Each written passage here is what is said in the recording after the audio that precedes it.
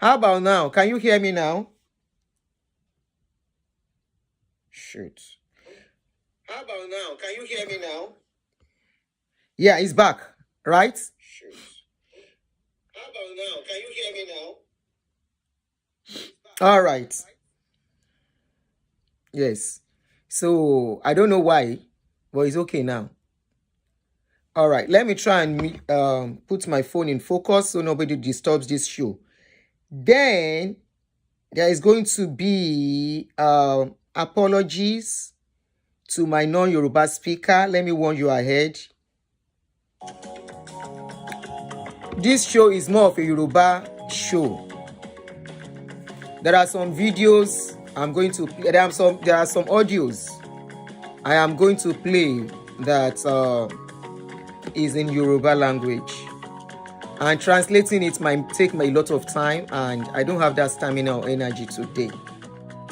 You can see that I look worn out, very tired.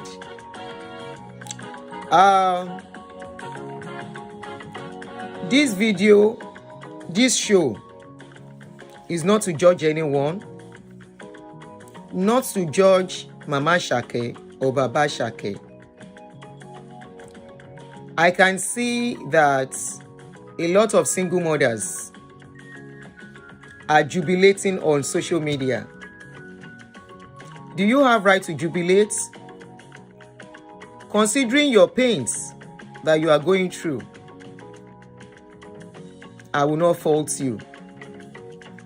I see some fathers, some men, very bitter about the situation. Morenikeji Damola, you need to pass an information or what?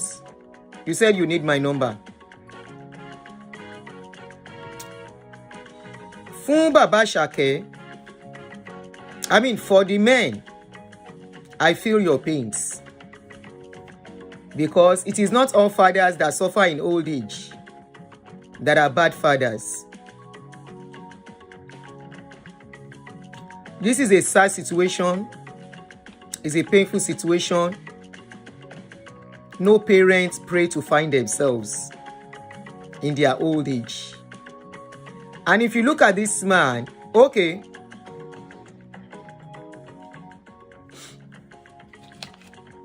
Morenikeji, please, this is just for this, Morenikeji, this is just for you, please. Emma pè mí sórí line you, any other person. Oh yeah, you can send the message to me on +1 240 +1 240 424 6200 +1 240 424 6200. That is the line to send whatever you want to send or call. But before anybody calls in, I want us to talk first. Please don't jubilate on what is going on for this man. Either you are a man or you are a woman. Emma yo. Tó bá jẹ́ obìnrin and you are a single mother, you think Baba Asake ó ń san owó, ó ń jìyà nǹkan tó ṣe. You don't know the full story. I don't know the full story. The only people who can really tell us what is going on, even Asake does not know the full story. Nǹkan tán bá sọ fún, nǹkan tí ìyá ẹ̀ bá sọ fún ló máa gbọ́, nǹkan tí bàbá ẹ̀ bá sọ fún ló máa gbọ́. Tí àwọn èèyàn bá dẹ̀ ń sọ̀rọ̀, when couples are talking, oníkálùkù á sọ bí tó ti dùn tó pè ẹ́ ni. So ọ̀rọ̀ yìí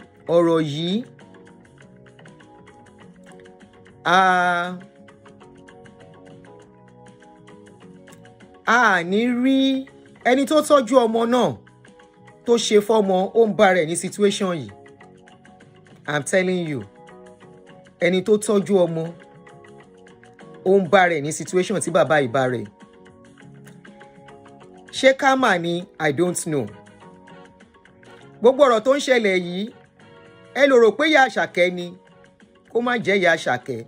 Yorùbá ni máa fi ṣe show yẹn, má bínú gbogbo ẹ̀yin tẹ́ ẹ bá gbọ́ Yorùbá. Ẹ lè rò pé ìyá Àṣàkẹ́ ló wà behind ọ̀rọ̀ yìí, kó má jẹ́ ìyá Àṣàkẹ́.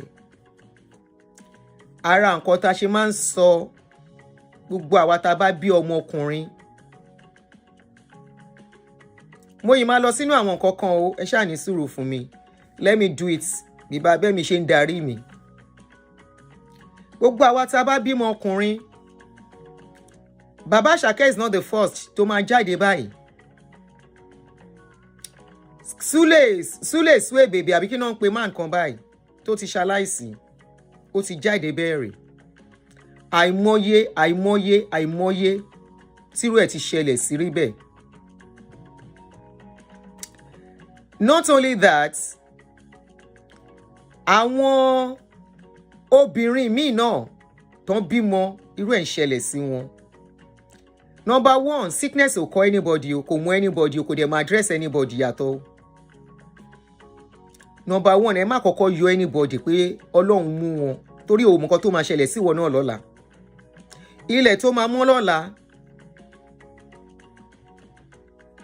o ò mọ̀. Ilẹ̀ tó máa mú ẹ lọ́la, you don't know it. Torí ẹ̀, ẹ jẹ́ ká ṣe sùúrù. Now we are hearing stories. Baba Asake came out. This is the video.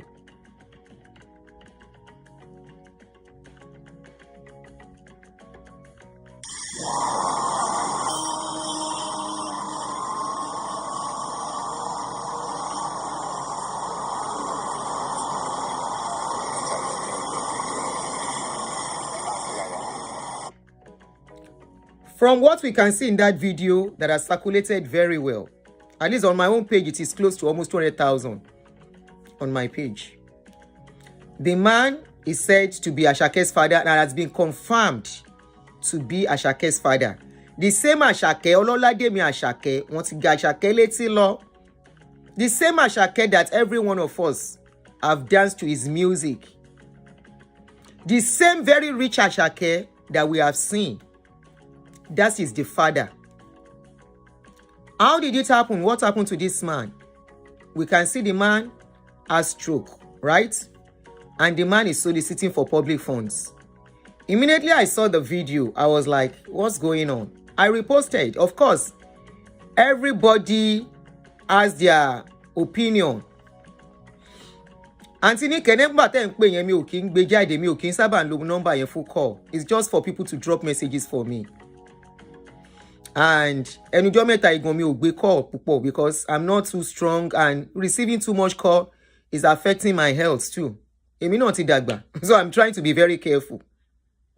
Ìyá mi ẹ má bínú, ẹ fi message ilẹ̀. I have told many people, leave message for me. Màá respond. I may miss some of your messages, but leave. Ẹ bá mi fi message ilẹ̀. Ṣé rí calls yẹn? Ẹlòmíì máa hold me 2-3 hours, wọ́n á máa rojọ́ mi, then nílé cut wọn off. So receiving call is not so good for me all the time. Ẹ bá mi fi message ilẹ̀. Mo pè yín padà, ẹ̀yin náà gbé call. Mo contact yín pé Aunty Nike ẹ dáhùn. Anyway, let's go ahead. So this is Asake's father, and for a lot of people, they will say it's a shameful thing for Asake to do this, but we don't know the story behind it. Is he supposed to do it? Is he not supposed to do it? You don't tell people how to bleed. I don't know whatever has gone wrong. We are hoping that what we are doing on this show, I am trying to see. I have taken Baba Asake's father, number. I will call him later. We are trying to see if we can make amend on this case. You know why? I initially posted the video and I was just allowing people to talk and talk. Then it got to a point, I contacted somebody who know them very well. And this, I saw a comment. Let me read the comment. That comment prompted me, because not all people that are suffering in old age did not take care of children, please. So I saw a comment, and I know a lot of people saw that comment. That comment was dropped on the video I put on this particular video, which was dropped under the comment section. Once Sulaiman Alade said, I was Asake's teacher when he was in nursery school in front of my family house. Ile Atapupa or Ile Onigelede at number 70 Oju Olokun Street, Isale Eko, Lagos. Then I was working with my brother, Musbau teacher, proprietor of MPS Nursery and Private School. His father took good care of him as a single father. He dropped him in school every morning. This guy said, I swear with the Quran. After school, he went to Agbolokun, his mother's house, to stay till evening when his dad, Malo, will return from work. I don't know why he neglected his father to this extent. And I made some findings when I saw that comment. So it was not as if this man was absent in this guy's life. Then, where, at what stage? What could have gone wrong? What could have gotten them to this stage? You know, I became worried. Because I am not, like I always say, even though we know there is a lot of abuse on women in Nigeria, I will not say in every case a woman is right. I will not say in every case a man does not deserve to react. Sometimes the way they react. Therefore, every action, there is a reaction. The same thing, I will not say when a woman reacts somehow to a man. She does not have reason to. Considering that I am a woman too, and I have gone through one or two things when it comes to relationship. And you will wonder if some men do not have conscience when they behave. And when sometimes you see, reason why a lot of women are jubilating. Okay, Morenike. Are jubilating on Baba Asake's issue. Deep down, it's all about what they have gone through.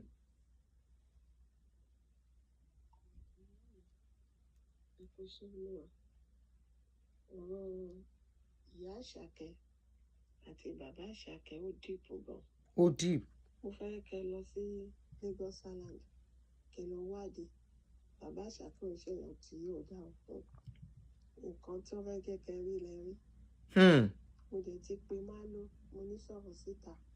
Mo ti pè wọ́n láàárọ̀ yìí.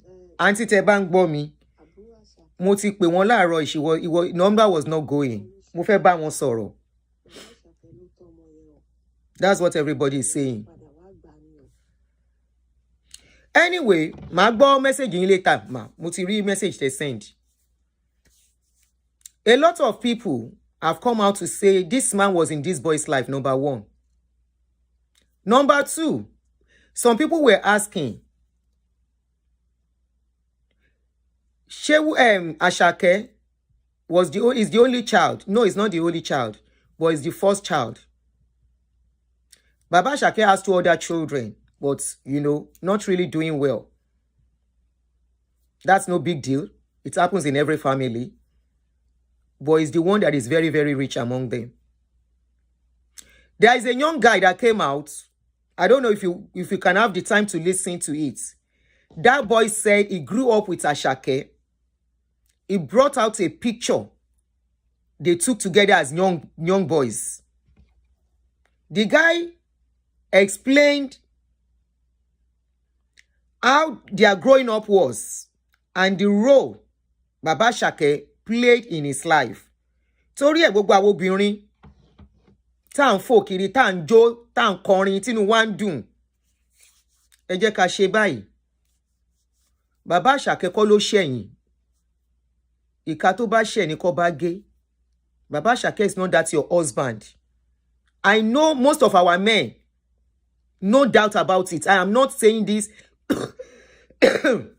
Most of our men, and I hope this will allow many of them to make wrong whatever wrong, to make right whatever wrong they are doing. Many of people who suffer later in life, it is not because they deserve to suffer. Many people who suffer in life, later in life, it is a seed they have sown somewhere that may not even be related to their family, that is coming back to them.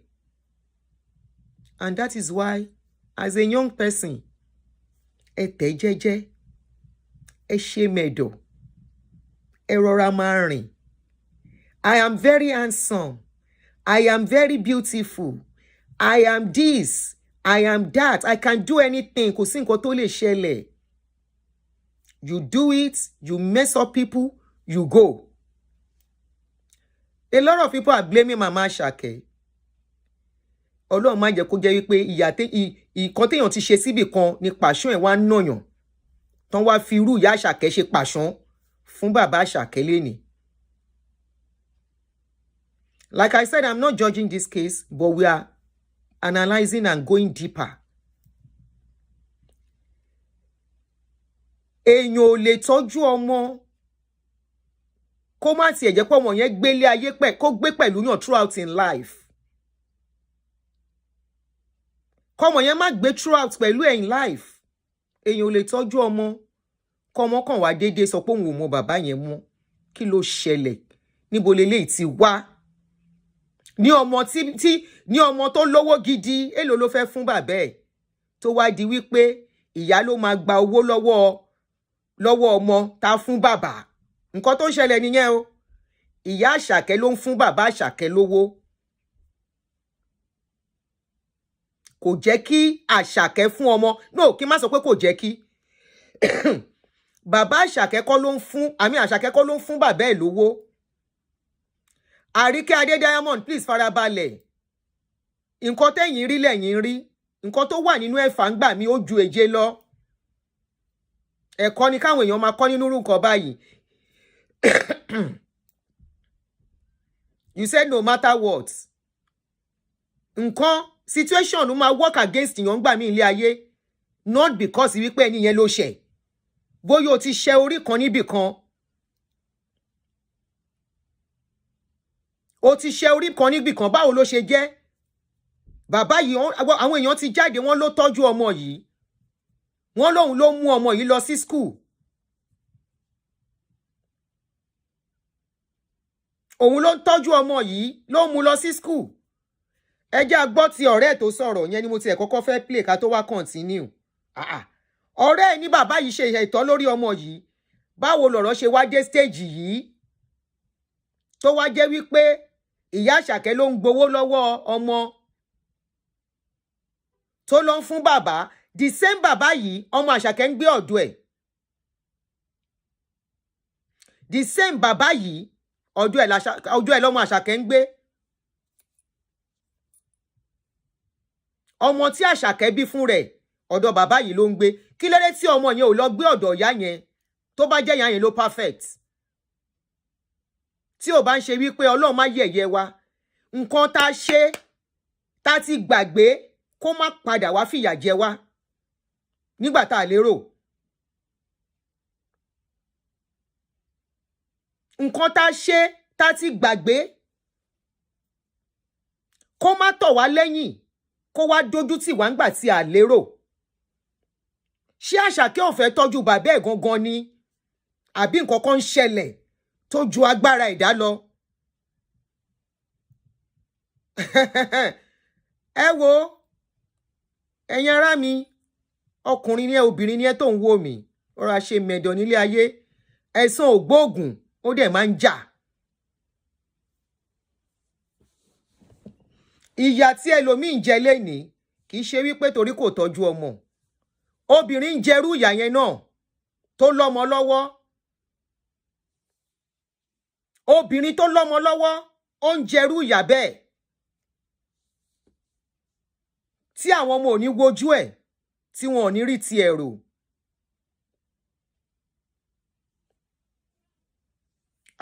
Nǹkan tó wà nínú ẹ̀fà ó ju èje lọ. Gbogbo àwọn tó ń ṣiṣẹ́ orin yìí náà, nǹkan tó ń tojú bọ̀ ló ń jó òun. Anyway, ẹ jẹ́ ká gbọ́ fídíò yìí. Sorry for my non-Yoruba speakers o, but bí show yìí ṣe gbà ni o.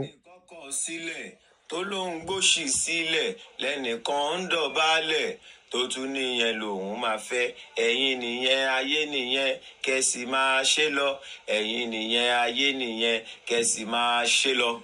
Orin tí mo kọ yìí, gbogbo ọmọ tó bá jẹ́ ọmọ bíbí inú. This is Asake's childhood friend. Tó ń bí sínú Sàlèkó, tó ń gbé Sàlèkó, ń tajà ń Sàlèkó, àbó tó jẹ́ ọmọ Lagos Island àṣẹ. Ojú lásán kọ́. Àmọ́ ẹni tó kọrin yìí. á mọ ìdí tó fi kọrin yẹn á wọ́n bá ní ẹ ṣayé eré torí ọ̀la. mo kàn fi yẹn wọlé ni. Lákọ̀ọ́kọ́ mo dúpẹ́ lọ́wọ́ gbogbo ọmọ Sàlẹ̀kò pátápátá ẹ̀yin fans mi lọ́mọ Sàlẹ̀kò àtọmọ Lagos Island tẹ́ wà lamẹ́ríkà, London, Canada, France, Paris, Dubai, tẹ́ pè mí, tẹ́ dá sí, tẹ́ tún tàn mọ́lẹ̀ sí, tẹ́ dẹ̀ request pé kí n ṣẹ̀ṣẹ̀ wá ṣe fídíò kí n ṣàlàyé ẹ̀ lẹ́kùnrẹ́rẹ́ because bó ṣe ń tag bàbá Asake ti pọ̀ jù pé kò tọ́jú ọmọ abímọ má wò ni òun ló fà t'Asake ò fi tọ́jú bàbá ẹ̀. Gbogbo yín tẹ́ wá súnmọ́ bàbá Asake àtẹ̀yìntẹ́jọ́ ọmọ bíbí inú Sàlẹ̀kò tẹ́ wá bẹ̀rẹ̀ sí ní pè mí lóríṣiríṣi pé kí n try láti explain fáwọn èèyàn kó lè mọ̀ pé bàbá Asake o abiyamọ ni. So gbogbo yín pátápátá ni mo kí. Èmi MC Gaji Owólabí Starboy. I'm not here to attack anybody again. Mi wá bí láti wá attack anybody. Ọmọ Sàlẹ̀kò ló máa ń rí inú tí ò kì í bí, ọmọ Sàlẹ̀kò dẹ̀ ló máa ń bẹ̀ tí ò kì í gbà. Nǹkan tí mo kàn tún wá ṣe lénìí òun ni pé clarification. Gbogbo ẹ̀yin tí ẹ mọ̀ dí ọ̀rọ̀ tẹ́ ń bú bàbá Asake abímọ má wò ni ẹ súnmọ́ bí kẹ́ gbé ṣíà. Lẹ́yìn tẹ́ bá gbọ́ explanation tí mo fẹ́ ṣe ìtàn ẹ wá sọ bóyá bàbá Asake abímọ má wò ní tòótọ́. Advice mi kàn fún gbogbo ẹ̀yin ọkùnrin ní pé ẹ jọ̀ọ́ tẹ́ bá lówó lọ́wọ́ ẹ tọ́jú ara yín o. Ẹ jọ̀ọ́ ẹ tọ́jú ara yín, ẹ tọ́jú ìyàwó yín, ẹ dẹ̀ tọ́jú àwọn ọmọ tẹ́ bá bí. Àmọ́ mostly ẹ má fi ara yín ṣeré torí t'Ọlọ́run nítorí ọjọ́ alẹ́. Ẹ jọ̀ọ́ Ọlọ́run á gbà fún gbogbo wa, á bless gbogbo ẹ̀yin obìnrin náà ẹ tọ́jú. All right, Linda, just hold on. Just hold on. Àwọn ọkùnrin. So mo dúpẹ́ lọ́wọ́ gbogbo ẹ̀yin ọ̀gá mi tẹ́ pè mí ẹ ṣé gan-an mo dúpẹ́ o. Gbogbo tẹ́ bá mi sọ mo ti gbọ́, so I'm not here to attack anybody. Mo kàn fẹ́ tàn mọ́lẹ̀ sọ kémi náà lè ní rest of mind. Kọ́kọ́ mi lè balẹ̀ because calls yẹn ti pọ̀ jù. Láti bí ìjẹta ẹ̀mí ìsúnmọ́jú like 2,000 calls, messages, WhatsApp, Instagram, TikTok, Messenger, everywhere. Now, máa ṣàlàyé fún wa nípa bàbá Asake, ìyá Asake, Asake fúnra rẹ̀, ọmọ t'Asake bí, ìyàwó tó bímọ f'Asake, àtàwọn àbúrò Asake àtàwọn colleagues Asake tọ́jọ́ jẹ́sẹ̀ tọ́jọ́ bẹ̀rẹ̀, àtọ̀gá Asake. Now, bàbá Asake àti ìyá Asake, ìgbà tí bàbá Asake t'Asake pé ọmọ ọdún 3. Ẹ máa gbọ́ o. Ni ìyá Asake ti fi bàbá Asake sílẹ̀. Tọ́wọ́n ti fẹ́ra àwọn ọmọ tó ti kú òǹlé. Asake wà lọ́mọ ọdún 3. Bàbá Asake yìí ló tọ́jú ọmọ yìí títí ló máa mú ọmọ yìí lọ sí school, ló ń ṣe dáadáa fún ọmọdé, ló tọ́jú ẹ̀. Àti ìyá máa lo ìyá bàbá Asake ló tọ́jú Asake. Ẹ wá wo ìyá tó ti fọmọ́lẹ̀ láti ọmọ ọdún 3 tó tẹ̀lé lómi lọ. Débi pé tíṣà school Asake comment ẹ̀ nínú post tá kọ́kọ́ post tẹ́lẹ̀ òun lẹ́ ń wò yìí tó sọ nígbà yẹn wàhálà bàbá Asake lórí ọmọdé páànù àwọn máa ń ṣe pé kí ló dé ọkùnrin ló ń ṣe bí ìyá ló ń ṣe fún bàbá fọmọdé yìí. Má ló jẹ́ nìkan tó nífẹ̀ẹ́ ọmọ tó dẹ̀ nífẹ̀ẹ́ Asake. Èèyàn lè burú, yes, má ló burú. Àwọn bàbá tiwa náà burú, wọ́n tẹ̀ burú jù má ló. Gbogbo àwọn òbí náà burú. Average Nigerian parents burú. Láfi yantaya tá fi yàyàkuyà. Ẹ má mix ẹ̀. Má ló abiyamọ ni tó tọ́jú ọmọ, ó lè burú. Ẹni tó bá tọ́mọ ní Lagos Island tó bá fẹ́ kọ́mọ ẹ̀yà dáadáa burú. Ó gbọ́dọ̀ burú. Òun l'Asake náà fi dín tó dà pẹ̀lú àlùbáríkà àwọn bàbá yẹn. Now, ọwọ́ tí tíṣà máa lo tó sọ tíṣà Asake kọ́mẹ̀ntì ẹ̀ òun lẹ̀ ń wò yẹn. Òun náà pè wọlé lánàá tó ṣàdúrà pé no kò bá má rí báyìí. Ẹ wá wò láti gbà tí ìyá Asake ti fi bàbá Asake sílẹ̀, bàbá Asake ò fẹ́yàwó mi. Mo bímọ 2. Òun nìkan pẹ̀lú ọmọdé yìí ni tó ń pọn Asake kiri débi pé tí bàbá yìí olórin ni bàbá yìí ajíwèrè ni. Tí bàbá Asake bá ń lọ sí òde tó bá fẹ́ lọ jíwèrè, ó máa ń mú Asake lẹ́yìn. Ibi tí inspiration Asake ti bẹ̀rẹ̀ gangan fún ṣe orin ara bàbá yìí ni. Ìgbà tó ń ṣe cultural dance, tí bàbá yìí bá dìde lórí ìlú, àwọn ìlú gbẹ̀dú tó ń lù yẹn, irú ìlú yẹn lẹ ń wo old photo Asake tí mo gbé wá yìí. Nísàlẹ̀ yìí. Àwọn tọ́jọ́ bẹ̀rẹ̀ lọ́dún náà tọ́jọ́ jẹ́ sàwáwù, òun lẹ ń wo ṣinko boss, Asake ló tẹ̀lé, ìyàn dáadáa gunró, gbẹ́nu sí Èkó bàló. Gbogbo wọn nìyẹn. Bàbá yìí máa dìde ara ní Asake yá bọ́ bẹ́ẹ̀, ó yá àwọn náà máa lù. gbogbo nǹkan ló fi train ọmọdé yìí, ló fi dúró tí ló fi support ẹ̀. Débi pé mọ́tò tí bàbá yìí gan ń lò ń gbà yẹn, ó ta mọ́tò yìí láti fi tọ́jú Àṣàkẹ́, láti fi wọn ní school, láti fi wọn ní iléèwé. Torí bàbá Àṣàkẹ́ máa lo jayéjayé nìyẹn tọ́lọ́ ń kẹ́ tó wà òkè, gbajúmọ̀ ní Sọmọrí ni nínú Èkó. Tí ó bá ṣe pé bàbá yìí gan ní stroke, mo fọlọ́run búra kò ní wojú ọmọ kankan kó tó jẹ ẹni tó yẹ pé ọmọ gbòòrò tó ṣe dáadáa nú ayé ni. Ó máa dìde, ó yá ìwọ náà bẹ̀rẹ̀ sí ní máa lùlù tó yẹ pé kò sọmọ bíbí inú ìsàlẹ̀ kó kan tí ò mọ Àṣàkẹ́, tí ò mọ máa lo bí máa lo ṣe máa ń kun Àṣàkẹ́ kiri. Débi pé ìgbà tí Àṣàkẹ́ fi bàbá Àṣàkẹ́ sílẹ̀, ó pẹ́ láì mọ ọ̀pọ̀lọpọ̀ ọdún pé fẹ́yàwó mi, iṣẹ́ ẹ̀ lè má bá báyìí lọ. Ní bàbá ìṣẹ̀ṣẹ̀ fẹ́ ìyàwó mi tí bàbá Àṣàkẹ́ fẹ́, ọmọ mi tó bí ń sìn ọmọ 18 years. Ó yọ 18 years. Àwọn ọmọ yẹn yìí kéré. Orí Àṣàkẹ́ 33 àbí 34 ẹ̀yọ́ kù. Kẹwo years wọ́n yìí kéré. tó tẹ̀ bàbá Àṣàkẹ́ kan tó fẹ́ ìyàwó mi kó tó bímọ fún wọn. The funniest part, orin tí mo kọ lẹ́ẹ̀kan pé ìyàwó tẹ́nìkan kọ sílẹ̀ tó lóun gbóṣì sílẹ̀ lẹ́nìkan ń dọ̀bálẹ̀. Ìyá Àṣàkẹ́ yìí ìgbà tó máa ṣe bẹbẹ tó máa ṣe fọ́rífọ́rí, olórin kan gbajúgbajà olórin nínú Èkó yìí, bàbá Àṣàkẹ́ yìí gan máa ń náwó fẹ́ lórin tí mò ń sọ yìí, gẹ́gẹ́ bí palágbé sálágbé tó dẹ̀ jújọ́ mọ́ ẹ mọ̀ pé kókó lè kó máa ń kó Èkó kó ṣá ọmọ àná fún lórin. Àwọn ọmọ Èkó àtẹnu ẹnu pọ̀. Níyá Àṣàkẹ́ wá padà lọ fẹ́, níyá Àṣàkẹ́ tẹ̀lé lọ. Nǹkan tó fà tó fi túká èmi ò ní sọ yẹn bí. Kí ni bàbá Àṣàkẹ́ fi kàn ìyá Àṣàkẹ́? Kí ni tó ṣẹlẹ̀ gan tó fi fẹ́ àwọn ọmọ tí Àṣàkẹ́ fi lélẹ̀? Ẹ̀yin náà ẹ máa fi yẹn kún. Olórin yìí àárín yẹn tún rán. tẹ̀lé ló wá ń fẹ́ débi pé olórin yìí máa kọjá nínú ìsàlẹ̀kọ́ lójú ológun níbi tí bàbá Àṣàkẹ́ máa ń jókòó sí pẹ̀lú àwọn body guide ẹ̀ àtàwọn dílẹ̀ tó ń tẹ̀lé. Ó máa kápá kọjá nínú ojú olókun láti lè máa fi olórin yìí ráìdì bàbá Àṣàkẹ́ pé wo ẹni tí mò ń fẹ́ ṣe ẹni tí mò ń tẹ̀lé. Òun lolórin yìí fi wá kọrin. Orin yìí ló kọ láti fi bá bàbá Àṣàkẹ́ hàn pé ńgbà yẹn Èkó pẹ̀lú fàájì pé ìyàwó tẹ́nìkan kọ̀ sílẹ̀ tó lóun gbóṣì sílẹ̀ lẹ́nìkan ń dọ̀bálẹ̀, gbogbo ẹni tí mẹ́rin tó kọrin ẹ̀dẹ̀ mẹ́rin tí mò ń sọ. Ṣé nìyẹn nìyá yẹn fẹ́? Mi sọ pé mi ní attack anybody. Ta ló mẹ́ni náà? Ṣe clarification. Ẹ̀jẹ̀ ní bàbá Àṣàkẹ́ ó tọmọ ni o. Now ìyá Àṣàkẹ́ ó wá ní ìyàwó tó bímọ fún. Ọmọ tó bí yẹn sin ọmọkùnrin tó jẹ́ gé àkọ́ṣẹ́ Àṣàkẹ́ á ti máa lọ bí 13 years báyìí. Ṣé information yẹn right tán fún mi? Àti ìyàwó tó bímọ f'Àṣàkẹ́ ọ̀dọ̀ bàbá Àṣàkẹ́ ni wọ́n ń gbé. Bàbá yìí ló ń tọ́jú ọmọ, ló ń tọ́jú ìyàwó. Wọ́n ń gbé ní nọ́mbà 89 Adéníjì Àdèlé Road. Ilé yẹn lẹ́wọ̀ tí mo gbé sí ilé yẹn òun rè. Bàbá yìí ló ń tọ́jú ìyàwó, ló ń tọ́jú ọmọ. Táìmù kan tọ́rọ̀ Mohbad ṣẹlẹ̀ kọ́nà bá a fọ̀hún kẹ́. Òun l'Àṣàkẹ́ ra mọ́tò fún bàbá ẹ̀ Lexus RS 350. Ó ti ra mọ́tò fún rí. Bàbá yìí sì ti lọ páàkì mọ́tò yẹn. Wọ́n lè maintain ẹ̀. Kò sówó, kò sí bóyá fẹ́ leave. Gbogbo ẹ̀yin tẹ́ ń blame Àṣàkẹ́ náà ẹ gbọ́ o. Kíní yìí ti lọ. Mo láti máa mọ̀ tó dé báyìí.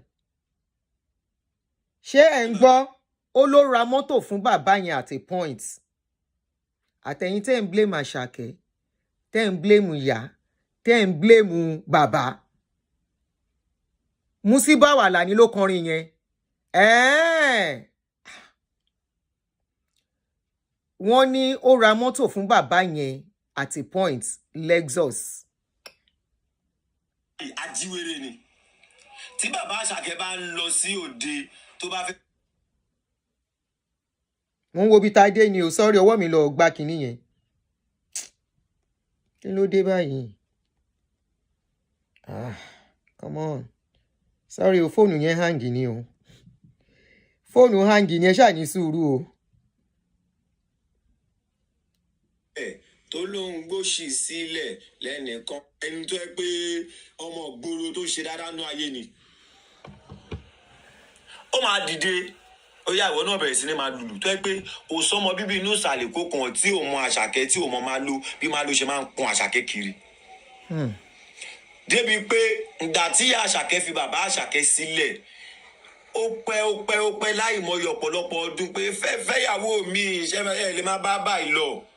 ni bàbá ìṣẹ̀ṣẹ̀ fẹ́ ìyàwó mi tí bàbá Àṣàkẹ́ fẹ́ ọmọ mi tó bí ń sìn ọmọ 18 years ó yọ 18 years kúrò nínú ọjọ́ orí Àṣàkẹ́ 33 àbí 34 ẹ̀yọ́ kúrò kẹwo years tó take bàbá Àṣàkẹ́ kan tó fẹ́ ìyàwó mi kó tó bímọ fún wọn. The funniest part orin tí mo kọ lẹ́ẹ̀kan pé ìyàwó tẹ́nìkan kọ̀ sílẹ̀ tó lóun gbóṣì sílẹ̀ lẹ́nìkan ń dọ̀bálẹ̀ ìyá Àṣàkẹ́ yìí ìgbà tó máa ṣe bẹbẹ tó máa ṣe fọ́rífọ́rí olórin kan gbajúgbajà olórin nínú Èkó yìí. Sorry o that it went back. Àṣàkẹ́ yìí kan máa ń náwó fẹ́ lórin tí mò ń sọ yìí gẹ́gẹ́ bí pálágbé sálágbé tó dẹ̀ jújọ́ mọ́ ẹ mọ̀ pé kókó lè kó máa ń kó Èkó kó ṣá ọmọ àná fún olórin yìí olórin yìí nìyá Àṣàkẹ́ wá padà lọ fẹ́ nìyá Àṣàkẹ́ tẹ̀lé lọ nǹkan tó fà tó fi túká èmi ò ní sọ yẹn bí kí ni bàbá Àṣàkẹ́ fi kàn yá Àṣàkẹ́ kí ni tó ṣẹlẹ̀ gan tó fi fẹ́ àwọn ọmọ tí Àṣàkẹ́ fi fi lélẹ̀ ẹ̀yin náà ẹ máa fi yẹn kún. olórin yìí nìyá Àṣàkẹ́ wá tẹ̀lé ló wá ń fẹ́ débi pé olórin máa kọjá nínú ìsàlẹ̀kọ́ lójú ológun níbi tí bàbá Àṣàkẹ́ máa ń jókòó sí pẹ̀lú àwọn body guide ẹ̀ àtàwọn dílẹ̀ tó ń tẹ̀lé ó máa kápá kọjá nínú ojú olókun láti lè máa fi olórin ráìdì bàbá Àṣàkẹ́ pé wọ ẹni tí mò ń fẹ́ ẹni tí mò ń tẹ̀lé òun lolórin yìí fi wá kọrin orin yìí ló kọ láti fi bá bàbá Àṣàkẹ́ hàn pé ńgbà yẹn Èkó pẹ̀lú fàájì pé ìyàwó tẹ́ni kọ́kọ́ sílẹ̀ tó lóun gbóṣì sílẹ̀ lẹ́nìkan ń dọ̀bálẹ̀ gbogbo ẹni tí mẹ́rin tó kọrin ẹ̀dẹ̀mẹ́rin tí mò ń sọ mi wá bí láti wá dákọ̀ because mi sọ pé mi ní attack anybody mo kàn wá bí láti wá ṣe clarification ẹ̀dẹ̀ ní bàbá Àṣàkẹ́ ó tọmọ ni o. Now ìyá Àṣàkẹ́ ó wá ní ìyàwó tó bímọ fún ọmọ tó bí yẹn sin ọmọkùnrin tó jẹ́ gíga ọmọ yẹn dẹ̀ ń gbọ́dọ̀ ẹ̀ á ti máa lọ bí 13 years báyìí ọmọ yìí àti ìyàwó tó bímọ f'Àṣàkẹ́ ọ̀dọ̀ bàbá Àṣàkẹ́ ni wọ́n ń gbé bàbá yìí ló ń tọ́jú ọmọ ló ń tọ́jú ìyàwó wọ́n ń gbé ní nọ́mbà 89 àti ìyàwó Àṣàkẹ́ Adéníjì Àdèlé road ilé yẹn lè wò tí mo gbé sí ilé yẹn òun rè bàbá yìí ló ń tọ́jú ìyàwó àti ìyàwó Àṣàkẹ́ táìmù kan tọrọ a lè mọ̀ dí ọ̀rọ̀ yìí gbà yẹn òun l'Àṣàkẹ́ ra mọ́tò fún bàbá ẹ̀ Lexus RS 350 maintenance ńkọ́ ni bàbá yẹn sì ti lọ páàkì mọ́tò yẹn wọn lè maintain ẹ̀ kò sówó kò sí bóyá fẹ́ live owó ilé tó gbà fún ilé yìí ó gbà fún bàbá yìí ní ìsínà 2020 àbí 21 tí n bá gbàgbé ilé yìí owó ilé yìí ti deal láti January tí bàbá yóò owó ilé yìí san wọ́n ní táwọn bá ń pè kò gbé fóònù àwọn ọmọ láti bí ijọ́ mẹ́ta àwọn pè sọ ni kó má fún bàbá ẹ̀ lówó direct ní ọwọ́ owó ilé ti deal bàbá yìí fẹ́ sanwó ilé ìyàwó àtọmọ ló wà lákàtẹ́ yìí báwo ló yẹ fẹ́ survive kò rí attention ọmọdé yìí mọ́ Mr. Shonibáyé tó kọ́kọ́ ṣe fídíò tó post ń jọ sí àwọn ń lọ ní bàbá Àṣàkẹ́ pé wọ́n pé àbúrò mi wá ṣàánú mi o fún mi lówó nìyẹn ṣáná sí loud ẹ̀yin ẹ̀gbọ́n mi ṣé ẹ̀ ń prank mi ní ẹ̀yin ló wá bẹ̀rẹ̀ sí ní ṣàlàyé pé látìgbà tóun ti ń pọmọ òun kò gbé fóònù òun kọ́ lọ́n ṣàánú òun wípé fún gan àwọn ti rògùn ìpúté sílé pé wàhálà yẹn ti pọ̀ jù ipa àwọn ti lọ síbi tó ti ń ta sniper àwọn ti ra sniper ọ̀tá fáwọn ni pé ṣé kinní ti wá di pé wọn kàn ń tàfẹ́ ní our person táwọn ti fẹ́ gbé jẹ sódìgbà tí bàbá yìí bá wá parẹ́ àwa là ń ṣòkù ya bàbá celebrity kan kú no it's not done. òun lọ́ fi wá ní àbúrò mi wá ṣàánú mi o máa ń pariwo sáyé o àwọn òwà òkè o káwọn èèyàn máa fojú pa àwọn wà òkè o. wọn ò dẹ̀ tún ní fẹ́ ṣe wọ́n láàánú wọn á wò pọ̀ ọmọ ẹ̀ lówó. ṣe fídíò tó ṣe pẹ̀lú bàbá Àṣàkẹ́. rented house yes 2 bedroom. ìyàwó tó bímọ f'Àṣàkẹ́ yìí òun gbọ́dọ̀ rented house fídíò yẹn pé kóun náà sọ̀rọ̀ páwọn ò rí tọ́jú káwọn èèyàn bóun bẹ. ẹgbẹ́yàwó náà jáde á jẹ́ pé nǹkan kan ń ṣẹlẹ̀. ṣe gbọ́ báyìí. even the woman that gave birth for him. ó yẹ wá sọ fún mi ẹni kò tọ́jú ọmọ. yes the father lives in a rented apartment but he bought a house for the mother. mo bẹ̀ gbogbo ẹ̀yin sọmọrí ẹ̀yin ọkùnrin ìyá tí wọ́n dẹ̀ ní ìyá ò tọ́jú ẹ̀ I'm not judging no. ẹ tọ́jú ọmọ yín o àmọ́ ẹ tọ́jú ara yín náà ẹ tọ́jú ara yín o mo wá ń bẹ Ọlọ́ládé Ahmed Ọdúnsì Àṣàkẹ́ Ahmedo mo fọlọ́run bẹ bá a tọ́jú bàbá yìí. He's your father. Ọlọ́run ní jẹ́ ká kọsẹ̀ látara àwọn òbí. Ó wà nínú Kùránì, ó wà nínú Bible pé no matter what, ká tọ́jú àwọn òbí wa. Ká fa àwọn àtọ́lọ́run lẹ̀. Àwọn àtọ́lọ́run lẹ̀ lọ́jọ́. Àmọ́ ká má kọsẹ̀ látara wọn. Ìwọ tiwa lórí àwọn òbí wa ká ṣe. So gbogbo ẹ̀yin agbọ̀rọ̀ dùn. Bàbá Asake ó tọ́jú ọmọ. Àbí mo máa wò ni gbogbo ẹ̀yin blọ́gà onísọnù tẹ́fẹ́ lórúkọ tipátipá. Tẹ́ ẹ̀ mọ kúlẹ̀kúlẹ̀ ọ̀rọ̀. Díẹ̀ ni mo kàn yan fún yín ni mo ṣàlàyé fún yín nínú ọ̀rọ̀ yìí. Díẹ̀ ni mo yan fún wa yẹn. Mo á fẹ́ fọlọ́rin kan mo fẹ́ fi ṣe sáǹpù fún gbogbo wa. Olórin yìí gbajúgbajà olórin ni. Sànmọ́rí ni, onífújì ni. Kọ́lọ̀ máa yẹ kó wálé lágbára Ọlọ́run. Olórin tí mo sọ yìí, ojú olókun ni olórin yìí gbé fúngbà díẹ̀ nínú ìsàlẹ̀ Èkó. Sànmọ́rí ni. Láti ìgbà tó lórin yìí tó ti wá dípọ́n gbéra tọ́tọ́ kó nínú ìsàlẹ̀ Èkó, tọ́lọ́run ti ṣàánú ẹ̀tàn tó kò lè ní wálé lágbára Ọlọ́run. Olórin yìí padà wá sínú ìsàlẹ̀ Èkó. Ó ra generator, wọ́n ṣe street light, wọ́n tún gba èèyàn tó ń sanwó fún. Ó dẹ̀ ṣàánú ọ̀pọ̀lọpọ̀ nínú àwọn ọmọ ìsàlẹ̀ Èkó tó gbé sókè tí wọ́n ràn lọ́wọ́. Nínú wọn lèmi gan wà. Asake, I'm begging you in the name of Almighty God, come back to your trench. Àwọn tẹ́jọ́ bẹ̀rẹ̀ help wọn. Àwọn àbúrò ẹ̀ lọ́kùnrin bá wa help wọn. Ògo ni ẹ o ń ṣògo ògo ìdílé nìkan ò dẹ̀ ń ṣògo Nàìjíríà nìkan, ògo àgbáyé ò ní ṣubú ò ní wálẹ̀ o. Help àwọn àbúrò ẹ̀, help bàbá ẹ̀, help àwọn family ẹ̀, àwọn sàwáwù tẹ́jọ́ bẹ̀rẹ̀ help wọn. Àyàn mẹ́rin ló wá fẹ́ help. Nígbà tó ń ṣe cultural dance help ẹ̀. Ṣáì láti ní impact láti nípa nínú ayé wọn. Àwọn tó ṣe dáadáa sẹ́ ńgbà tó ti jẹ nǹkankan help wọn. Àwọn tó ń ṣe dáadáa sẹ́ help wọn kí wọ́n lè máa ga sí ni o. À ń fowó yanró.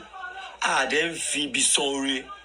Please my brother, no matter what, your father is still your. Now, ẹ jẹ́ kí n hold on Bino. Now you have heard the story. For some of you don't understand Yoruba. The guy is Asake's friend and he came out to say they were childhood friends. He saw everything when Asake was growing up. That the mother left when Asake was just 3 years old. And the father took charge. In fact, he said when Asake was going to school, the father was the one in charge. You know, that's just the bottom line of what he was saying. And I don't want us to waste time. Now, mo fẹ́ kẹ́ gbọ́ àwọn voice notes kan tó send sí mi. Ìyá Asake, ìwọ la bá ní ọ̀rọ̀. Ìyá Asake. A ló jẹ̀bi o, a ló jàre ọkọ bàbá ọmọ ẹ̀.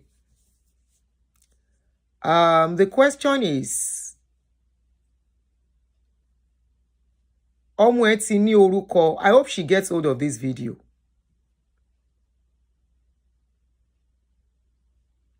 Ọmọ ẹ̀ ti ní orúkọ. Ó ti ní orúkọ. Orúkọ tó dẹ̀ ní gbogbo abiyamọ tí ó bá fẹ́ kórúkọ ọmọ òun bàjẹ́. Àfi tó bá jẹ́ pé nǹkan míì wà ńbẹ̀. Àwọn èèyàn sọ̀rọ̀, gbogbo àwọn tó ń sọ̀rọ̀. Wọ́n ní bàbá Asake òun ṣèyàn tó burú, kò ń ṣèyàn tí ò dáa.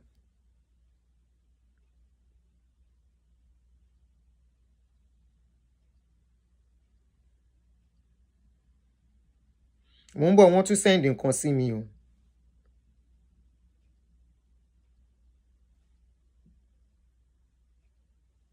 All right.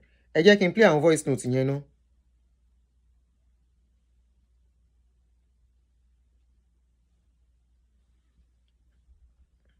Ẹ jẹ́ n play àwọn voice note tán send sí mi.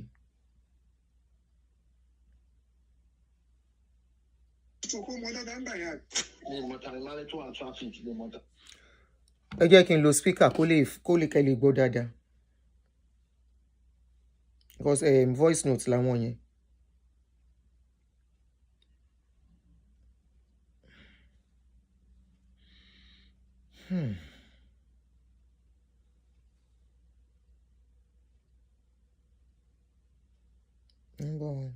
Okay.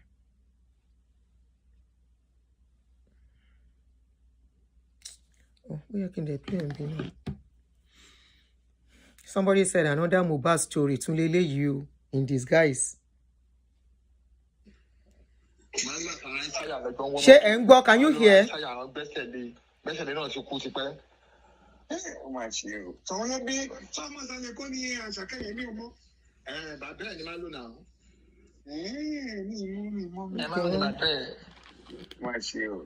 Báyìí bàbá wa ní stroke tọmọ wa ń ṣe nǹkan bẹ́ẹ̀. Lórí ayé kọ́ ló máa ṣàánú fún un. Ẹ̀wọ̀n náà ọmọ ẹ̀ náà ló fún ní stroke náà. Kí ni tó sọ bẹ́ẹ̀ kí ni bí?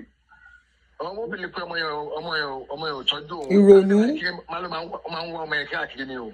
Ó máa ń mú ọmọ yẹn káàkiri ní ọmọ bí tí yẹn gbà ó máa ń káàkiri tí wípé tó bá di pé wọ́n á fẹ́ lọ sí ìkan tí òun yẹn fi sí ó máa ń fi sọ́dọ̀ àwọn yíbò nísàlẹ̀ kan yíbò tó ń tajà ẹ̀ ṣọ́ọ̀bù tó wáyé ló máa ń mú padà. Ògbé bá wọn dàgbé wọn náà pé ó gbé sàlẹ̀ kó gbà kan náà. Ìyá mi olùgbọ́n ni ìyá mi náà olùgbọ́n ni ìyá mi náà máa lọ sàlẹ̀ kó oúnjẹ sí àwọn lọ sí ìgbà atọmọlélẹ̀ ìgbàlẹ̀ olùmẹ̀gbọ́n arúmẹrẹ. Àgbẹ̀máwá ń gbọ́ bá ní ìlọ́kọ̀ ilé ìjà ọba náà. Mo mọ̀ ó máa ṣe ó sọ́fà lórí ọmọ yẹn tó yẹ. Loud okay ẹni sùúrù. Ibi stroke ọmọ dáadáa ń bà yẹn. Mi mọ̀ta ni máa ń tó àwọn traffic ní mọ̀ta ni. Máa ń lọ àkàrà àìsáyà lọ́gbọ́n wọ́n mọ́tò máa ń lo àìsáyà àwọn gbẹ́sẹ̀lé náà ti kú tipẹ́. Ó máa ṣe o. Tòun ló bí sọ́mọ sálẹ̀ kó ní Àṣàkẹ́ yẹn ní ọmọ.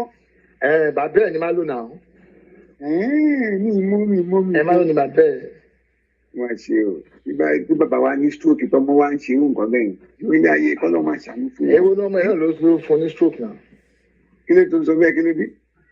Ọmọ obìnrin pé ọmọ yẹn ò tọ́jú òun nígbà tó dé máa ń kiri máa ń wá ọmọ yẹn káàkiri ni o. Ó máa ń mú ọmọ yẹn káàkiri ní ìmọ̀ bí tí yẹ gbà ó máa ń káàkiri tí wípé tó bá di pé wọ́n á fẹ́ lọ sí ìkan tí òun yẹn fi sí ó máa ń fi sọ́dọ̀ àwọn yíbò nísàlẹ̀ kan yíbò tó ń tajà ẹ̀ ṣọ́ọ̀bù tó wáyé ló máa ń mú padà.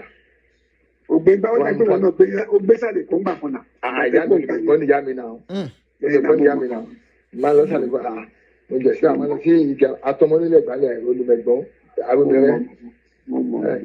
Àgbẹ̀máwá ń gbọ́ bá ní ìlọ́kọ̀ ilé ìjà ọba náà. Mo mọ̀ ó máa ṣe ó sọ́fà lórí ọmọ yẹn tó yẹ. Ó sọ́fà o. Ó sọ́fà lórí ọmọ yẹn. Wọ́n dẹ̀ sọ bẹ́ẹ̀ bẹ́ẹ̀ wíwá kò tọ́jú ẹ̀. Ìsọkúsọ lọ́sọ. Ìsọkúsọ lọ́sọ. Ìmọ̀ ní ìsọkúsọ lọ́sọ. Tùmẹ̀kẹ́mi ìsọkúsọ lọ́sọ. Èmi mọ̀ pé wọ́n ká tún bàjẹ́.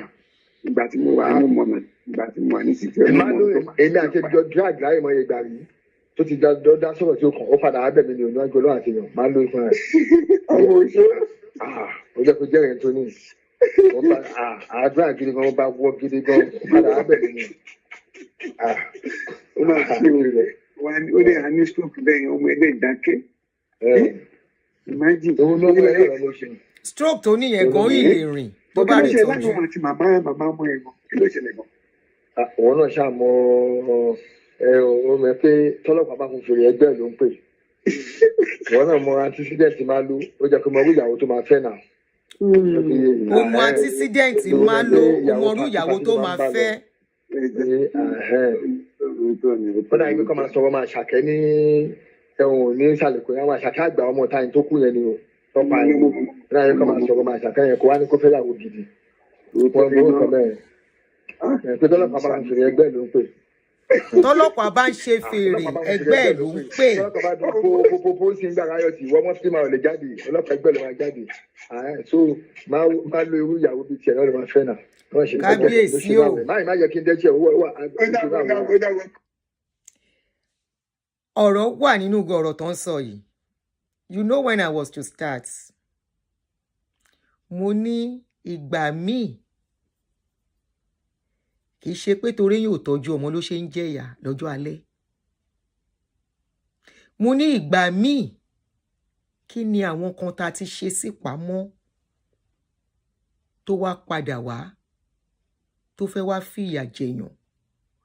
Ṣẹ́rí voice note tí mo play yìí mi ò tí ì gbọ́ o tí mo play fún yín yìí kò sí nínú tí mo gbọ́ bọ̀ mo gbá wọn kan orún gbé mi lọ.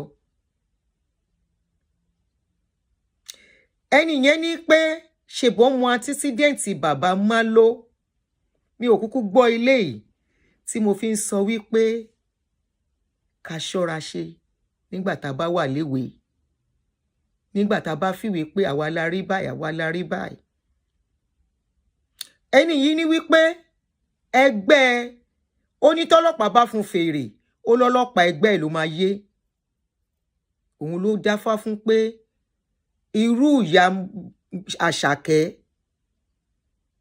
ni bàbá má ló fẹ́ ìgboro ni gbogbo wọn ló mì tí ò bá sí yẹn responsible mother wo ló máa fi ọmọ lẹ̀ mi ò judge case yìí o according to what we are hearing ló ń fi ọmọ lẹ̀ fún bàbá obìnrin máa ń lọ pẹ̀lẹ́rù ẹ̀ ni kí lẹ́rù obìnrin ọmọ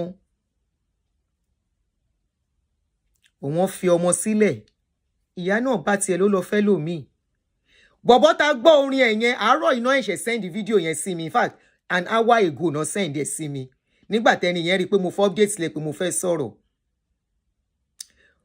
bọ̀bọ́ yẹn ní wípé olórin náà padà fẹ́ olólórin yẹn wá kọrin wípé ìyàwó tó sọ pé ṣe kinní kan làwọn kan tún gbé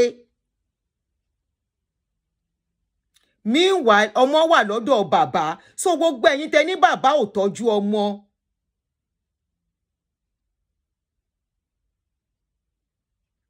gbogbo ẹ̀yin tẹ́ ní bàbá ò tọ́jú ọmọ ṣé ẹ ti gbọ́ Láńre gbogbo ẹ̀kọ́ lèèyàn máa gbọ́ tán kó tó play ẹ má ní mí lára tó bá easy ìwọ náà tanná sí fóònù ẹ kó ṣe show kẹ kó ṣì kúrò lórí péèjì mi mo gbọ́ díẹ̀ ní ẹ̀ mo ní mi ò gbọ́ tán tóun fi gbé mi lọ tó bá easy ìwọ náà tanná sí show fóònù ẹ kó máa ṣe show àwọn èyí tí mo gbọ́ is enough kan tó wá send eléyìí sí mi eléyìí ni mò ń gbọ́ kí n tó wá ṣe show gbà tí mo ti gbọ́ dé stage kan pé okay many people are confirming wípé bàbá yìí ó tọ́jú ọmọ ẹ̀ kì í ṣe pé kò tọ́jú ọmọ ẹ̀ báwo ló ṣe wá jẹ́ tó jẹ́ ìyá ló ń gba owó lọ́wọ́ ọmọ ló ń gbowó lọ́wọ́ ọmọ fún bàbá èèwọ̀ nìyẹn náà òun ló fi kíní abẹ́ ìbí ọmọ ẹ̀ jáde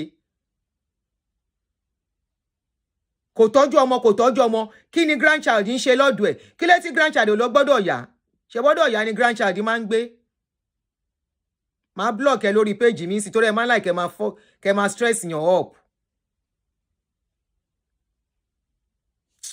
ó yá kúrò lórí page mi I hate people who stress me up mo ń bọ̀ ẹjọ́ ẹni sùúrù fún mi mo fẹ́ block ẹ nìyí mo wà stressed already don't come and add to my stress mo ń bọ̀ mo fẹ́ block ẹ nìyẹn ẹjọ́ ẹni sùúrù fún mi.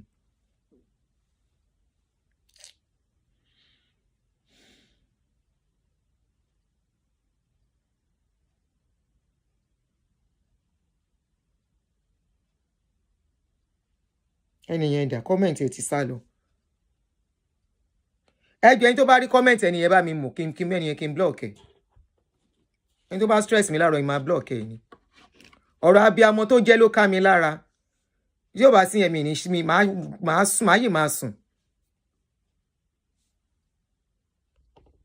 ìwọ̀nba tí mo gbọ́ mo yìí máa play àwọn míì bíi 5 àbí 6 náà send sí mi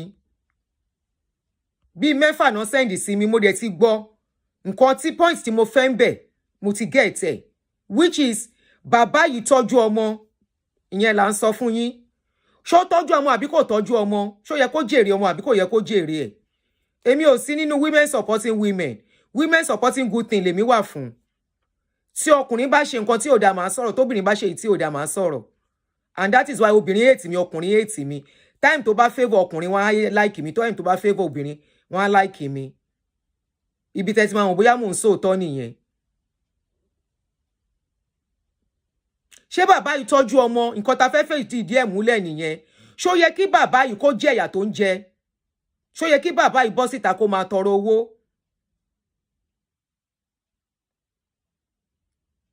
ṣó yẹ kí irú ẹ̀ stroke tó mú bàbá yìí á wà òkè tán bá tọ́jú ẹ̀ ṣó yẹ kọ́rọ̀ bàbá yìí dé stage yìí ìyẹn là ń béèrè pé kí ló dé ẹnu tí bàbá ẹ lówó tó yìí àmì ìtọ́mú ẹ lówó níbo lọ̀rọ̀ yìí ti wọ́ wá tábàlà máa dáwó fún bàbá yìí láti ràn lọ́wọ́ á dáwó fún kò sí big deal but we want to know why the son is not taking care of him. Nobody will assist this man as long as Asake is there. Many people have been commenting. I was one of the first people to post that Baba's video. ibẹ̀ ni majority àwọn èèyàn kan mi ti mú.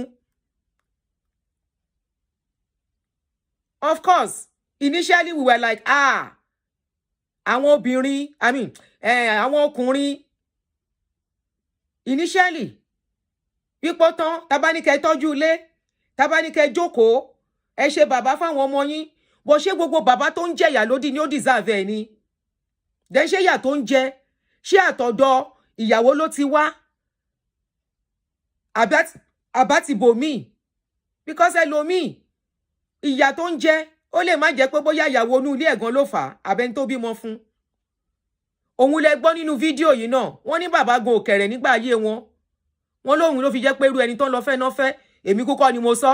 Childhood friend ọmọ wọn ló sọ. I'm only quoting them. Childhood wọn ni. Adẹ̀gbọ́ ilé yìí, mo ní mi ò gbọ́ dé stage tí mo fi sọ̀rọ̀. Orun gbé mi lọ. Anyway, ẹ jẹ́ ká gbọ́ the other voice notes tán send sí mi. Ṣé bàbá Àṣàkẹ́ ṣó tọ́jú ọmọ ẹ̀ àbí kò tọ́jú ọmọ ẹ̀? Ṣó deserve?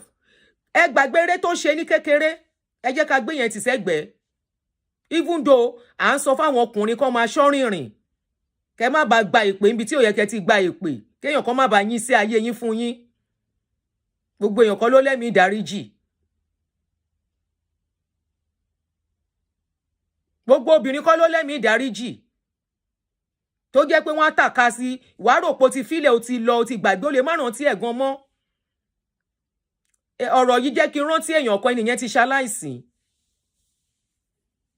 Ó ṣaláìsí ní ọdún wo lẹ́ni yìí ṣaláìsí. Ìrìn tí ẹni yẹn náà rìn ló ń lọ wájú yẹn lọ́kùnrin. Bó ṣe ń ba yí obìnrin jẹ́ ló ń lọ wájú yẹn lọ́kùnrin. Èmi ni mo dá tó yìí. Anywhere ni ìyá ọkùnrin ti lè wá, ìyá obìnrin náà, torí obìnrin náà ń jẹ̀yà. Àṣesílẹ̀ làbọ̀ wá bá. Àṣe kí ni? Àṣesílẹ̀ làbọ̀ wá bá. Ẹ rántí ọjọ́ alẹ́, ẹ rántí ọjọ́ àti sùn, ẹ rántí ọjọ́ tó máa kẹ́yìn nìkan. Ẹlòmíì ìyàtọ̀ ọmọ kọ́ ló wùwà, ọmọ ló máa jẹ̀yà. Ìyẹn náà ń pè ní karma. Bọ́mọkùnrin náà ṣe èmi ni mo dá tó yìí, tó ń balẹ̀ jẹ́ kiri, tó ń balẹ̀ jẹ́ kiri. Nígbà tí ìyà yẹn dé, Géńdé Ọlọ́run, ó ń sunkún bí ìkókó ni. Noah Daniel, the show is more for Yoruba people. It's a Yoruba case, so there's no, I will not shift to Yoruba. Sorry about that. It's not only for Yoruba, but some sensitive cases like this, you will not know when you shift to Yoruba. God bless you, Ajani, Elizabeth Ajani, Sue Bebe. It's another very typical case. Ete jeje. Ete jeje. Oh yeah, jẹ́ ká gbọ́, there is other voice notes. Bí mélòó ni? Oh yeah, jẹ́ ká gbọ́ bí more, 2 or 3 more. Did Baba Asake do his job or he did not?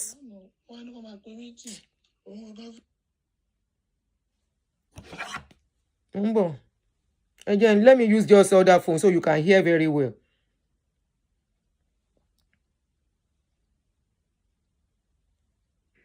So, Ọlágúnwà sọ̀rọ̀ lánàá, wọ́n ní kó máa pe meeting. Òun ọ̀gán fún ara ẹ̀ gan ara ti gbà.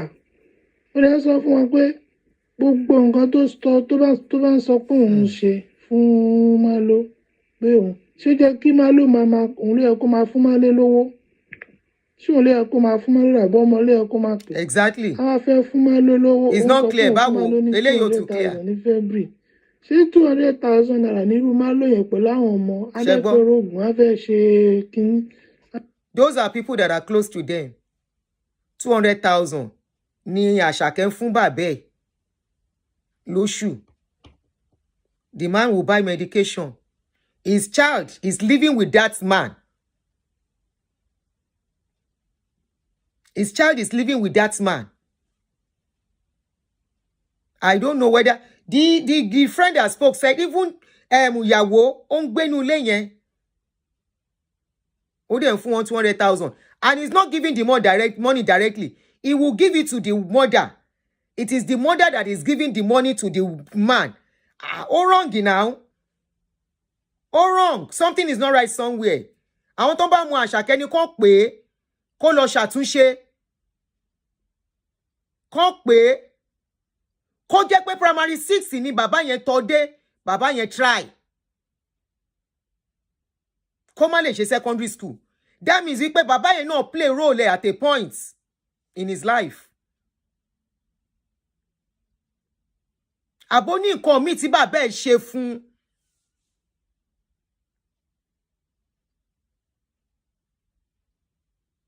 Ṣó ní nǹkan míì tí bàbá yẹn ṣe fún tó fi jẹ́ wípé ọ̀rọ̀ yìí rí báyìí? Ṣó ní nǹkan míì tó fi wá jẹ́ pé ìyá ló ń fún bàbá lówó 200,000 lóṣù?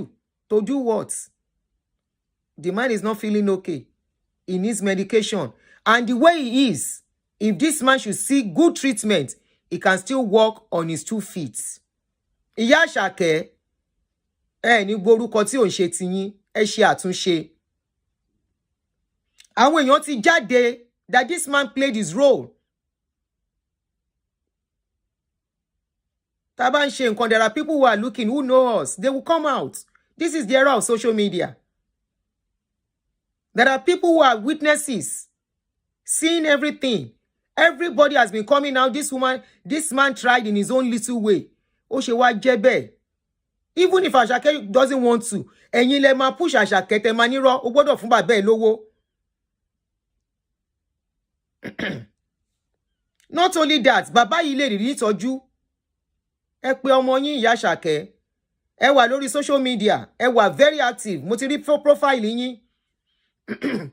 You are very active on social media. So I'm very sure you are watching us. Ẹ ń wò wá. Ẹ jọ̀ọ́, ẹ ṣe tàbíamọ. You know why? Ọkùnrin l'Àṣàkẹ́ náà o. Ìyá Àṣàkẹ́. Tó bá jẹ́ wípé gbogbo testimony tá ń gbọ́ nípa bàbá Àṣàkẹ́ yìí, wípé the man played his role. Ẹ ṣàtúnṣe o. Torí Àṣàkẹ́ ọkùnrin lòun náà, kò dẹ̀ sí iye tó ní. Ọmọ náà ló yìí máa gbẹ̀yìn òun náà. Kò sí iye tó ní. Kì í ṣe nípa owó, torí mo máa ń wà àwọn kan tó sọ pé ẹ prepare àfọ́jọ́ alẹ́ yín tí bá ti lówó. There are some cases owó kọ́ ló máa tọ́jú yàn. In fact, in most cases, when you get to a certain age in life, owó kọ́ ló máa tọ́jú ẹ, ọmọ ni.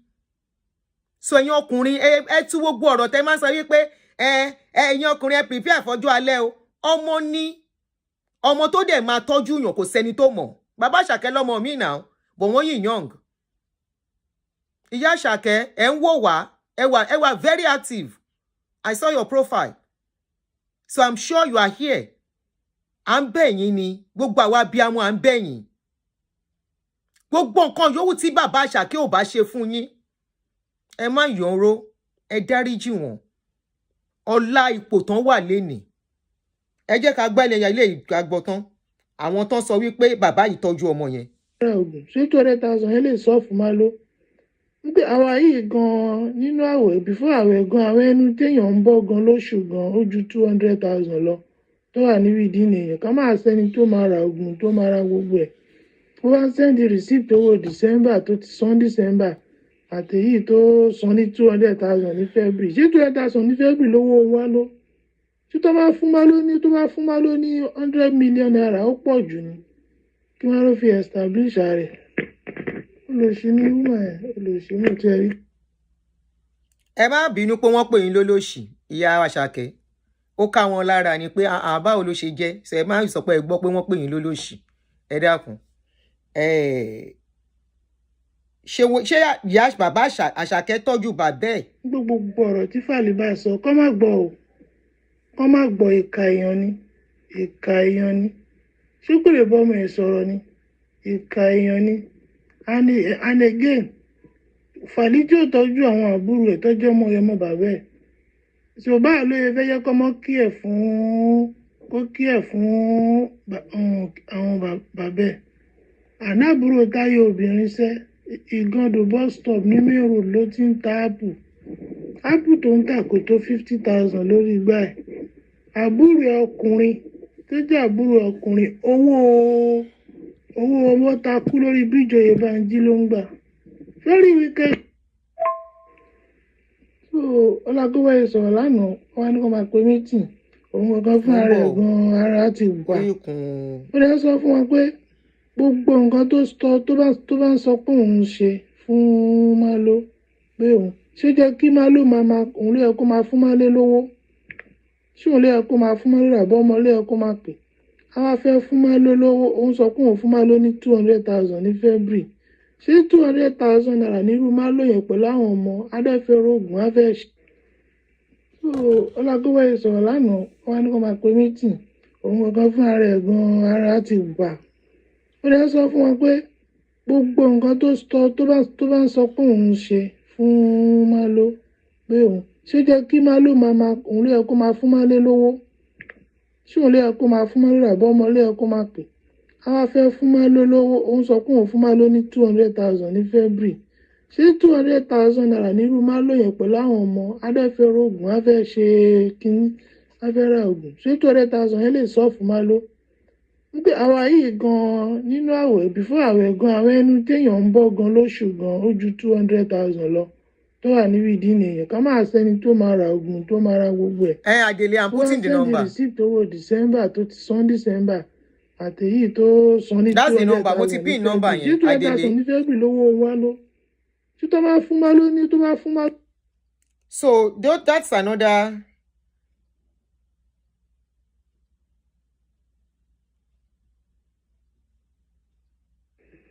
George mata bàbá Asake pẹ̀lú emotions jù ká ní pé Asake òṣèré ṣó máa yọjú ẹ jẹ́ ká sọ̀rọ̀ síbi tọ́rọ̀ wà. A lot of àwọn ọkùnrin á fi wọ́n ní ó ti tọ́ láti ó tọ́ dé primary school. Ṣé ń gbọ́ àwọn obìnrin ṣé bàbá Asake ló ṣe ẹ̀yin ni tẹni mò ń judge bàbá Asake with emotions aunty mi ìmẹ́ni tó send message yẹn o bí ṣe ń ṣe ṣó lẹ́ ń send ẹ̀ ń sìn wípé mò ń judge pé mo sọ pé ó rán ọmọ bàbá rán lọ sí school so bàbá ò gbọ́dọ̀ jèrè ọmọ. Mo béèrè ní gbogbo mo sọ̀rọ̀ sí bàbá Asake mo sọ̀rọ̀ sí Asake mo sọ̀rọ̀ sí ìyẹ́ ẹ̀ àwọn mẹ́ta ni mò ń kó pọ̀ pé báwo lọ̀rọ̀ ṣe jẹ́ ẹ̀yin ní pé èmi ń judge ọ̀rọ̀ with sentiment ó yá ẹ jẹ́ ń gbọ́ yín tán. Dandan ni ṣé mo báwọn ọkùnrin ìsàlẹ̀ kò ṣe rí ṣá. Èmi ò mọ bó ṣe rí mi ò fẹ́ wọn rí. ọmọ jí wọn ò máa mọ̀. Èmi ò fẹ́ wọn rí. ọmọ jẹ́ wọn ò máa mọ̀. Wọn ò ṣe kí nìyẹn. ẹ mọ lifestyle táwọn ìsàlẹ̀ èkó people yẹn máa ń gbé. Mi ò mọ life tó ń gbé but ẹ gbọ́ngbà tí mò ń sọ wípé bàbá Asake wọ́n ní bàbá Asake ti gbé àwọn ayé kan ẹ wà ń bí gbà tẹ́ ń gbà bẹ́ẹ̀ gbọ́ tẹ́ wá ń send note pé mi ń judge ọ̀rọ̀ pẹ̀lú emotions ó yá. Asake wọn máa plead pẹ̀lú ẹ̀ ní tó bá fẹ́ kó fún wọn. Kó má fún wọn kí ló kàn wá. Kí Asake má tọ́jú bàbá ẹ̀ kán plead pẹ̀lú ẹ̀ kí bàbá ẹ̀ dọ̀bálẹ̀ àbí kó dọ̀bálẹ̀ kó tó dáríjì kí bàbá ẹ̀ dọ̀bálẹ̀ ẹ lọ pẹ́ gbá Asake ẹ lọ gbé bàbá ẹ̀ pẹ̀lú stroke tó ní ẹni kó dọ̀bálẹ̀ pa bàbá ẹ̀ lẹ́yìn tẹ́ gbọ́ tọ́rẹ̀ bàbá ọ̀rẹ́ Asake ó bọ́ta with evidence wípé àwọn jọ lọ school ni ẹ gbọ́ tó láwọn jọ lọ school ni ẹ gbọ́ tó ní wípé wọ́n tọ́jú ẹ̀ òun ló mú lọ sí school.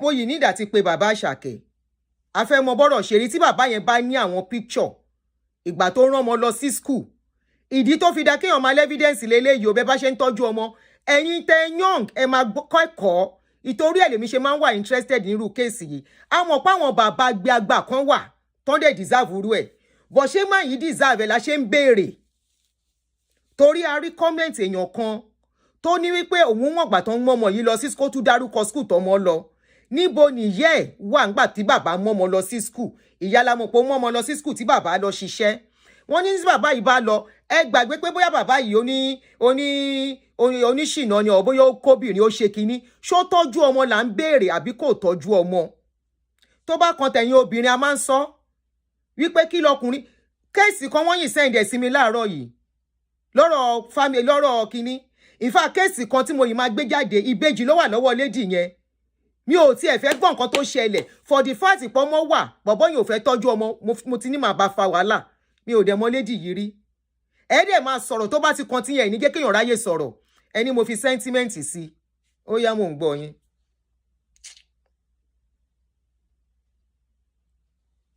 ó lè fọ́ọ̀sì ẹ̀ ìpè right bàbá yẹn ni láti gbà kọ́kọ́ lọ́wọ́ ẹ̀. Okay. Téèyàn bá tọ́mọdé primary school. Wàláì ìyá mi parọ́. Adele, that's the number tí mo pin sókè. Òun ni mo pin sókè.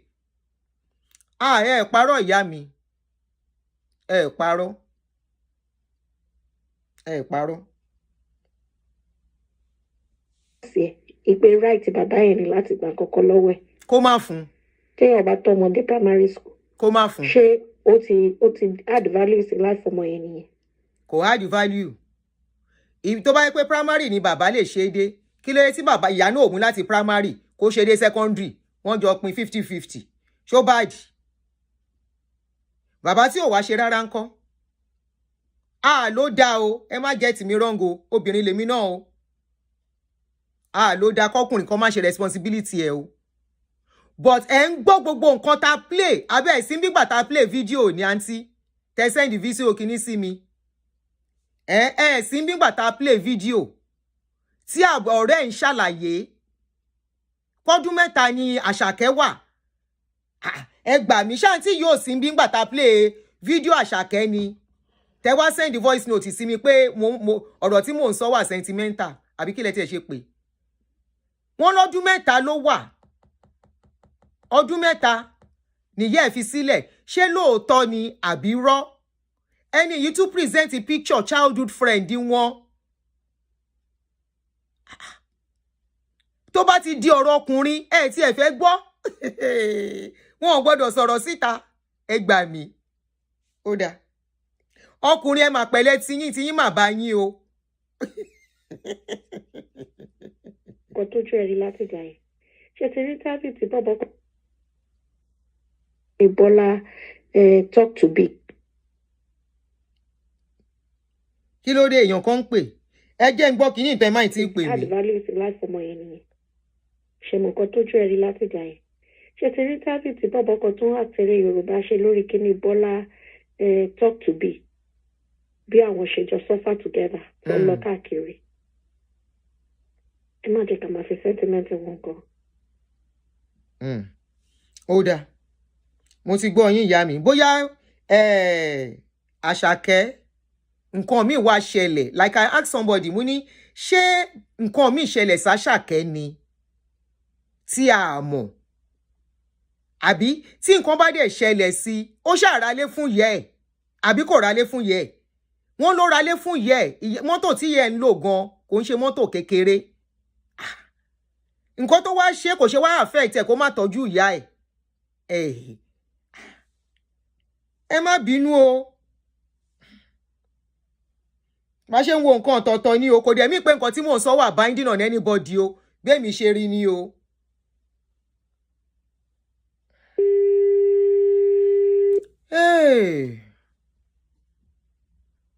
Wo ẹ má wá tọrọ lórí péjì mi kẹ́ kóra yín sọ́hùn jèrè.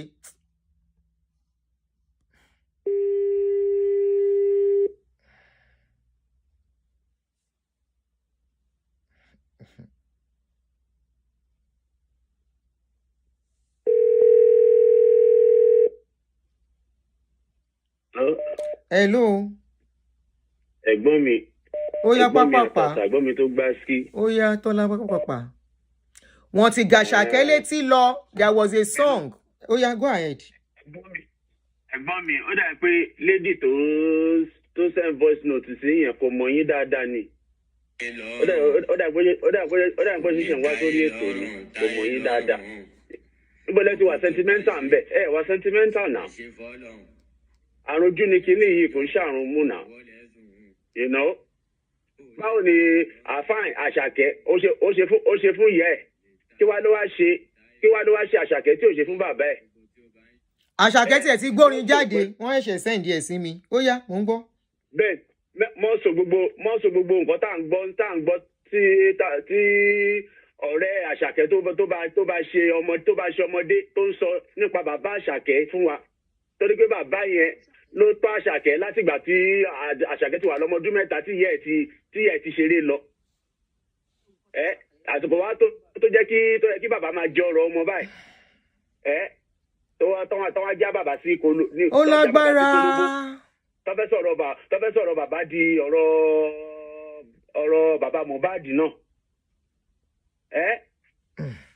báyìí lady ẹ ṣe máa sọ pé àwa sentimental. bó ṣe rí ni ẹ lè tún bínú sí náà ni bóun náà ṣe rí ni ṣé mo bí nǹkan ṣe ju oníkálukú ọ̀tọ̀ọ̀tọ̀. ṣé torí pé obìnrin náà lè. ṣé torí pé lady yẹn náà torí pé ó jóbìnrin àbí ló ṣe ń. èèyàn kan ti ní only men will call in today watch wicked people wicked species. Anybody can call in. I'm neutral. Bí ṣe rí ni. Àwa bàbá lèmi bá lọ́rọ̀ gan-an. Àwa bàbá ni mo bá lọ́rọ̀. Ó yá 1 minute more. 1 minute more. Ká mọ̀ nǹkan tá à ń ṣe lórí ọ̀rọ̀ àwọn ọmọ wa. Ẹ jẹ́ ká fẹ́ràn àwọn ọmọ wa equally. Ká máa gbé èrò rere ká máa gbé sí ọkàn àwọn ọmọ wa. Bí mo bá ṣe lọ́ọ̀bù yìí ẹ̀ náà ni kò ṣe lọ́ọ̀bù bàbá rẹ̀. Má lọ́ọ̀bù ọkọ bàbá ẹ̀ differently from your mom. Nǹkan tó dẹ̀ máa ń ṣe most of our bàbá I don't know. Bá torí pé àwa bàbá mostly àwa la máa forí jápẹ̀ káàkiri. Tá máa da gbogbo responsibility tá máa dà lé àwọn ìyàwó wa lọ́wọ́. Ìyẹn ó dàbí kan tó máa ń fà jù nìyẹn táwọn ọmọ wa kì í fẹ́ wá value wa dàbí alára lọ títí. Ó ṣé bàbá mi. Èmi kàn máa rọ̀ wá ní kí gbogbo àwa bàbá àti ìyá ká wà the same playing field. Ká make sure pé I love àwọn ọmọ. Gbogbo orúkọ báyìí ó máa set family values better ni tàbá sọ pé. Ó ṣé Tọ́lá. Kó jẹ́ kí ọwọ́ ọ̀tún mọ̀ nǹkan tọ́wọ́ ọ̀tún bá ṣe fọwọ́ sí tọ́wọ́ òsì mọ̀. Ó ṣé Tọ́lá torí time ó ṣé. Ká bá máa jẹ́ kí àwọn ọmọ máa fi pé àwọn ọmọ mọ́mì mi ló tọ́jú mi mọ́mì mi ló fún mi ní 100,000 naira dáàdì mi mọ́mì mi ló fún mi 100,000 naira whereas ìyá ò sọ fún ọmọ pé ọ̀dọ̀ bàbá rẹ ni mo ti gba 100,000 naira yẹn tí mo fi fún ẹ o. Bẹ́ẹ̀ni ṣé ti rí. Ó ṣé bàbá mi. Ebi táwọn kìíní ẹ̀ tó tún máa mix up nígbà míì nìyẹn. Ẹ jẹ́ kí àwa òbí. It's not even in spending money alone. Ẹ bond pẹ̀lú àwọn ọmọ yín. Ìyá ní 100,000. Jẹ́ kí ọmọ ẹ kó mọ̀ pé ọ̀dọ̀ bàbá ẹ ni mo ti gba 100,000 tí mo fún ẹ yìí pé kó lọ fi sanwó iléèwé o. Ó ṣé bàbá mi. Ẹ jẹ́ kó máa yá àwọn ọmọ yẹn. Ẹ jẹ́ ká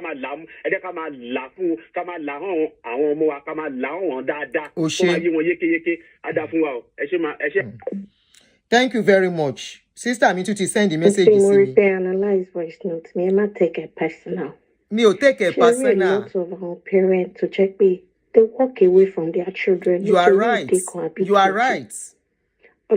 My sister, you are right. If we look at that from that angle alone, we will not say the truth.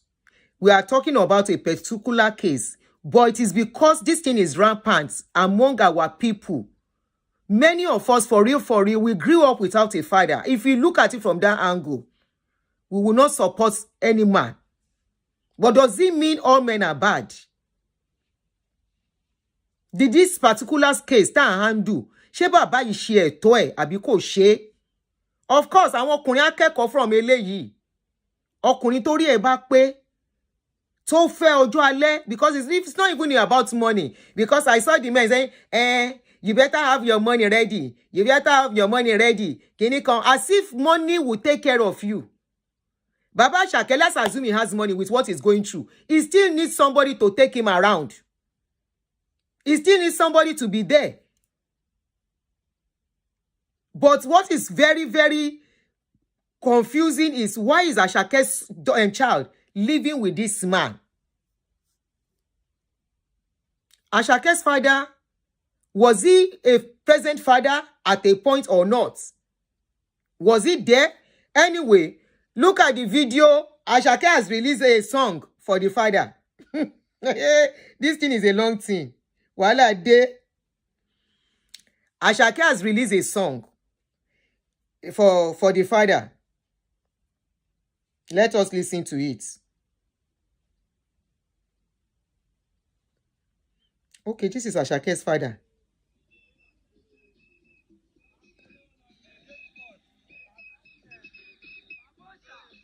This is Asake's dad 2 years ago.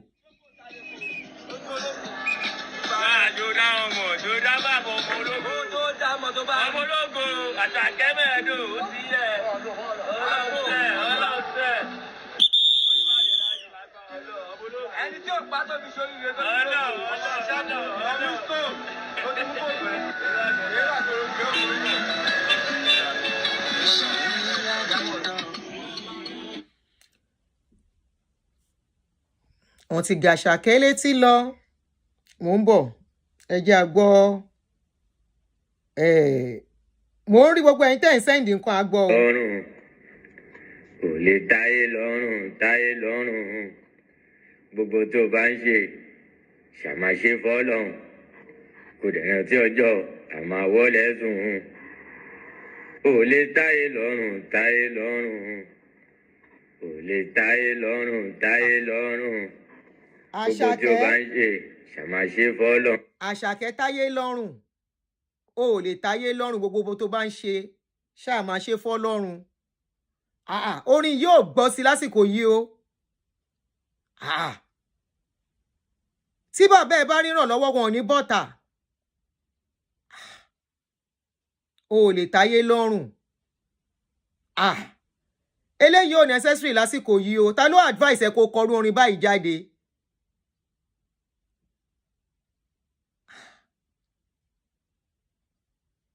Ẹni tó advice ẹ wọn ò wo career ẹ o. Ayé ò ní padà lẹ́yìn ẹ o. Ó ti gòkè ò ní ṣubú o. Ò ní dẹni lẹ́lẹ̀ o. Ó ti ń ríná, ò ní dẹni tí ò ní ríná mọ́ o. Ta ló ní kó kọrú orin báyìí jáde lásìkò yìí? Ìyá Àṣàkẹ́, abiyamọ. Mo believe pa abiyamọ ni yín, ẹ bá mi checkmate ọmọ yìí o. Ta ló ní kó kọrú orin báyìí jáde? Ta rí bàbá ẹ̀ tí bàbá ẹ̀ ti ń kú lọ? Ṣó ní nǹkan tí màá yìí ṣe ni? Tí ọmọ yóò lè sọ síta? Torí a lè tún blame òun náà o. Àmọ́ story tán o.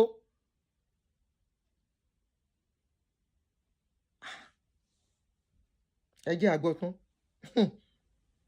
Ọlọ́run kò dẹ̀ rántí ọjọ́ tàmá wọlé sùn.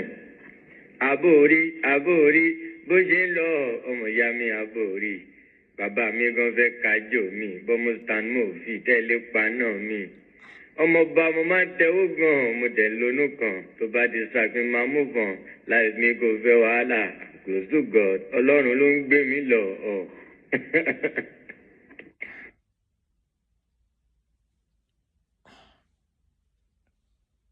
Táyé lọ́rùn kò lè táyé lọ́rùn ṣe ṣàmáṣe fọ́lọ́run kò dẹ̀ rántí ọjọ́ àmọ́ àwọlẹ̀ sùn táyé lọ́rùn kò lè táyé lọ́rùn gbogbo tí o bá ń ṣe ṣàmáṣe fọ́lọ́run kò dẹ̀ rántí ọjọ́ àmọ́ àwọlẹ̀ sùn. Àbórí bó ṣe ń lọ ọmọ ìyá mi àbórí. Bàbá mi gan fẹ́ kájò mi bọ́mú stand mo fi tẹ́lẹ̀ pa náà mi. Ọmọọba mo máa ń tẹ́wọ́ gan mo dẹ̀ lónú kan tó bá ti sàpín máa mú kan life mi kò fẹ́ wàhálà close to God Ọlọ́run ló ń gbé mi lọ. Kábíyèsí Elédùmarè. There is a lyric of his song. Mo fẹ́ ka lyrics yẹn jáde. Ọ̀rọ̀ yìí deep jù wá lọ. Lyric orin ẹ̀ kan, I'm going to read the lyrics out for you. Ọ̀rọ̀ ẹ̀ fẹ́ dàbí ọ̀rọ̀ Mohbad ni tó fi orin ẹ̀ ṣe story. Somebody said, Auntie, are you sure he's the one singing? Okay, jẹ́ kí n fi hàn yín. Kẹ́ má ní bóyá mo make it up. Mo ń bọ̀ o. Táyé lọ́rùn kò lè táyé lọ́rùn. Breaking news ni ohun rèé. Gbogbo tó bá ń ṣe ṣàmáṣe fọ́lọ́run kò dẹ̀ rántí ọjọ́ àmọ́ àwọlẹ̀ sùn. Ò lè táyé lọ́rùn.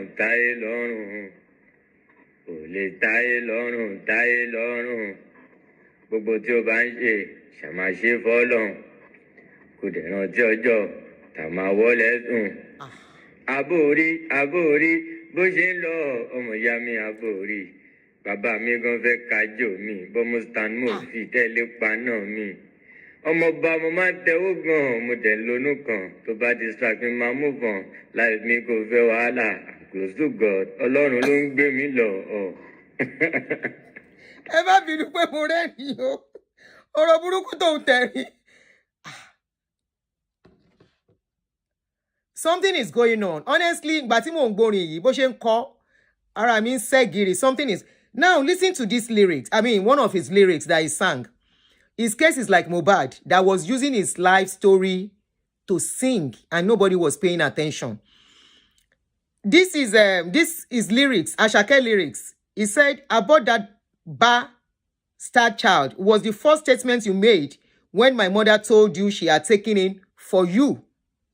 You even ate the only plantain my mother was trying to eat to regain strength 2 days after I was born. You told my mother never to mention you as my father since you were educated and my mother was not, so you wouldn't spoil your steez. You ignored me all through the years and never supported me with a dime all through my education. All of a sudden, you are sick, worn out, and broken and need my help now. I saw this somewhere where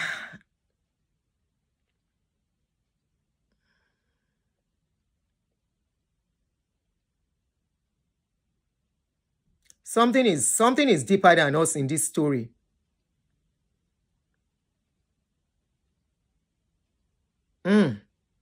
Ẹni tí wọ́n rò pé ó lè pàgọ́.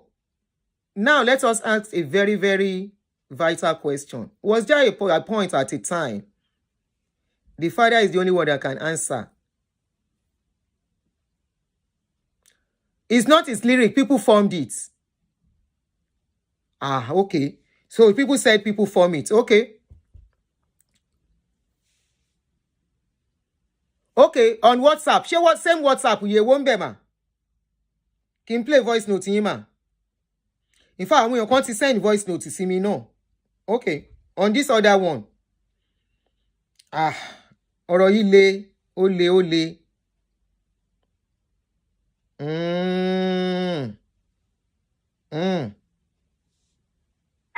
Hello? Ma? Ẹ mọ nǹkan tí mo rò pé ó ṣẹlẹ̀. 2 minutes ni mo fún yín ma o. Mo sorry o, I'm not judging the old man. I'm very, very sorry. I'm not judging him. You know those Baba Sale, sometimes they are utterances. Ole ni ko ṣì lọ́jọ́ owó tó wo lọ́wọ́ mi, the last owó tó wà lọ́wọ́ mi mo fẹ́ fi jẹ̀bà ni. Ṣé ti understand gbogbo nǹkan bẹ́ẹ̀ yẹn? Because some people said he lived with his father. But regardless, let Asake, sometimes I'm sure the father tata amori tí ò ní impact kankan ní life wa. Tí ò ti contribute anything to life wa. For the fact pé bàbá yẹn ṣe, let's say pé sperm donor ni. Let's assume pé bàbá yẹn sperm donor ni. Kókò ya Ọlọ́run láre. Kó ya Ọlọ́run láre. Ọ̀dọ̀ bàbá yìí lọ́mọ Àṣàkẹ́, I mean, ọmọ Àṣàkẹ́ ń gbọ́dọ̀ bàbá yìí. Ọ̀rọ̀ yìí ṣe wá rí báyìí, ó ṣe wá ta kókó.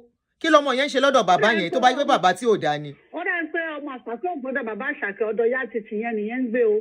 Ọ̀dọ̀ Gẹ́lì Àdìjá tán ló bí yẹn ló ń gbé o. Wọ́n lọ́dọ̀ bàbá yẹn ni o, wọ́n lọ́mọ yẹn gan ló máa ran bàbá yẹn lọ́wọ́ nínú ilé. Bóyá kàn máa mú ọmọ yẹn lọ síbẹ̀. Kò yẹ kó ọmọ yẹn lọ síbẹ̀ rárá tí ò bá rẹ́dí àti tọ́jú bàbá yẹn náà. Ọkùnrin ti ṣe nǹkan kan fún wa. Ọmọ kíkẹ́ sọmọdé máa lọ dàbí ti Mohbad. If parents are not on the same page, wàhálà ni. It will be so sad. Nímọ̀ kó go through nǹkan ṣẹ́ kí orin kan báyìí sọmọdé nǹkan tó kọ lonely addy job.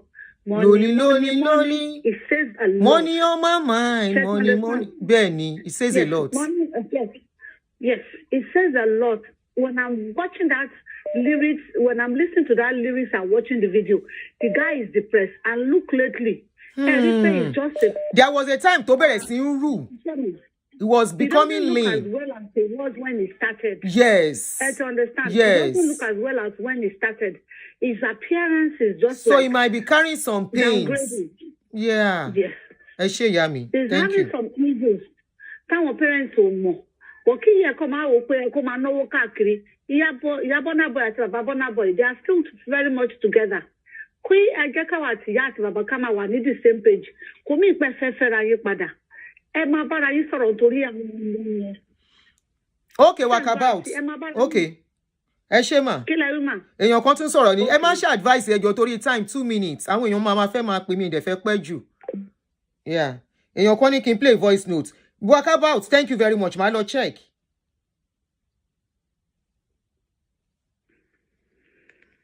Hello, sister me. Good morning, ma, or good afternoon. Let me tell you. This is sad. This is sad. This matter is going to be long. I've been telling everybody, old age is real. Yes. This is a reality now. Majority of single mothers are victims of what is going on. Benny. You know what my late father said? And it's common among our men. Like, don't worry, when the child grow up, he or she will look out for me, will look for me. I am sorry. I stand by Asake. On this matter, I'm standing with him. You left your wife and the children, and you let them figure it out. After that, then you all be looking for public pity party. Nobody get time for that. Asake doesn't have to do anything. Whatever you plant is what you will reap. Okay, why is it that it's men all the time on our this our social media? They'll be crying all over the social media. Men. Why? We have so many good fathers, good men out there, that they're good husband, they're good father, and good family men. But majority of them, we call them deadbeat father here. They will abandon the children after look at the word BAS finisher that he told the mother. We're not sure if he said that or he didn't say that. No child will forget what the mother or the father do or did to them. No. I don't care whatever the mother told the child, if the baby was. But still, based on my own experience too, I've said it. I can't wait to write my own story, my own book. The same nonsense people will be talking. Oh, no, she shouldn't have done that.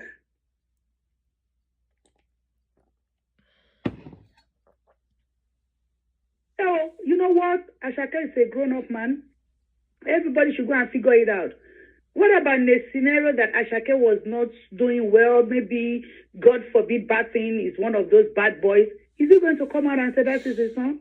I bet, make it pack well, but he get time for nonsense.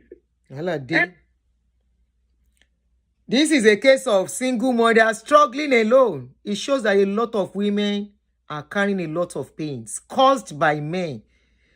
Òun ló jẹ́ kẹ́yọ̀ ọ̀rọ̀ kò sí àti lẹ́yìn support yìí fi lè ẹ ti dàgbòrò rú. If I miss your call, I will call. Oh yeah, ti take over báyìí. Hello, Aunty Aduni. Ma. Ẹ káàsán. Ẹ káàsán, ma. But Sherry, we should not jump to conclusion on this. Exactly, because àwọn kan ti jáde pé bàbá yìí try no. Ẹni tó fún Àdàkẹ́ lóhùn, ẹni tájàkẹ́ fún lóhùn. The lady spoke on the Ekudit show, and the lady confirmed that Baba Asake took care of Asake very well.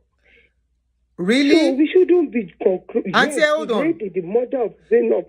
Oh, the child, the mother of his child. She called yesterday. She said that Asake was taking very good care by his dad. That Asake mom left Asake at 3 years old. The lady even said that name Asake was not for Asake. No, it's not for the grandmother. That there was a lady that took care of Asake with Asake daddy that is bearing that Asake name. Asake took after. So I don't know why. See, all of us are castigating the man. Because majority ọkùnrin ìwà tán wù làwọn èèyàn fi ń judge gbogbo ẹ̀ báyìí. Because she spoke on the show. She even said, Baba Asake sent Asake to university. She narrates everything. That 11 years of Zainab you saw now, that was the mother that is the mother that gave birth to us. That daughter is Asake's daughter. The woman that gave birth to that daughter was the one that talked on Lady Yekudi. She said very good thing about that Asake dad. He said Asake dad took care of him very well with all his life. So we should stop castigating. I want to go and watch Yekudi show. People that know Asake, they've come out, let me say, as the 80%, even the manager, everybody, if 80% teachers are coming out, friends are coming out, testifying that the man took care of the man of Asake, that says a lot about that man. Women, we need to stop putting men down. We need to listen to the other side of the story. I listened to the Yekudi show. Go and watch it. The mother of Asake's daughter spoke very well of Asake's father because she said the man is a man you should pray for as a father. She knows a lot more than Asake's father than Asake's mother. Thank you. Yami. This is sad. This is sad. Very sad. Timami is calling you. I will call you back. Oh, this is very sad. And Asake ti wá sọ̀rọ̀. So what do we do now? But any car appeal, Sini. So it's not looking like. Please, if you call and I call back, kindly pick on time. Okay. Hello. Hello. Hello. Good evening. Hello, Auntie. Good evening, ma. Hello, ma. Good evening. Auntie Yoruba ni mo fẹ́ sọ. Go ahead, Yami. Go ahead. Go ahead. Yes, ma. Sherry, àwọn ẹlẹ́rìí wọ́n ti sọ̀rọ̀ tó dáa nípa bàbá Asake. Bẹ́ẹ̀ni. So, pẹ̀lú àwọn ẹlẹ́rìí wọ̀nyẹn mà. Mèmi ò rò pé ó fear kí anybody tẹ̀ tó máa sọ̀rọ̀ sí máa yẹn láì dá. Sherry, ma, there is something about àwọn obìnrin tí mo fẹ́ kẹ́ tó máa add sí ọ̀rọ̀ tẹ́ bá ń sọ wáyé. Sherry, àwọn obìnrin kan ní ọkàn wípé àwọn nìkan làwọn máa jẹun ọmọ. Sherry, tó bá filé ọkùnrin sílẹ̀ tí wọ́n lọ yẹn, bóyá lóòótọ́ ká sọ pé bóyá ṣe lẹ́ni yẹn ṣẹ̀wọ̀n. Àmọ́ even in this case now, a rí evidence pé obìnrin yìí ó lọ fẹ́ ẹni tó ọkùnrin míì ẹni tó tẹ́ lọ́rùn ó dẹ̀ fọmọ́lẹ̀ lọ́dún mẹ́ta ló tẹ̀lé lọ. Now coming back, àwọn náà ló tún wá jókòó tán fẹ̀yìntì tán jẹun ọmọ. There is more to this. Ọlọ́run nìkan ni kó ṣàánú. Then the question tó yẹ ká tún béèrè náà ìyá mi, even in all of this, auntie, even kí bàbá Àṣàkẹ́ má tẹ̀ tó wá rí àwọn èèyàn sọ pé ó ṣe dáadáa. Ọlọ́run ò fi pàṣán bàbá sọ́wọ́ ọmọ o. Bẹ́ẹ̀ni. Ọlọ́run ò fi pàṣán òbí sọ́wọ́ ọmọ. Bẹ́ẹ̀ni. As long as bàbá ti ń nawọ́ sẹ́ni tá a mọ̀ rí rárá, tí ò tá a hold anything, how much more? Ìdá àti ẹ̀gbọ́n nínú ìtàn pé ẹni ló bí wa. Ó ṣojúṣe ẹ̀ kò ṣojúṣe ẹ̀. Ọlọ́run ṣáà ti ẹ̀. No, ó gbọ́dọ̀ ṣojúṣe, àǹtí. Ẹ má sọ wípé wọ́n ṣojúṣe wọn ò ṣojúṣe. Ìdá jáàsì ni, ìdá iṣẹ́ ọwọ́ ẹ̀ ni. Ó ṣáà ti mókè báyìí. Ẹ̀tọ́ ìtọ́jú àwọn òbí ẹ̀ méjèèjì. Auntie, I disagree with what you just said. Ìyá fi sílẹ̀ lọ́mọ ọdún mẹ́ta. Ìyá tó lè dájú ọmọ lọ́mọ ọdún mẹ́ta. Tó tún wá fẹ̀yìntì mà, tó tún wá ń jẹ gbogbo mùdùmùdù báyìí. Auntie, ẹ sì máa túṣu désàlẹ̀ kòkò. There is more to it. Bẹ́ẹ̀ni. Kọ́lọ̀ ń ṣàánú bàbá yẹn ni. Nǹkan kan wà níbẹ̀ tá a sì mú wọn. Bẹ́ẹ̀ni. Ẹ ṣé mà. I have two objections sí nǹkan tá à ń tí sọ, which is number one, wọ́n túṣu dé, pé téèyàn bá ṣe responsibility kò ṣe, you have to do your responsibility. Mine is that did the man take any responsibility at a time? And the man, we have confirmed, at least we don't know, from what we have seen on social media, some people came out and said this man actually took care of the child to a certain extent. Then another thing we are not looking at is what made the woman to leave when that boy was 3 years old. There are times that women will leave their children, maybe for the sake of them staying alive. Could that be the reason? Could that be the case? I have a video that was sent to me yesterday. In that video, that man, in that video, this happened 3 days ago in Nigeria. I don't want to talk much about it because they are trying to arrest the guy. He has run away. So we are not trying to bring it out, the case out yet. You need to see how this man dealt with the mother of his child. The woman is still lactating, breastfeeding a baby. You need to see how this man dealt with the man. With the woman. That woman today, if she decided to leave the baby and run for cover. So on this case, I think all of us have to be very careful. Like somebody said, I should not be sentimental about it. I am just looking at, we have seen people come out to say this man took care of Asake. Who say no matter what, your father is your father, whether responsible or not, that's a big lie. If you are not responsible to a child, the child does not have any responsibility towards you. I'm not going to be on that fence. My fence, where I stand is, did this man help at a point or he did not? Whatever happens between the couple now, yes, can eventually affect the relationship of the child and the father. But it's not supposed to be so.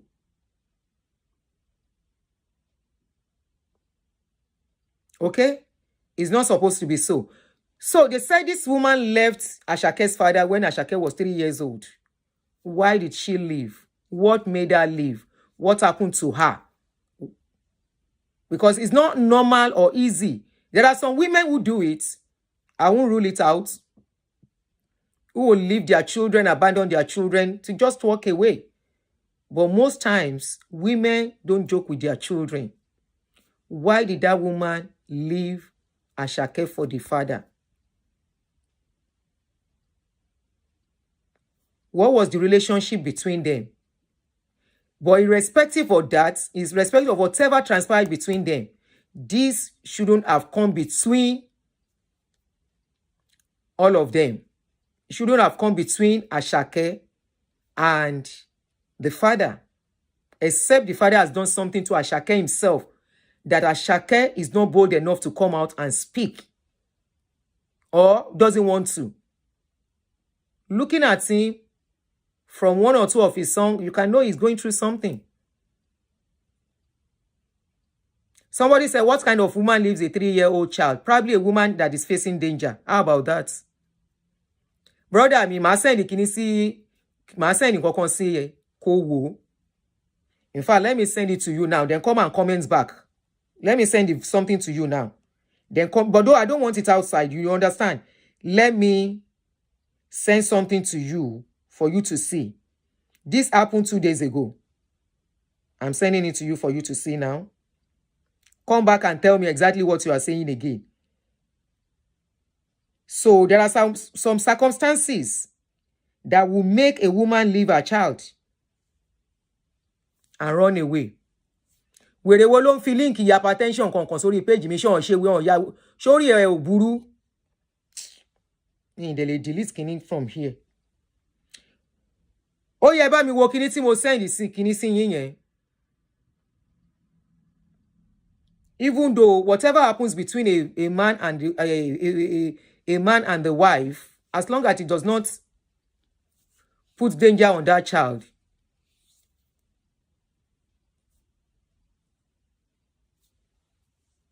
So mo ti send àwọn kankan sí ọ̀dọ̀ yín ẹ̀yin tẹ́ni tẹ́mọ̀. Somebody said, no, you don't leave your child. When they want to pay you, there is an adage in Yoruba that says, tí no bá ń jó ẹni, tó ń jó ọmọ ẹni, tí ara ẹni la máa kọ́kọ́ ń gbọ́.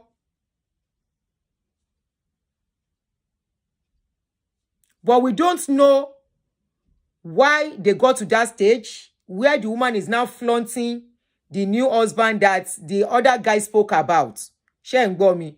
But èmi fẹ́ ká wà objective. Torí àti really more deep things to really ṣẹlẹ̀. No, I can't send to you. Mi ò send nǹkan bẹ́ẹ̀ lójú àwọn tí mo lè send ẹ̀ sí. Àwọn tájọ wà ní click ni tí máa ń bá sọ̀rọ̀ tá máa jọ ń sọ̀rọ̀ lórí nǹkan. So mo ti send wọ́n máa rí kíní yẹn.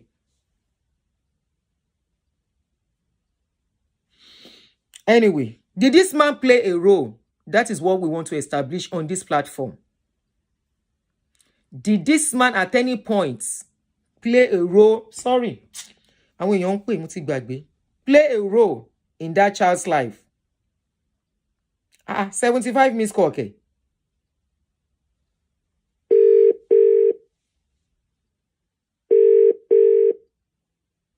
Did he play a role in that child's life? Yes, from what we have seen. Except Those ones are working for the man, and I don't want to believe that, especially that childhood friend. My no share gusi. Ó yẹ kó jẹ nínú ẹ̀. Hello, Auntie. Hello, ma. Kí lẹ rí mà?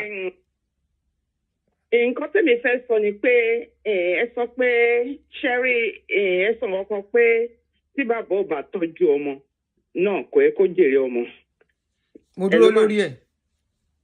Yes, ṣé ẹ̀ ń gbọ́ mi mà? Mo ń gbọ́ yín.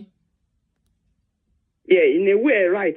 Bẹ́ẹ̀ nǹkan tí mi kàn gbàdúrà ni pé kí àwọn ọmọ wa kí wọ́n ní àánú wa lójú. Kí wọ́n ní àánú kọ́ ní àánú ṣé tá bá tọ́jú wọn àbí tá bá tọ́jú ọmọ yẹn ẹni sùúrù àǹtí. Ṣé rí stage tí bàbá Àṣàkẹ́ wà ń sìn? Àṣàkẹ́ kò tiẹ̀ sí nǹkan tó lè ṣe fún Àṣàkẹ́ pẹ̀lú torí mo rí bàbá ẹ̀ pẹ̀lú situation tó wà bẹ́ẹ̀ni. Ó kàn jẹ́ pé ó ṣe charity lásán. Bẹ́ẹ̀ni. Ó bẹ́tà. Bẹ́ẹ̀ni. Bí àwọn ọmọ wa ní àánú wa lójú. Mo ti rí àwọn ọmọ tó yẹ pé ẹlòmíì ìyá wọn tèkè wọn jìyà kò dẹ̀ ní tèkè màmá ẹ̀ náà. Àánú ni ká béèrè fún. Kí Ọlọ́run ṣàánú gbogbo wa káwọn ọmọ wa ní àánú wa lójú. Àwọn obìnrin kan dẹ̀ wà náà kò sí bá ṣe lè bí tàtó. Tó bá ti tí Ọlọ́run bá ti gbé wa ga ká ti tó àwọn ọmọ yẹn ká jọ̀wọ́ gbogbo ẹ̀ lẹ̀. Torí àwọn ọmọ ẹ̀ náà gbà míì tẹ́ bá lọ jẹ pé Ọlọ́run ló ní gbogbo nǹkan lọ́wọ́ tí wọ́n bá sọ pé òun fẹ́ gbẹ̀san nǹkan tí àwọn fẹ́ bá àwọn kò tí ẹ̀ ń ṣe àwọn ọmọ tá à ń bí ń sìn wọ́n lè sọ fún yín pé no kò sí nǹkan tẹ́ lè sọ kò dẹ̀ sí ìyàtẹ̀ lè jẹ téèyàn kàn fi gbogbo ẹ̀ lẹ̀ fún Ọlọ́run because bí àwọn èèyàn ṣe ń sọ pé bóyá ìyá Àṣàkẹ́ yẹn ti lọ ṣe nǹkan ni kó má di pé wọ́n wá sọ ọmọ yẹn di nǹkan dánmọ lọ́wọ́ àwọn èèyàn náà lè jáde fún ìyá yẹn náà tó ti yé yín so nígbà míì táwọn ọmọ wa bá tiẹ̀ fẹ́ ṣẹ̀ṣẹ̀ gbé ká jẹ́ kọ́ ní kí pé kó tiẹ̀ jẹ́ pé charity ló ń ṣe kò dàbí mo ṣe rí bàbá yẹn pẹ̀lú ojú tó ń dùn ó wọ́n dẹ̀ tún sọ pé ó tún ní. ojú ń dùn wọ́n ti sẹ́ndì fídíò yẹn sí mi ojú ń dùn bàbá yẹn lóòótọ́. yẹ mo rí wọ́n ṣó ẹ̀ ojú ń dùn tó ń sọ̀rọ̀ àwọn ọ̀nà nǹkan tí mo dẹ̀ tún fi ṣẹ́ rí ìjẹ́rìí ayé nìjẹ́rìí àwọn a lot of people many àwọn èèyàn tó pọ̀ wọ́n bọ́ sa pé bàbá yẹn look after èyí tó ń sọ pé bàbá ẹ ṣe nǹkan fún ní 3 years yẹn títí ẹ̀ gan bọ́ta àwọn èèyàn náà dẹ̀ bọ́ta pé bàbá yẹn look after nǹkan kan lè go wrong o kọ́mọ yẹn fi decide bẹ́ẹ̀ yẹn o but notwithstanding mo mọ̀ pé àwọn èèyàn wọ́n á ti pè family ṣe gbọ́ nínú fídíò tẹ́ sọ yẹn pé ìyá yẹn ti pè family meeting I know something will be done so nǹkan tẹ́mi fẹ́ sọ nìyẹn káwọn ọmọ wa lànà wa lójú kó kàn tiẹ̀ ṣàánú bàbá yẹn kó tiẹ̀ máa mọ̀ rí kó tiẹ̀ máa jẹ́ bá bẹ́ẹ̀ kó kàn tiẹ̀ kọjá kó rí irú èèyàn bẹ́ẹ̀ yẹn at least á ṣàánú ẹ̀. bẹ́ẹ̀ni. okay ó dà mà. tó bá jẹ́ based on his medical situation yes but bàbá tí nǹkan kan ò ṣe tí ò bá tọ́jú ọmọ kó jẹ́ ìyá tiẹ̀ náà. yes but based on his medical condition at least tí ò bá mọ̀ ọ̀yá ṣàánú fún God bless you ẹ má jẹ́ ká encourage àǹtí. torí sábà ti ń sick bẹ́ẹ̀ yẹn tí nǹkan bá ti ń ṣe wa a ti ń lọ sọ́jọ́ ogbó nìyẹn. bẹ́ẹ̀ni ọjọ́ ogbó ó ṣe pàtàkì bẹ́ẹ̀ni ma ó máa mú nǹkan kan dání ṣáà ni God bless you akọ máa mú nǹkan kan dání bẹ́ẹ̀ni akọ máa mú nǹkan kan dání sólè ó ti ń lọ sọ́jọ́ ogbó nìyẹn. bẹ́ẹ̀ni ẹ ṣe mà so ìyẹn lèmi sọ wípé ẹ má jẹ́ ká encourage kan tí ò dá wípé wọ́n tọ́jú ọmọ wọn ò tọ́jú ọmọ ẹ̀tọ́ ẹ̀ ní tí ò bá ń ṣe pé sickness tí bàbá yìí sick so that we will not continue to have so many we have them ẹ má jẹ́ àparọ́ fúnra wa we have a lot of irresponsible men tó jẹ́ pé tán bá wọ́n kàn that is one of the reasons tí mi ò ṣe support polygamy mi ló bàjọ́ tó o bá lè tọ́jú ọmọ má fẹ́ yàwó púpọ̀ many of you ẹ kàn fẹ́ àwọn ìyàwó yìí wọ́n á bímọ ẹ lọ àwọn náà máa tọ́jú ọmọ ẹ̀ẹ́dẹ̀ mọ́mọ́ tó máa ṣe yín láàánú lọ́jọ́ alẹ́ kò dé ṣòro owó kò sówó tó ní tó bá dé stage kó máa nídìí èèyàn á jẹ́ pé àwọn tó ẹni owó ọkọ ya ẹ̀yin náà ẹ ṣe mẹ̀dọ̀ ẹni sùúrù mo fẹ́ pè èèyàn kan tí mo fi ìpódà pé okay number yẹn ti já mo fẹ́ pè èèyàn kan ẹni yẹn ti where is this number again.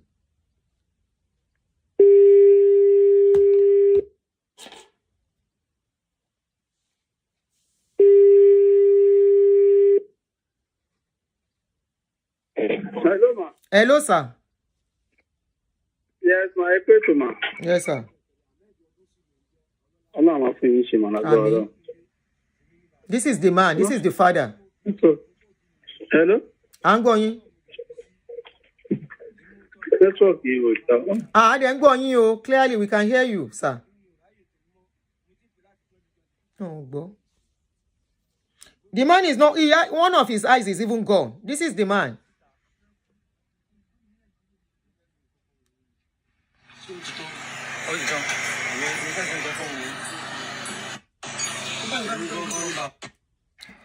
This is the man.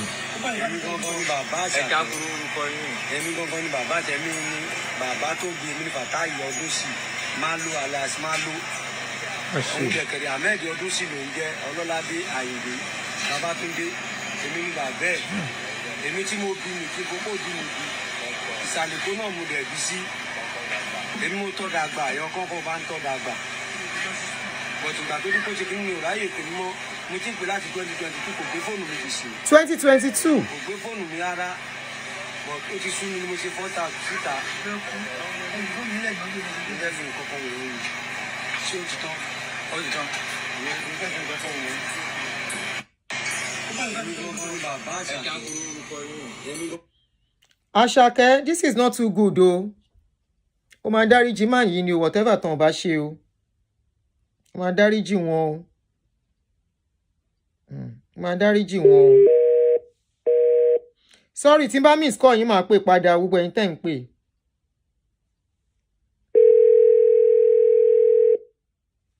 Baba, wetin you do? Dangote, didn't you see people say this man took care of him? Wa mọ nǹkan tó wá ṣẹlẹ̀. Hello, ma. Hello.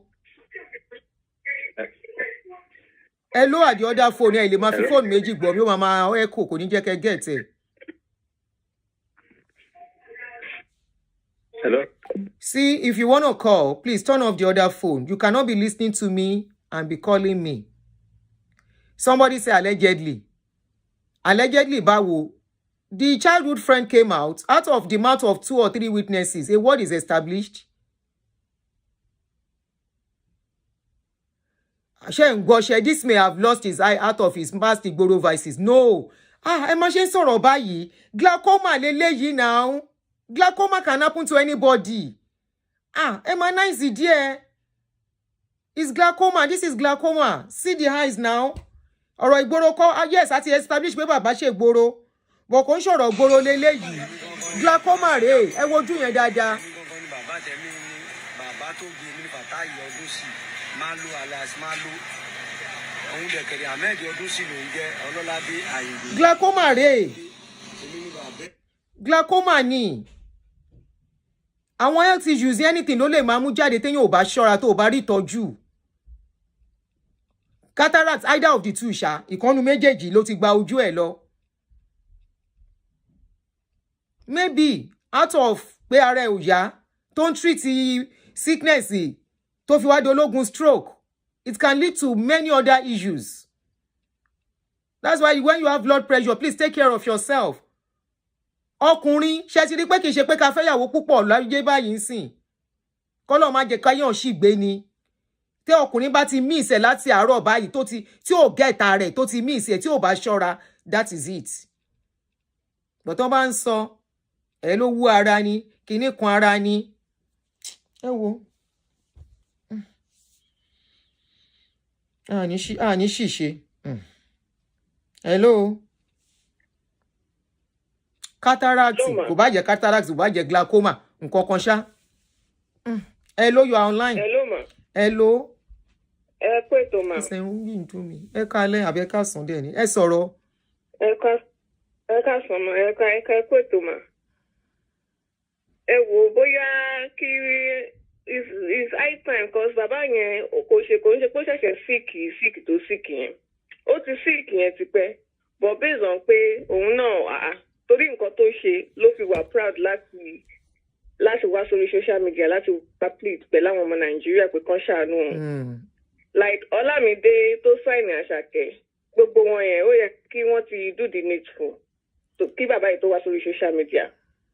Because there was a time the story Asake came on the line on social media pé ìgbà tó blow ó gbàgbé girlfriend ìyẹn yọ ọmọ ẹ̀. Ó wá fowó lòun fún ìyàmọ̀ wọn ní 1 million.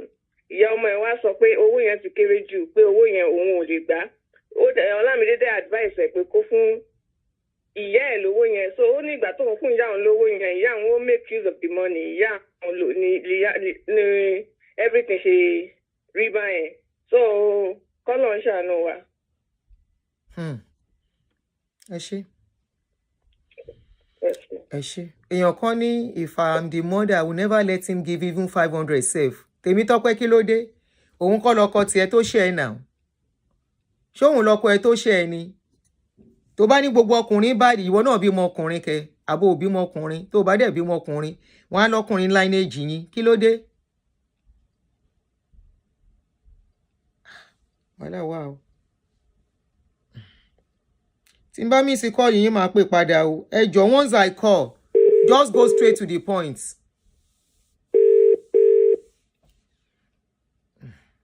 Hello, ẹ kúrò rẹ mà. Hello. Answer ní tíátíá.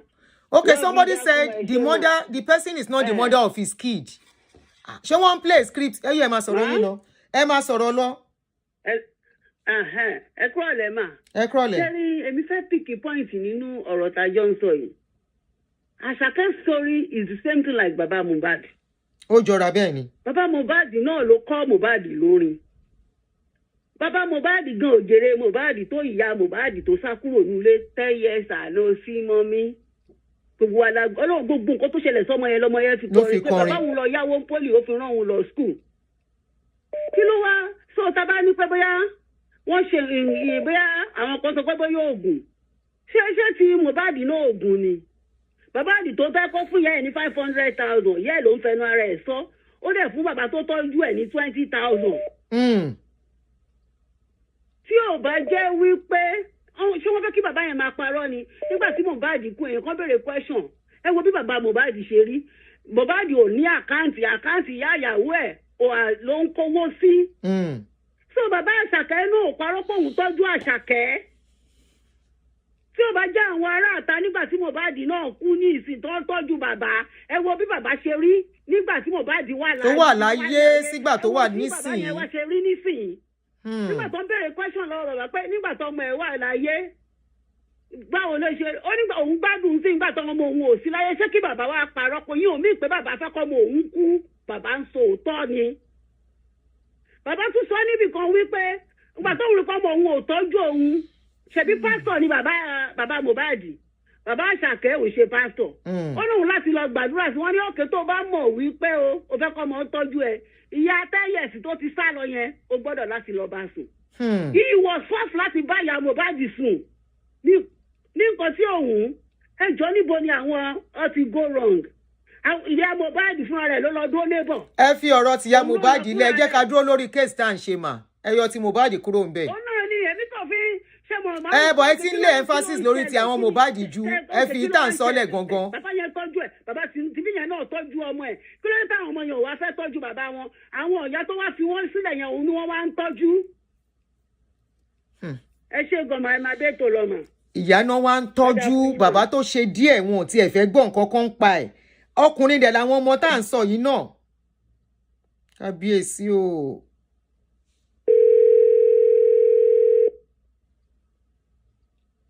Àánú bàbá yìí máa ṣe mí o. Hello, ma. Hello. Please go straight to, you are still listening to the other voice video. If you call me, turn off the other phone or else you will be confused. Hold on.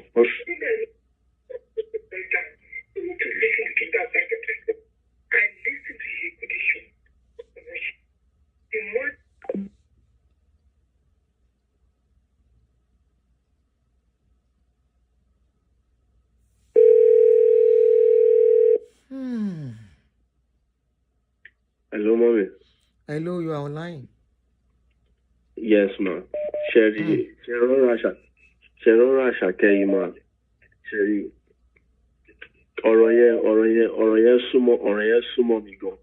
Nǹkan tó fà mo fi sọ bẹ́ẹ̀ dà. Sherry Asake kó Sherry medical issue dáàdì ẹ̀ tó bá ń gbọ́ tó bá ń wo ṣó yìí kó jọ kó tọ́jú medical aspect yẹn. bàbá ẹ ojú tó ń dùn bàbá ẹ kó tọ́jú ojú yẹn kó help bàbá ẹ just tó tiẹ̀ bá fẹ́ help wọn mọ́ kó help wọn just one last time kó dẹ̀ fún wọn ní nǹkan kó tọ́jú wọn ṣe rí nǹkan tójú lè rí àárín nǹkan tó wà lẹ́yìn ojú ṣe rí ọ̀rọ̀ Àṣàkẹ́ yẹn àmọ́ nǹkan tó ṣẹlẹ̀ láàrin òun àti bàbá ẹ̀ ṣe ń gbọ́ mi mà. mo ń gbọ́ yín mi ì fẹ́ interrupt nìjíríà.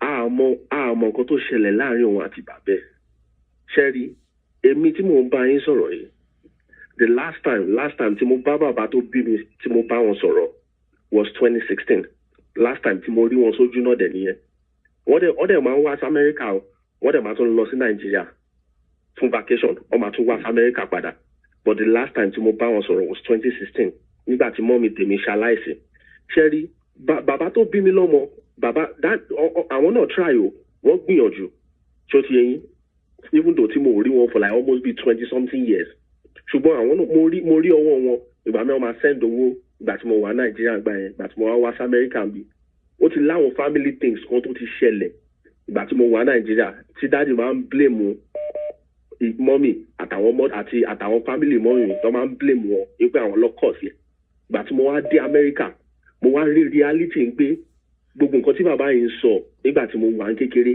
kò tiẹ̀ jọra wọn rárá bàbá yìí ọkàn pa àwọn ọ̀rọ̀ kan tí ò make sense ìgbà tí mo wá dàgbà tẹ́mi wá di géńdé Ọlọ́run mo wá realize pé ó lé àwọn nǹkan tí bàbá yìí gbogbo àwọn nǹkan tí bàbá yìí ti sọ kò tiẹ̀ jọ rárá so ìgbà tí mọ́mì wá ṣaláìsì tán because mọ́mì ní bridge tó wà láàrin èmi àti wọn tẹ́ pé tí bá lọ sílé nítorí mọ́mì mo dẹ̀ máa ń rí wọn mo máa ń bá wọn sọ̀rọ̀ here and there but there was a tension láàrin èmi àti wọn tẹ́ pé èmi gan try láti solve pressure yẹn àti tension yẹn ṣùgbọ́n bí mọ́mì ṣe ṣaláìsí báyìí bridge yẹn kọ́ collapse ni láàrin èmi àti wọn tẹ́ pé ọmọ tí mo bí my first son ọmọ mi ó ti lọ sí ó ti pé 2 years old nsìn is almost 2.5 years old kò tí ì rí grandfather ìsojú grandfather yìí náà ò tí ì rí wọn ò tiẹ̀ mórúkọ ẹ̀ nígbà tí mo ṣe súnmọ́ ẹ̀ wọn mi tiẹ̀ invite wọn débi pé wọ́n tiẹ̀ mọ̀ bí tí mo wà. ṣé wọ́n ṣẹ̀ ẹ́ ni. ṣẹ́rí mọ́mì nǹkan tó fà á ni mo sọ pé nǹkan tá a rí lójú ó yàtọ̀ sí nǹkan tó wà lẹ́yìn ojú. ṣẹ́rí nǹkan tó fà á tí mo fi distance ara mi from him is his behaviour wọn ni mo fi distance ara mi. Behaviour yẹn as a man ṣó ti yẹ yín as a man tí bá live irú lifestyle yẹn I will not succeed in this generation that way. It's not going to work. Thank you. It is not going to work in this dispensation. That behavior is not going to work. So for me to train my son to be a responsible man and a man that listens to a woman in the future, I have to disconnect myself from that lifestyle. I have to take that sacrifice to disconnect myself. So ti yẹn mà nǹkan tó fà á tí mo sọ pé nǹkan tá a lè rí lójú níwájú ojú ṣùgbọ́n kò sí ẹ̀dá alààyè kan tó lè rí nǹkan tó wà lẹ́yìn ojú. ṣé rí ọ̀rọ̀ Àṣàkẹ́ nǹkan kí nǹkan tó bá wà láàrin òun àti bàbá ẹ̀ so ti yẹn kó tọ́jú medical care ṣé rí gbogbo ìgbà ni máa ń béèrè tí bá pe àwọn àbúrò mi ó ní àbúrò mi ọkùnrin kan tó yẹn ń gbé ní ọ̀dọ̀dá tó yìí wà ní ilé wa ní New York. Anytime tí bá ń pè mo máa ń béèrè whereabouts so dáàdi pé àṣàlàjà ni dáàdi wa ṣe everything wà okay ṣùgbọ́n èmi ò ní gbé fóònù pé kí n pè wọ́n I can't. kò sí bond yẹn ń bẹ̀. ó tún wá ní àwọn ọ̀rọ̀ kan ó tún wá ní àwọn voice note kan tó yẹ pé wọ́n send sí family group chat tí wọ́n tún wá ń boast ní pé èmi lówó tèmi jọ ẹni ọmọ tí ò bá fẹ́ gbọ́rọ̀ sí mi lẹ́nu tí ò bá fẹ́ tọ́jú mi èmi náà á tọ́jú ra mi gbogbo wa bẹ̀rẹ̀ sí sọ pé ṣé bẹ́ẹ̀ fẹ́ ṣe nìyẹn bẹ́ẹ̀ fẹ́ ṣe nìyẹn ok ẹ jẹ́ ká máa wọ ẹni tó máa last ẹlẹ́mìí ló máa last nínú ọ̀rọ̀ yìí. kí ni àwọn ọkùnrin wá tiẹ̀ bàjẹ́ àwọn ọ̀rọ̀ yẹn I hope they will learn from it àwọn bàbá wa. àwọn àwọn ọ̀rọ̀ mi ò dúró tọmọ kankan mi ò ṣe kinní kankan wọ́n á dá ọ̀rọ̀ tí ò yẹ kán dá lẹ́ níwájú ọmọ. wọ́n tún wá ń dalẹ̀ lẹ́yìn ìgbà tí ẹ máa kẹ́kọ̀ọ́ lọ́tún wá ń sọ̀rọ̀ àwọn ọ̀rọ̀ yẹn. nǹkan tó fa tí mo fi sọ pé ṣẹ́rí ẹni tó bá ṣẹlẹ̀ sí ló lè yé Àṣàkẹ́ ló mọ nǹkan tó ń dùn lọ́kàn kò sí anybody tó mọ̀ anybody lè sọ pé bàbá Àṣàkẹ́ pariwo síta ń pé kíníkan kò lè yé anybody ẹni nǹkan tó wà lẹ́yìn ojú kò sẹ́dá àlàyé kan tó mọ̀ but a kò máa sọ f'Àṣàkẹ́ ní pé Àṣàkẹ́ ó ní owó lọ́wọ́ ojú ń dùn dáàdì ẹ̀ ara wọn ò yá fún wọn ní just one last chance kò kọ́ tọ́jú wọn ṣẹ́rí èmi tí mo bá sọ̀rọ̀ ẹ̀ dáàdì èmi náà tí dáàdì mi bá sick tó bá wá bá mi pé à ń contribute owó láti fi take care dáàdì o contribute máa contribute but ibi tí conversation yẹn máa mọ money yẹn ibi tó máa end sí nìyẹn pé mo kàn máa contribute ni nítorí mo kàn ṣe tèmi fọ́lọ́run but pé kí n wá like open conversation pé ká máa sọ̀rọ̀ it's not gonna work because tí bá ṣe there are some kind of warmth tó tún máa open there pé the little love tí mo tún wá ní ó tẹ̀lé mọ́ wá sí mọ́. so mọ́mí ṣẹ́rí mo fẹ́ pè yín ní in a private time kí n sọ my life story fún yín because àwọn èèyàn púpọ̀ they don't mọ nǹkan tó wà lọ́kàn Àṣàkẹ́ they don't know. àdèmọ̀ nǹkan tí bàbá yẹn ti sọ sí létí tó jẹ́ ọ̀dùn ọkàn fún lénìí nǹkan tí bàbá yẹn ti sọ. nígbà tí bàbá bá ń bínú pé yẹ rìn lọ. dáàdì mi náà try now he tried he did his best ṣùgbọ́n àwọn nǹkan kan tó ń sọ tẹ́ pé kò jẹ́ kọ́mọkùnrin ẹjọ́ ẹ kẹ́kọ̀ọ́ o kò tẹ̀yẹ kó wà ní sàkání ọmọkùnrin rárá ọmọkùnrin dẹ̀kẹ̀rẹ́ ọmọkùnrin máa gbóná wojú ọmọkùnrin mi ní pé ẹ wò èmi náà ní legacy tèmi náà fẹ́ build ẹ lè fi tiyín bà tèmi jẹ́. ó ṣe bàbá mi. nǹkan tí mi sọ fún bàbá tèmi nìyẹn nǹkan tí mo sọ fún bàbá tèmi nìyẹn èmi àti dáàdì mi a jà pẹ̀lú ra wa a fist fight mo dẹ̀ sọ fún wọn mo sọ fún wọn ní ìṣojú wọn wípé ẹ lè fi títí yín bà legacy mi jẹ́ ẹ̀yin ti ṣe gbáyín this is my own time to do my own thing. mo sọ fún wọn straight up ni. ọlọ́run àjẹkẹ́yìn dẹ̀ tún ṣe dáadáa o kí generation yìí ṣe dáadáa la kúkú ń gbàdúrà because àwọn bàbá ayé àtijọ́ yẹn balẹ̀ jẹ́ ẹ má jà tanra wa jèrè wọ́n balẹ̀ jẹ́ díẹ̀. mọ́mí mo fẹ́ pè yín lẹ́yìn ètò mo fẹ́ sọ àwọn kọ̀ọ̀kan fún yín in private ẹ máa mọ but just this is sneak peek mo kàn sọ pé anybody má blame Àṣàkẹ́ don't blame him there's something bigger. a máa appeal sí Àṣàkẹ́ náà ni ó ti tó bàbá mi ó ti tó má jà sọ̀rọ̀ jù a máa appeal sí bí Àṣàkẹ́ ni kó tọ́jú bàbá yìí torí condition ẹ̀. yes ma. ó ṣe yeah situation tí bàbá yẹn wà ẹni tí ò bá mọ̀ rí á tọ́jú ẹ̀ náà ń fún wọn lówó kó jọ it will be a disgrace kán gbé kó fund mi jáde fún bàbá yẹn. hello ma. yeah. So sorry, Vivian. There are some situations I can't help it. I always tell you guys this, that I can't help it. It's going to the direction of the language. I can't determine it. So sorry about that. Oh yeah, go ahead. Hello ma. Hello, good morning. Ẹjọ́ èmi kàn fẹ́ bẹ̀ Àṣàkẹ́ yẹn ni because ọkùnrin làwa náà. And tá a bá wo nǹkan tí àwọn òbí wa máa ń sọ fún àwọn ọkùnrin lẹ́kọ̀ọ̀kan náà. Èèyàn máa wò ó pé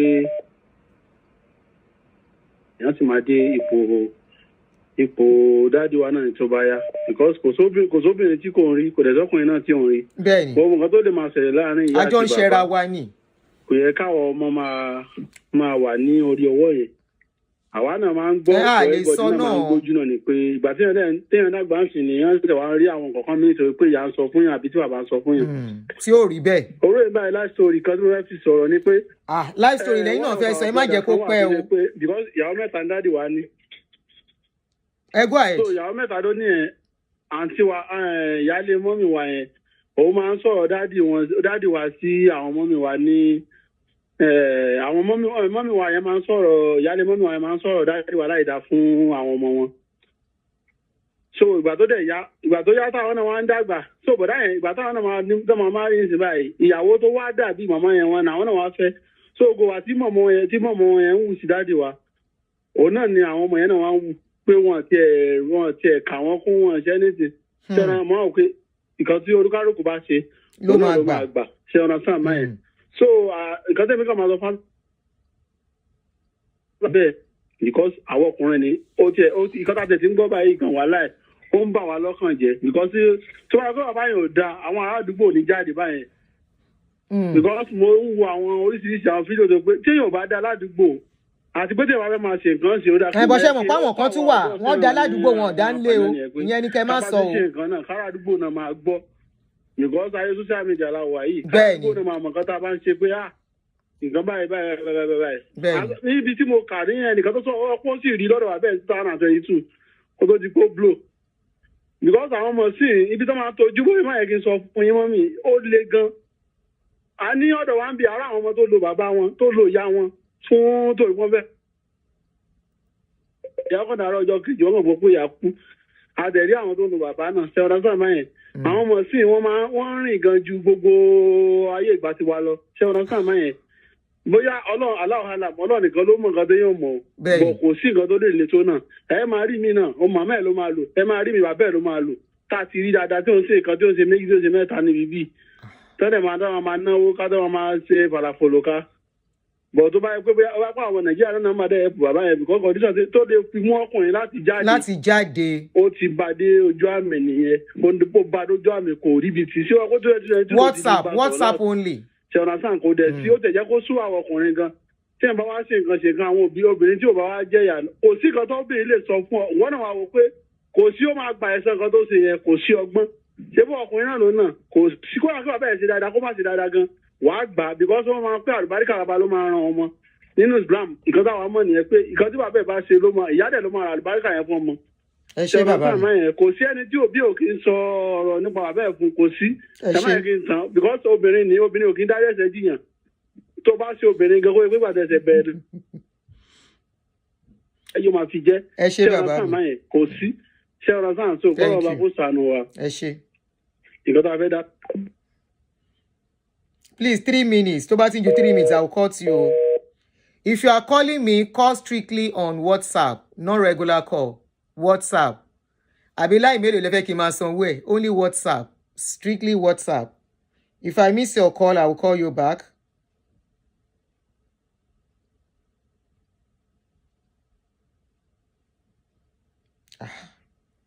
Okay.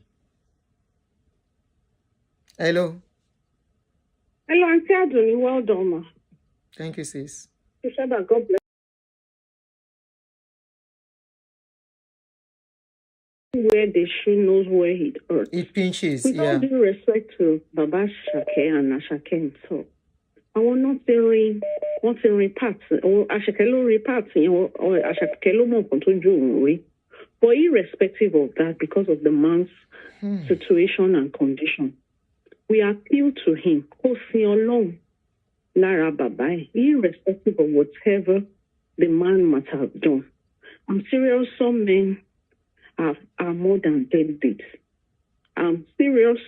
Olúkálùkù ló mọ nǹkan tó anybody to ṣe fún. Either on the mother side or the father side.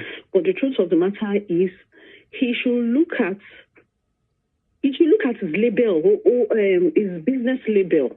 Kofi cover business label. Kofi save orúkọ ẹ̀ àti business ẹ̀. Kó tọ́jú bàbá ẹ̀. It's really sad. It's a sad situation. It's a sad situation. I initially when I heard about and I read Kidorukwe.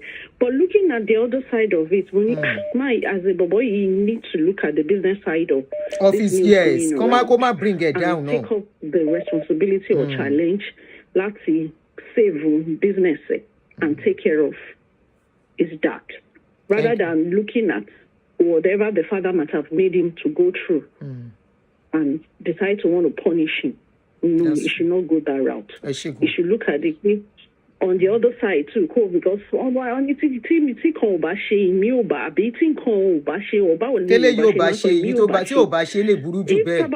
he has not go that path. Maybe he wouldn't have even got to where he is today. Whatever stress or whatever he went through in life, maybe he wouldn't have been somebody out there to be and we don't know what he's going through too. Look at the other side of life and see that, wow, maybe if I had it all on a bed of rose, maybe I wouldn't have even gotten this kind of glory that I have today. So in every situation, you should look at the other side of it.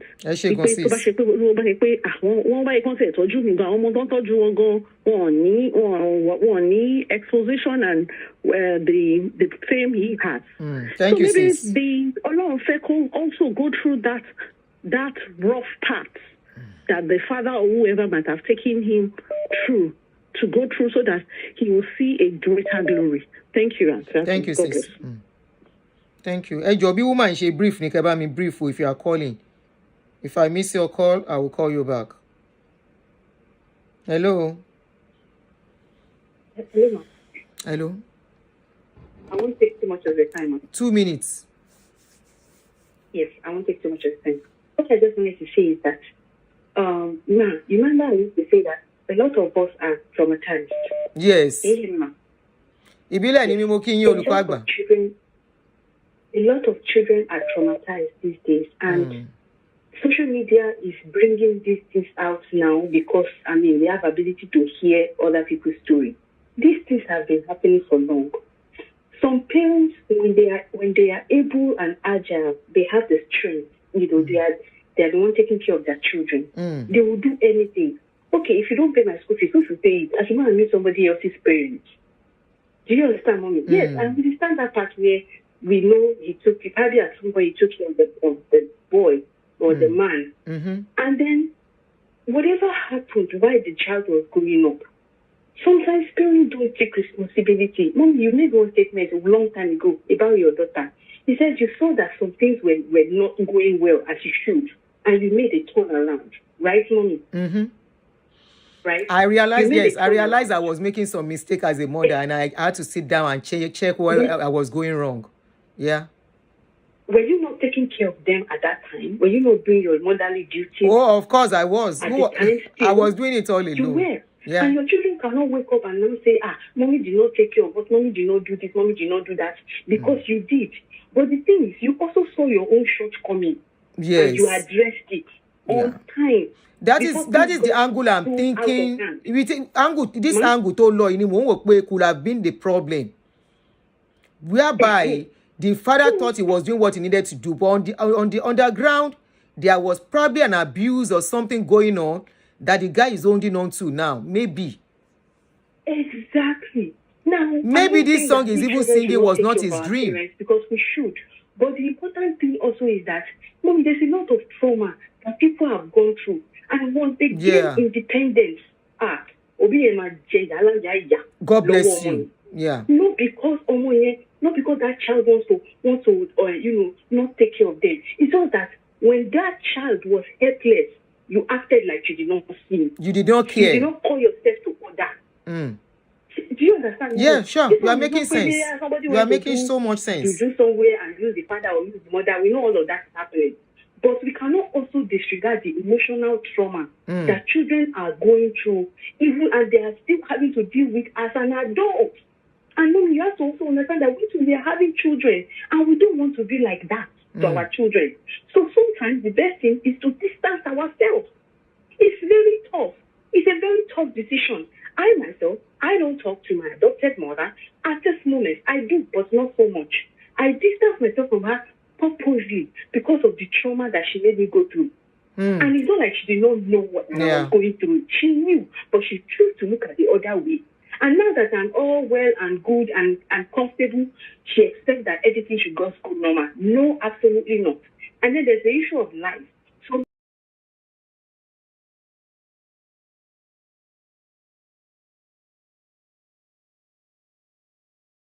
parents discover that, so all this while, my father or my mother has been lying to me.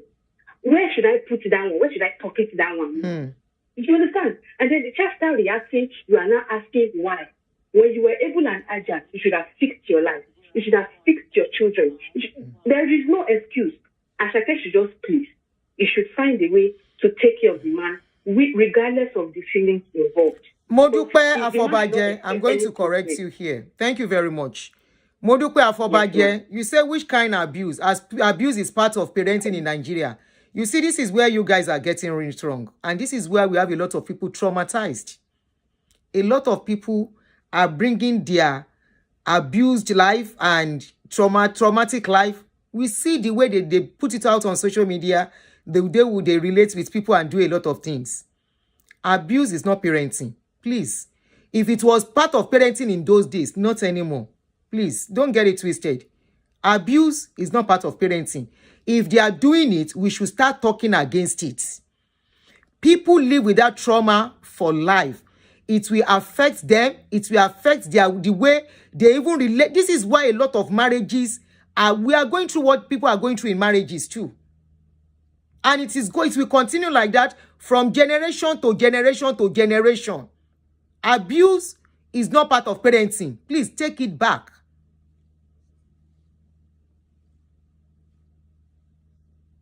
Do you know how many people dealing with that trauma listening to this show? You heard what this lady just said. Many people are dealing with it that is really affecting them today, affecting their marriage, affecting the way they are training their children too. Abuse is not parenting, no. Teban she and stop it.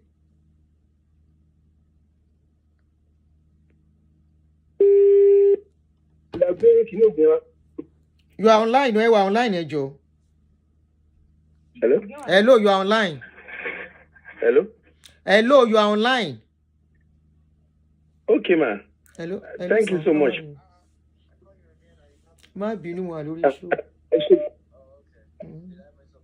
Yeah, actually, this is my first time here. And thank you for giving me this opportunity to talk. All right. Love you. Do you hear me, ma? Yeah, please go ahead. Hello? Hello, go ahead. Hello? Hello, we can hear you. Talk. We can hear you. Hello? Hello, can you hear me? We are hearing you loud and clear. To talk. Loud and clear. Actually, Asake, funny gan. Funny in the sense that how can somebody get to that height? Discuss it. Because more feel waiting about today heights in life. I don't take care images, image particularly. I know he has a team, and the thing shouldn't get to this point. Koto Dikwe may come to do the needful. Come into the middle of this to tidy up this for him. But be that as it may, but going forward, something. Asake, if your team are listening to us, needful. Whatever could be the reason why this man is going through this, leave it for God. It's not you. It's not your game. It's God's thing. Although to be a height to why, only reason to be a height to why. It's not only for you. It's for you, your immediate family, your extended family, and to mankind. Èèyàn ṣe orífàràtà. Èèyàn lọ sílé àwọn ọmọ abandoned children lọ fún wọn lóúnjẹ during festival time. So take this as one of those activities the man ṣe. Lọ bá bàbá yẹn, pick up his health thing, gbé lọ sí fine hospital, take care. Whatever we could have done in the time past, forget it. Settle the man, get a befitting accommodation for him, let him feel good. Take a long gone,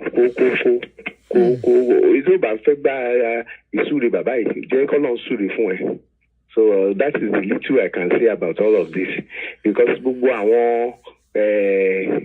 single mother, one man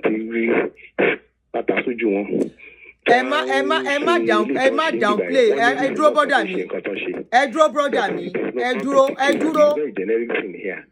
The truth I gbọ́n pa bàbá mo Asake wọn ló take care. So tó bá take care. Hello? Tó bá take care. Nígbà tó yẹ kó take care. Nígbà tó ṣì wà kékeré at 3 years old tó gbé sílẹ̀.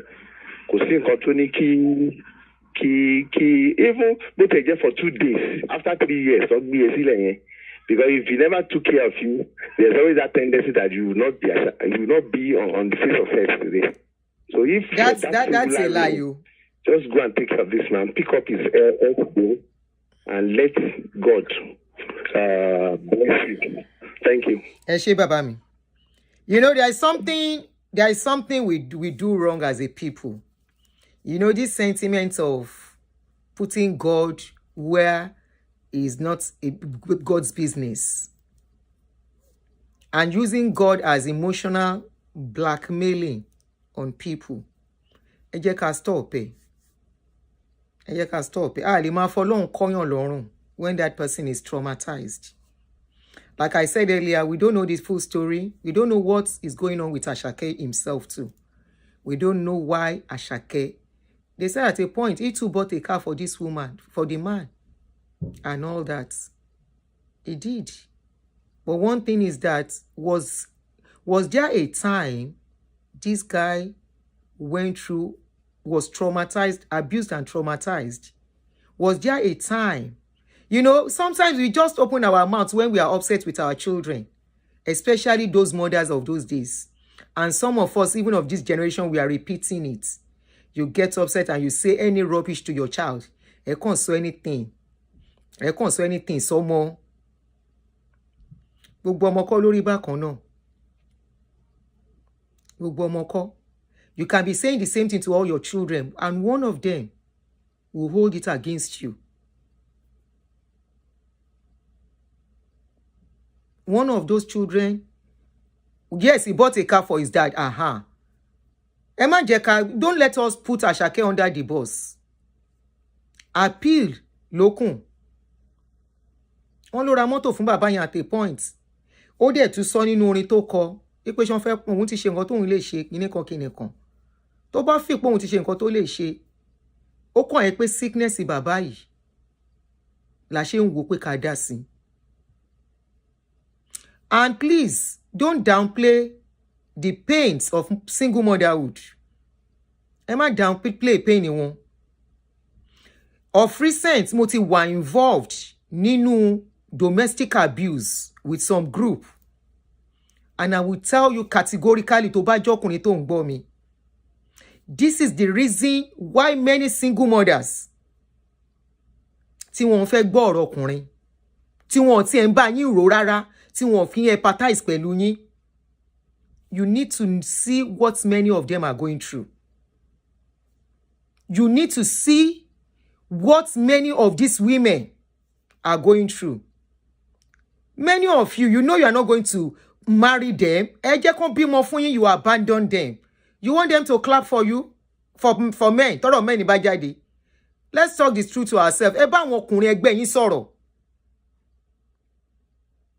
Many of them, tóbìnrin bá bímọ bí mẹ́ta méjì fún wọn tán, no máa wò pé kò dá mọ́ to go for another woman.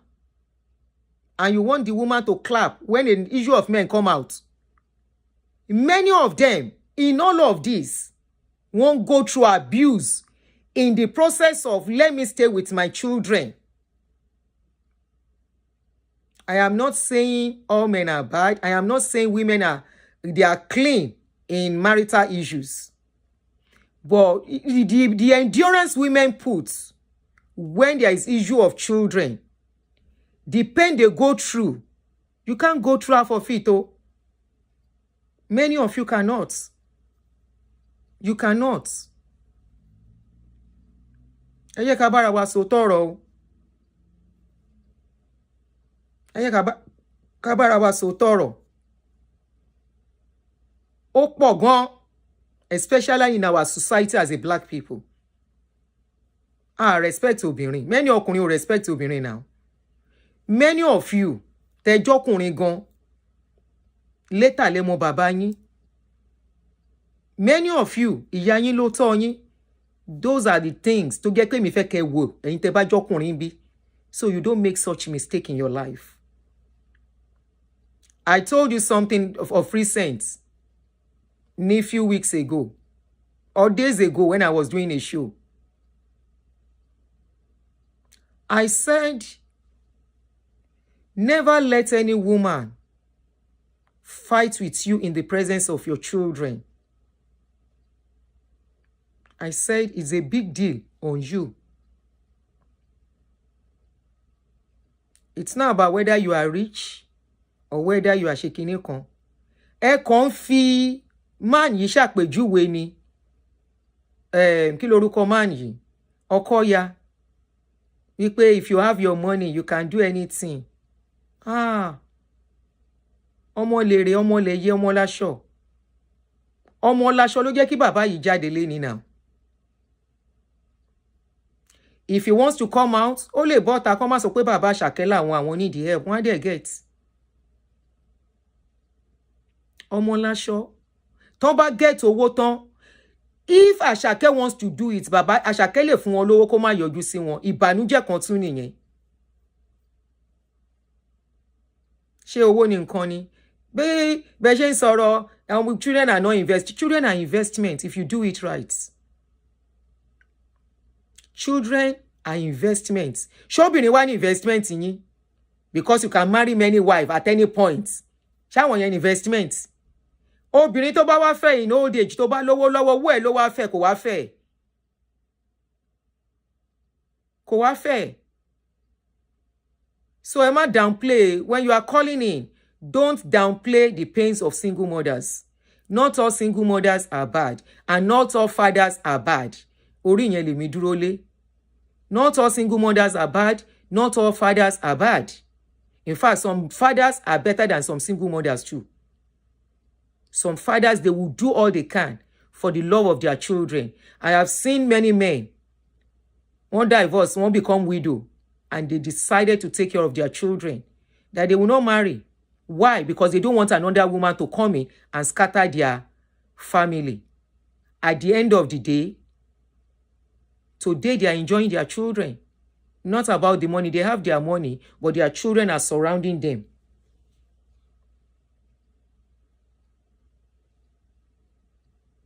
Their children are surrounding them.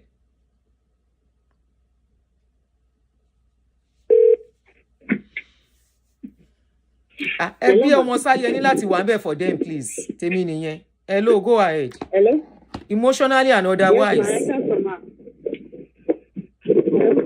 a ti play clip yẹn ṣùpọ̀. Hello, ẹ káàsán ẹ wà online. Ẹ ti ń sọ̀rọ̀, mo ti ń count yín lọ o. Ẹ káàsán. 2 minutes ni o, maximum 2.5. Mo fẹ́ contribute ní ẹ káàsán. Coming from Canada. So I just want to express myself that, and to also appreciate you for a well done job that you've been doing over the years. Sherry, we need to enlighten our people, especially our men, the African men entirely, because of the entitlement of man to pay kini. They should do better. Ní life àwọn ọmọ wọn àtàwọn tá jẹ́ young adult listen kàn ṣe tó bá ṣe normal ó máa help wọn lọ́jọ́ iwájú. For instance, I will use myself as a case study. Tí bá gbọ́ gbogbo nǹkan tí mọ̀mísí mi sọ ńgbà tí when she conceived me, when she had me and stuff, mi ní tọ́jú bàbá mi. But Islamically, ó máa ń sọ pé ká tọ́jú àwọn òbí wa. Wọ́n ṣe dáadáa, wọn ò ṣe dáadáa. Ẹ̀tọ́ ẹ̀ ni láti tọ́jú wọn. And I've been doing that for over 25 years. We want to pay both parents on salary every month. And the funniest part, only one fẹ́ gbóyún mi, oyún mi, wọ́n marry o, kò ṣe pé wọ́n marry, I'm the third out of the whole family. But he doesn't want to have normal escapade ọkùnrin níta. When they are young, they play around. He doesn't want my mom to have a baby. He wants the one outside to have. But believe me, you all know bó ṣe ṣiṣẹ́. Out of gbogbo wa, we are 9 in numbers. Èmi lọ́nà ní kí n máa kẹ́ wọn. Every one of them, if you understand, èmi lọ́nà. But that's why pé tí mo ti ń bá aṣọ kí ní kan nǹkan tó rí bàbá ẹ̀ ṣe fún kékeré, màá ní ìtẹ́mi ṣáà gbọ́jú mọ̀. Because when I wanted to do my WAEC ní 94, my dad mo gbọ́ WAEC lẹ́ẹ̀mejì lọ́wọ́ wọn.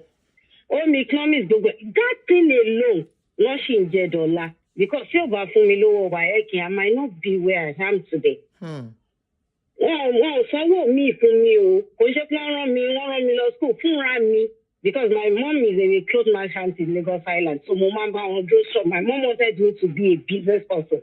But my dad, that's why I say I'm his favorite out of the 9 of us. And everybody knows. So láti lẹ̀ ni mo ti ẹgbẹ́ pẹ̀lú wọn ẹgbẹ́ pẹ̀lú dádì yín. tọ́jọ́dọ̀ kan sí mi yín ṣe kọ́ fẹ́ gbà nǹkan á ní kóòtù ẹ jẹ́ kí n débẹ̀ kan ṣe yín ṣe padà kí n débẹ̀ ẹ̀ sìn mo máa gba kíní yẹn jáde sí mi. ṣé ẹgbẹ́ pẹ̀lú dádì yín. show love to your children. Ọlá ni bàbá mi jẹ di ọ̀la. Dèmi àti yín ṣe ń sọ̀rọ̀ my dad will be 81 in April. Ọlá ìnà jẹ medical bills wọn mo fi ṣe eréṣẹ́ tí lọ ṣe kíní kan mo fún wọn lówó wọn lóṣooṣù wọn ẹ bá rí pọ́sì mi ẹ̀ wò pọ́n ṣiṣẹ́. ìyẹn gan máa jẹ́ kí kẹ́mi wọ́n gùn. For almost 28 years you see he stopped working I just told him I will be paying you on salary.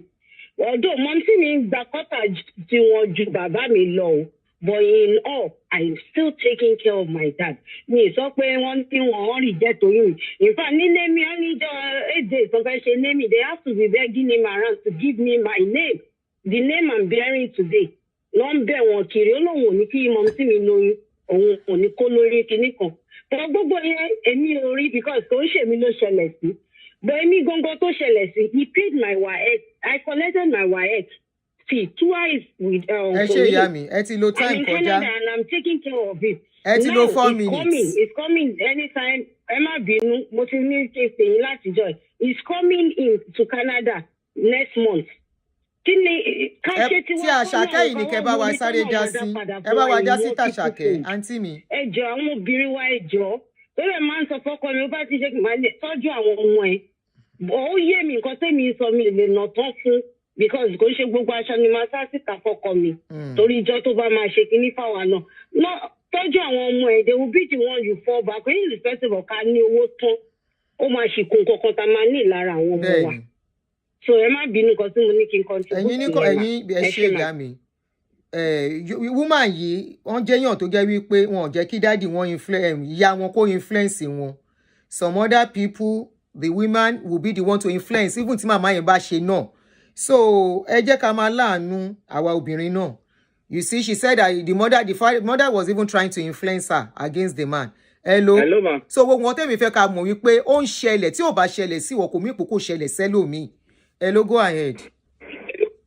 Yeah, Ekasoma, Mokofe, like I just want to contribute to the topic. I just want to use this opportunity to plead on Asake's father, or I want to plead to Asake. Asake, not Asake. Whatever. Tí dáadé bá ti ṣe fún. Kó jọ̀ọ́, kó dáríjì bàbá yẹn. If you think about the good things his father has done to him and tried to help him. According to his music, ó ti tẹ̀wó tó bá tẹ̀wó tó wọ́n yóò bá ti tó téèyàn bá ti ṣe débi tó lápẹ̀rẹ̀ we should continue láti máa tẹ̀wó yẹn láti pay all the necessary bills and it should make him comfortable because it really speak a lot. And on this issue pé tí obìnrin àtọkùnrin bá separate sometimes àwọn obìnrin wọn máa ń kó oríṣiríṣi sọ̀rọ̀ sọ́pọ̀lọ́ ọmọ bẹ́ẹ̀ sí ọkàn àwọn ọmọ unlike me I come from a polygamous house and I know what my mother always tell me about my father. It's just like bí kéèyàn lọ gbé àdá bí kéèyàn gbé àdá kéèyàn lọ sábà bá. Kó lọ bẹ́ bàbá yẹn lórí dànù. When we are growing up we now see why is she talking like this? Why is she saying this? Why is she like. So sometimes àwọn obìnrin man, they always had funny, but I will plead to Asake to please help his dad because if his dad pass, àwọn èèyàn ní forgive and all the family will not even forgive him. He should learn how to forgive and do the necessary things. Thank you very much. Thank you, ma. Thank you. Now somebody was saying, what if Asake is nobody today, but is somebody? So that is not tenable. It's not tenable. And for those that are saying, ẹ̀yin ọkùnrin ẹ tọ́jú ọjọ́ alẹ́ yín, are you telling us that Baba Asake does not know things like this has been happening in the past? Ẹni Ọlọ́run má fi wá ṣe sample aburú.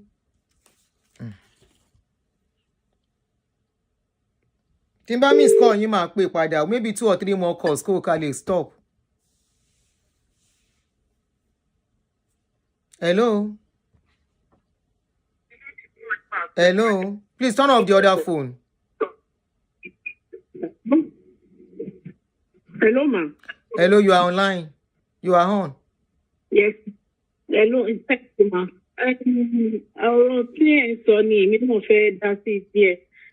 Ní tèmi èmi ò bá ní kí Àṣàkẹ́ kó fọwọ́ wọnú kó ṣe sùúrù. Nítorí sometimes nígbà míì àwa òbí a kì í mọ àwọn nǹkan tá a máa ń ṣe yìí. Tá a máa fi ṣe ọmọ. Ìgbà míì àwọn obìnrin especially àwọn obìnrin ìgbà míì ìwà tá a máa ń wù gan-an ó kù díẹ̀ káàtó.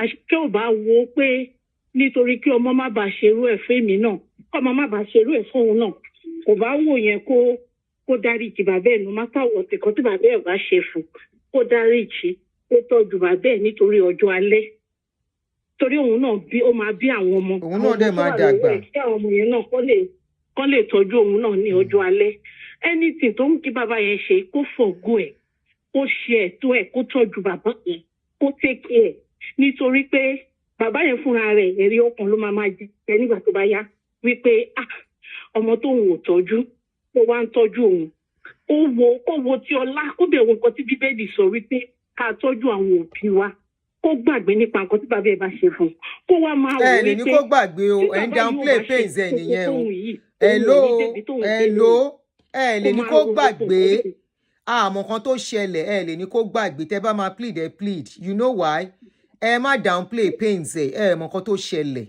a lè plead. What I'm saying is mi ò blame ẹni kó gbàgbé mo ní kẹ́ má lo word pé kó gbàgbé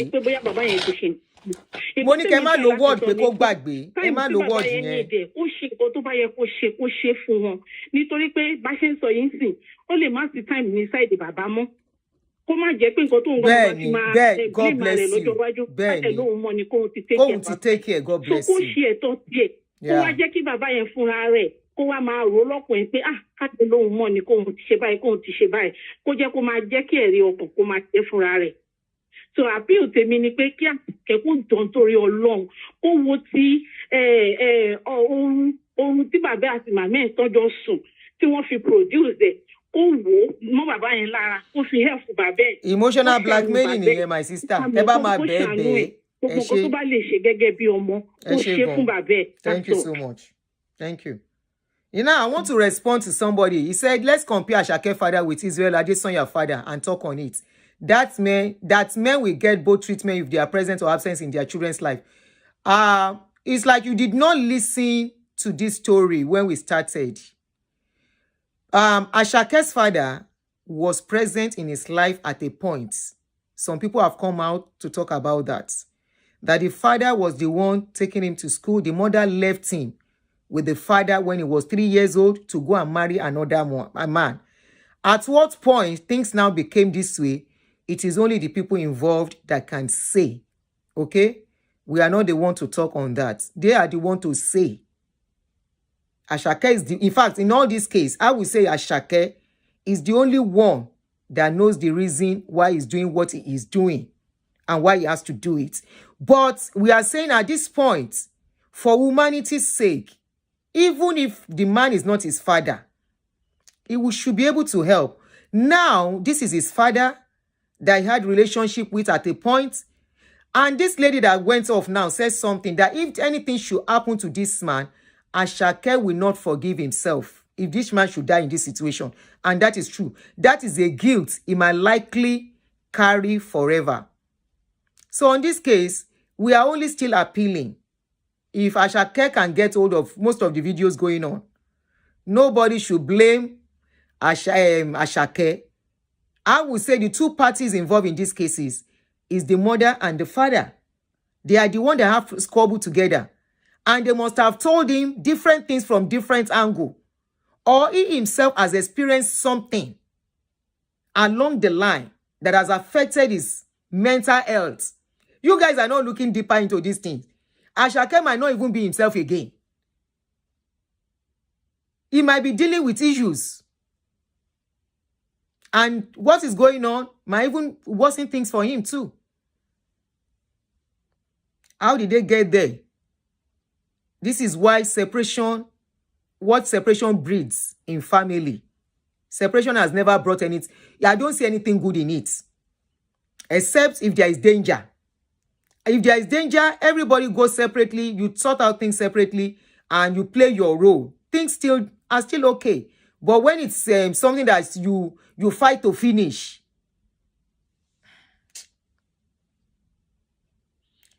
I'm getting tired.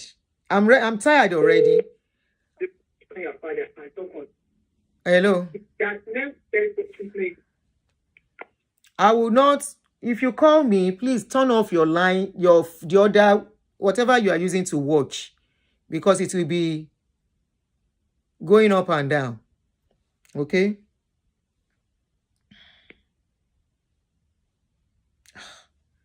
The line is jamming. Oh. Hello, we'll be rounding up soon. I'm tired. Hello. Okay. Hello. Yeah, sorry. I think one thing that we people get wrong, sometimes we need to deposit empathy, love, character. God bless you. And we need to always build that thing, because Asake writes on his own part. Everybody writes on them. We cannot release a line. So, but if there's a little bit of empathy deposited into life, there will be that small. It's coming back. So, whatever we do in life, let's deposit empathy into the life of our kids. Once you go, thank you very much. Thank you very much. This is a beautiful one. Yeah. You know, in as much as we are analyzing, we are not judging. We are learning. I love this one. He said, in training our children, in bringing them up, let's deposit empathy, love, care, the need to be there for each other. Let's put it in them. Check yourself in training these children too. What are you depositing into them? Are you depositing hatred? Are you depositing bitterness? And that is where I look at people. Maybe your husband offend you. You start putting bitterness in your children. You start exhibiting. This is where most of you single mothers, check yourself on social media. The bitterness you put out is too much. And I wonder how you are training your children when you come with all this bitterness. A man has left you, let him go. Don't let that bitterness continue with you. Most of you are training your children with that bitterness. They will grow up. They don't know what is called empathy. They will grow up. They are taking that same bitterness, that same pain you have put in their life, taking it into their own marriage. And that is why I always tell single mothers, it is not about remarrying. It is about, if you want to remarry, are you remarrying right? That man coming into your life, or a single father, that woman coming into your life, and you have children that is coming to marry you, the person is coming to marry you with. Are you sure hatred will not be inside you? Are you sure that man or that woman will not be causing you more pains that will enter into your children? I love this comment. This last caller. I love the last caller. If I miss your call, I will call you back. So many calls. This is a very good one. Hello, we don't know what this guy has gone through. Hello. Good evening, ma. Good evening. Ma. Yes, sir. Auntie, I didn't start from the beginning, but I just want to give to Asake, I want to give a direct appeal. It's important that he looks after both his parents, irrespective of whatever the situation is. It's very important that he looks after the parents, particularly his dad. Well, both of them at this point.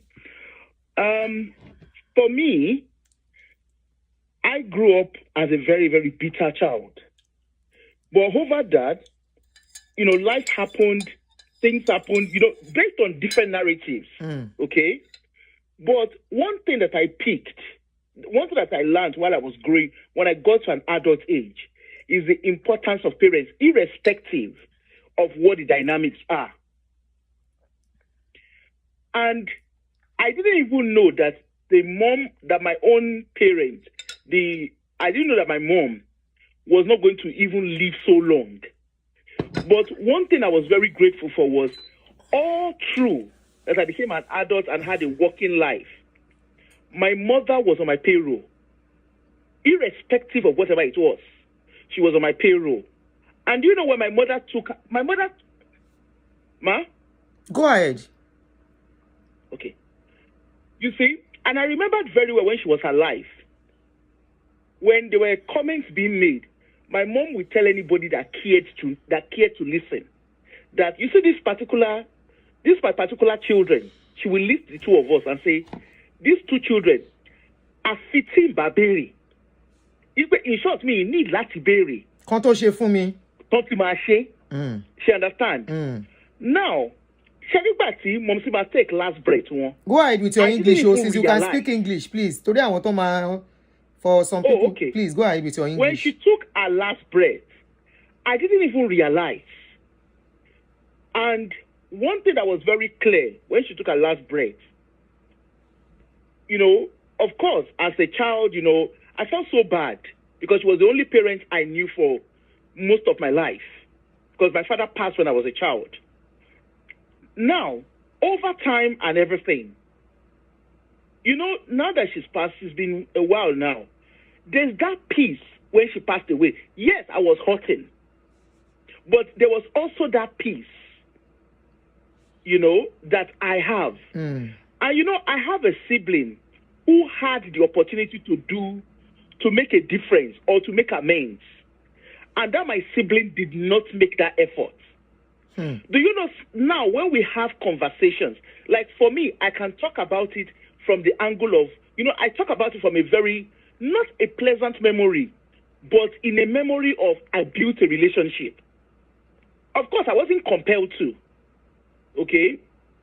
But that my sibling would say to me, if only mom can come back just even for 1 minute, can play a role or more, see Yalori one.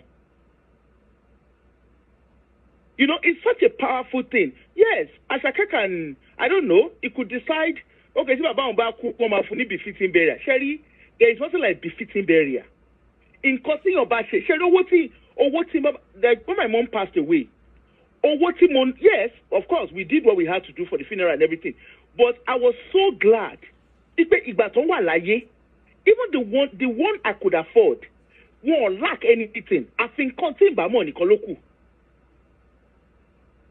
Of course, won't run me to school now. Won't more school timolo. Won't more anything by me. But whatever it was, I chose to do my role. And it's a very difficult one. It's a very, very difficult thing to do as a child. Particularly if there's been different time. Ma? We need time.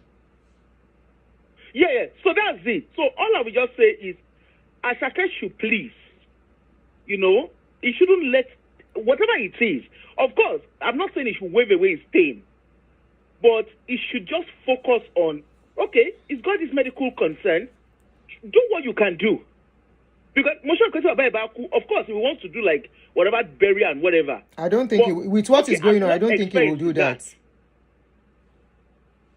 So that's my own £1 coin. Thank you. Somebody said something earlier. Thank you. Someone said, okay. Yeah, okay. Chef, I can contribute. No, you can go. Someone said, I know Asake bought a car for him. He pays his hospital bill, relocated him to a flat with his wife, to a nice flat. Also, he retired from Lagos Island Government Civil Service. I believe Malo is trying to seek cheap sympathy and all that. And someone also said, was there no family member to talk to before coming to social media? That we cannot say. Why this man had to come out, we cannot really say. And trust me, the contribution of the last caller was a wonderful one too, which we often just overlook as parents. I was telling somebody this morning, I said a lot of children are taking care of even their mother, not because they love that mother, because they just have to do what they have to do. So that if this woman should demand woman should go, they will not say she did not do anything. That's the way most people are brought up. They were not brought up, they were not loved. And honestly, this is so close to home for me in a way. Forgiveness, especially if you have been traumatized as a child.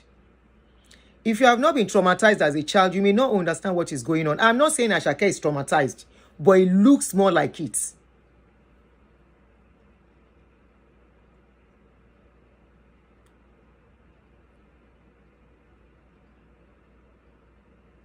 Somebody, new highlighter said, that man Asake doesn't have to do anything for his father. Really? He literally doesn't owe his father. Remove emotions. A lot of men damage their kids. And forgiveness is not something you force on people. 99.9% of Nigerian men didn't raise their children because they were busy chasing different women. Let Asake breathe. I don't know from what angle you are talking of, my darling sister or brother, but I want to believe that's a woman. In as much as bringing a child into the world is the responsibility of the parents.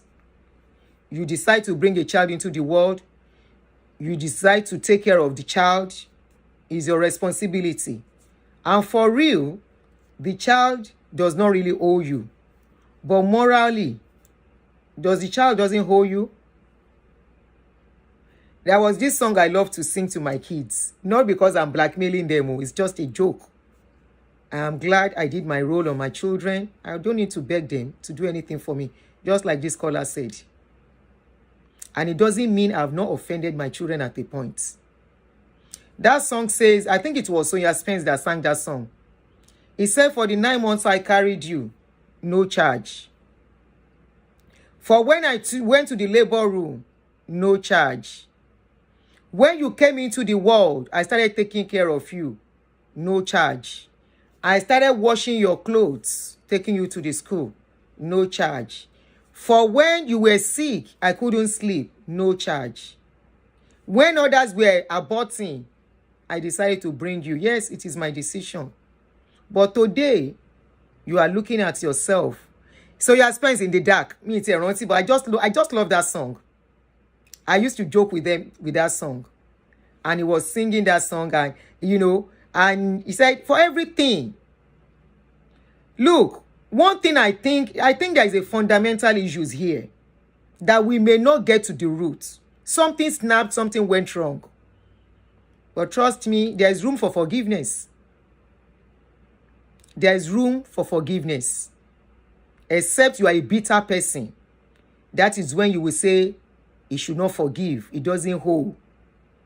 There is room for forgiveness. Some of us, we went through some things.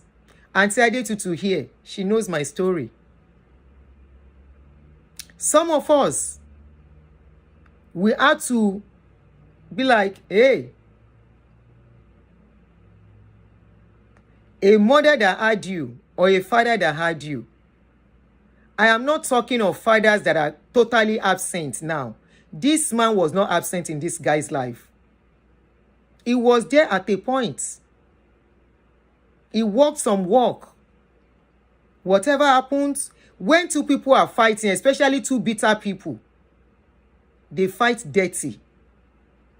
In the process, it affects the children. In the process, it affects the emotions of the children. In the process, children start taking side.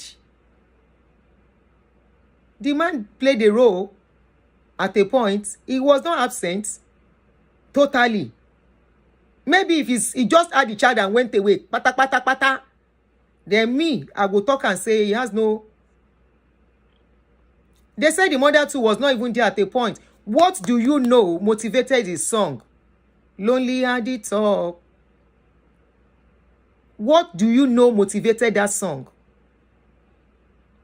What do you know about Asake getting into a singing song? Maybe that was not what he even wanted for his life.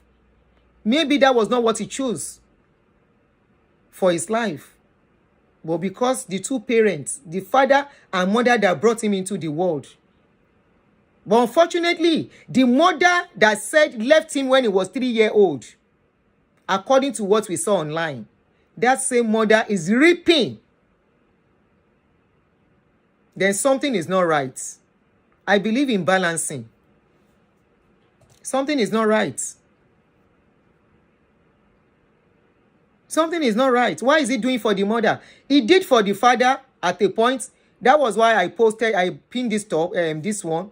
They said he bought a car. He was the one that rented the house. He was the one that he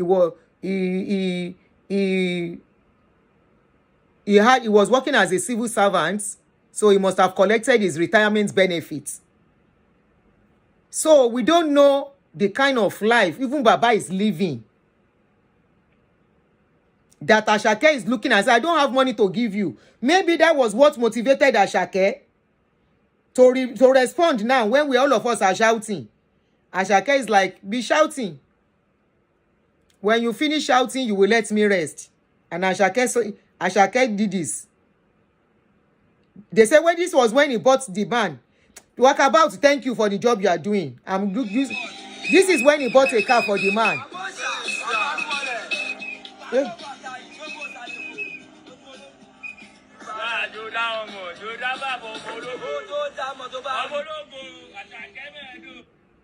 Asake has answered us.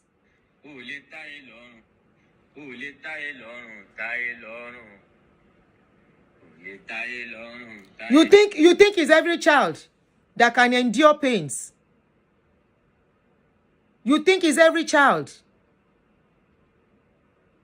that can deal with trauma? No, the trauma they are dealing with is coming back to you.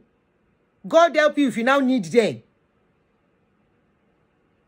And no matter how you plan it, sometimes if scammer is sitting down somewhere for you, we can only appeal. We can only appeal. Even from the little video. Ẹni tó bá fẹ́ kẹ́kọ̀ọ́ ńbẹ̀ kó kẹ́kọ̀ọ́. Whoever wants to learn from it, let him learn. Whoever does not want to learn, let him not learn. Ṣẹ̀ṣẹ̀ máa sọ fún yín, we always tell you. You don't like hearing it as a man, but it's the truth. Most times, obìnrin ló lọ́mọ.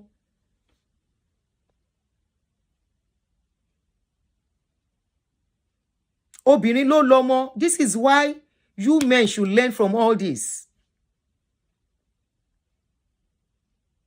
What is the benefit of the money you have? What is the benefit of your plan that you have made perfect and your children don't want to have anything to do with you? Maybe because me, I love children too much. I want my children around me at all the time. I keep saying it. If I have to remarry today, if I decide, no, I'm not saying no. If I have to, somebody come and say, I want to marry you, I love you, and I see the man say, okay, you're ready, you're serious, I'm not living where my children, I'm not living where my children are. I want to be around where my children are. Because they are the source of my joy. Maybe because of the mentality, I don't know, but the way we look at things. So the way some men will even talk, aren't we now? The way some of you comment on social media. Ọmọ kan ṣe kinní kan, ọmọ tó bá ṣe kinní kan. Ṣé nǹkan táwọn bàbá tiwa náà sọ nígbà tá kéré? Ẹ jẹ́ ká sọ tọ̀rọ̀. Téèyàn bá roró táwọn bàbá yẹn dá lọ́rọ̀ tán máa ń sọ jáde. Ẹ̀yin generation sí ìyẹn, you know that fẹ́ máa sọ rú ẹ̀. I was discussing with somebody yesterday. I said, this new generation men, hey, what they will suffer. It passed waiting some of our fathers suffer. I said, you know why? I said, these women of today, they are not taking it easy. By the time you look at comments all over the place, they are not taking it easy at all. I say, any man will love himself, better work and plan well. Proactive. I said, because the way tí àwọn ọkùnrin àmì obìnrin tí wọ́n fi ń para kò funny, and it is what some words nígbà tá kéré téèyàn máa sọ wípé wá ń bí tí n bá bímọ máa bímọ mi. Kíyàwó bá kọ ni ìyàwó mi la máa fẹ́. Kíní kan, these some words you will say out of your mouth tọ́mọ máa gbọ́. Ẹ tún ni mo kọ́ ẹ tọmọtọmọ. Ẹ wá lé ẹ̀mí ìnẹ̀ tó bá di later in life. Ọmọ yẹn máa di ọ̀rọ̀ yẹn mú after all ìṣẹ́ sọ pé ẹ̀fẹ́ wa tọmọtọmọ. Àìmọye àwọn bàbá ní generation àwọn bàbá wa tá rí nígbà tó máa kú. Ìmí tí ó kú tó síkì kó tó kú tí àwọn ọmọ jìnnà sí tán sá fún pé wọn ò tí ẹ̀ rántí pé ó exist mọ́, not because pé òun kọ́ ló bí wọn, but because àwọn ọ̀rọ̀ tóun náà ti fi ìbínú sọ jáde. Ṣé a máa sọ wípé Àṣàkẹ́ ò mọ̀ wípé wọ́n gbé òun sílẹ̀? Ṣé a máa sọ wípé Àṣàkẹ́ ò mọ̀ pé bàbá òun ló tọ́jú òun dé stage kan? Ẹ jẹ́ ká sòótọ́ ọ̀rọ̀, something is not clicking somewhere. In as much as I empathize with this man, I feel his pain. Àánú ẹ̀ ṣe mí gan, ó ṣe mí bí kí n lówó ni kí n sáré send ẹ̀ sí wọn pé daddy ẹ̀ tí ẹ̀ kọ́kọ́ gbà ẹ máa manage eléyìí ká fi rójú tu ọ̀rọ̀ yìí. Báyìí máa bí Àṣàkẹ́ náà ni. A máa appeal sí. But a gbọ́dọ̀ downplay nǹkan tó bá mú Àṣàkẹ́ make a decision yìí. Bóyá bàbá ẹ̀ sí ń bẹ̀. Bóyá bàbá yìí ń ṣe ìgboro kó tó di pé wọ́n wá síkì pátápátá. Tí Àṣàkẹ́ rí pé owó tóun send sí wọn, bàbá fi ń ṣe ìgboro ni, àti mọ̀. Báyìí máa appeal s'Àṣàkẹ́ náà ni. Stage tí bàbá yìí dé kò lè ṣe ìgboro mọ́. Òun la máa ń sọ kò sí. Mo yìí sọ̀rọ̀ yìí ní alẹ́ àná with somebody. Mo ní kò sí old age is real for everybody. Tó bá dé stage kan àwọn mo ní ọ̀rẹ́ ẹni yẹn ń sọ̀rọ̀ relationship ẹ̀ fún mi ni. Mo ní lọ fara ẹ balẹ̀, lọ kọjú sáwọn ọmọ ẹ. Lọ fa àwọn ọmọ ẹ ṣayọ̀ kó ra ẹsẹ̀ ẹgbẹ́ kan. Ní kí ló ń stress ara ẹ fún? Mo ní nǹkan tí òye majority àwọn ọkùnrin wa tájọ age group àtàwọn tó wà a little bit bóyá 60 ni o 58 ni o. Èyí tí ò bá gentle ní stage yìí tó bá yìí fi pé mi ni mo wà ń bẹ̀ mi ni mo wà ń bẹ̀. Mo ní ọjọ́ iwájú ló máa kọrin for everybody. Mo lọ́mọ lóbìnrin ò gbọdọ̀ fi ṣeré because and that is why tẹ́ pé ó rí àkẹ́tọ́rọ́bìnrin ó ń ṣẹlẹ̀ but very rare àkẹ́tọ́rọ́bìnrin tó máa sunkún bọ́ta pé gbà mí àwọn ọmọ mi ò tọ́jú mi very rare. Àánú yẹn wà ń bẹ̀ because níjọ́ tó wà níjọ́ tí ò sí ìyá máa takú tọmọ ni ọjọ́ tó máa mu gàrí ìyá máa make sure níbo ni bàbá wà bàbá ti wà pẹ̀lú obìnrin mi níbo ni bàbá wà bàbá ti ṣe fine boy lọ. It's only for a matter of time. Ó dẹ̀ ti súnmọ́ ọjọ́ alẹ́ yìí ló majority wa ta la wà lórí Facebook especially àsìkò yẹn la wà yìí àtọkùnrin àtobìnrin ó ti ń kọjú in fact majority ti ń deal pẹ̀lú a lot of issues lọ́wọ́ gan. Ebéyàn lẹni tó pè mí ọkùnrin kùnrin 60 years old. Hey. Ẹ ṣe jẹ́jẹ́. If you are a young man, tó yìí young, ẹ ṣe jẹ́jẹ́.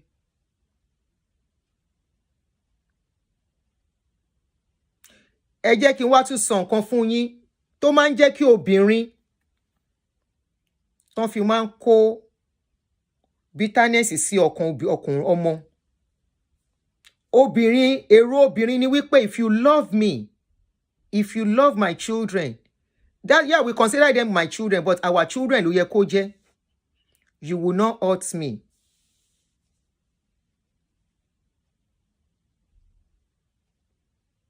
You won't hurt me. Ní kẹ́ gbàgbàkúgbà mára, ṣùgbọ́n ibi tọ́mọ bá ti wà, ẹ jẹ́ ká máa tẹ̀ jẹ́jẹ́. Mọ nǹkan tó ṣẹlẹ̀ tí ìyá yẹn náà fi bọ́ta. But ìyá tó gbọ́mọ sílẹ̀ lọ́jọ́ oṣù mẹ́ta náà tó sáré lọ fọ́kọ míì náà lẹ́sẹ̀kẹsẹ̀. Ó yẹ ká béèrè. Lójú èmi, ìyá Àṣàkẹ́ àti bàbá Àṣàkẹ́ àwọn méjèèjì náà kó trauma s'Àṣàkẹ́ lára. Àwọn méjèèjì ni. But of course, ọ̀rọ̀ ọmọ le, obìnrin àtọmọ. I keep telling men, àfi tẹ́ bá ń tanra yín, obìnrin ló lọ́mọ. Ṣé rí kóòdù yẹn? Kóòdù tó so ìyá àtọmọ pọ̀. Ó le. Ó le gan. That is why some of you ask, a child can forgive the mother, but very tough for them to forgive the father. Kò sẹ́ni tí ó mọ̀ pé bàbá gbogbo ayé ni wọ́n. Bó ṣe kọ́ wa ni bá ṣe gbá ni. Bàbá gbogbo ayé.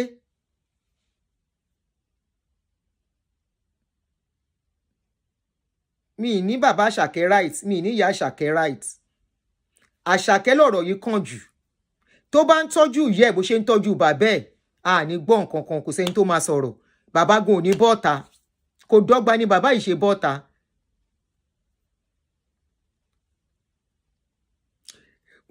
Sorry. Honestly, some issues I can't help it, and this is one of those shows. Go and learn Yoruba.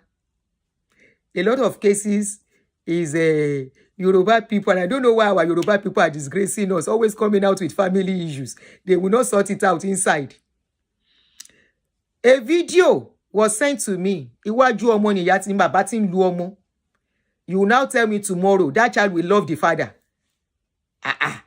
Oh my hate ẹ kú ni. Even if that child gives you money, owó èpè ló ń fún ẹ. Owó èpè.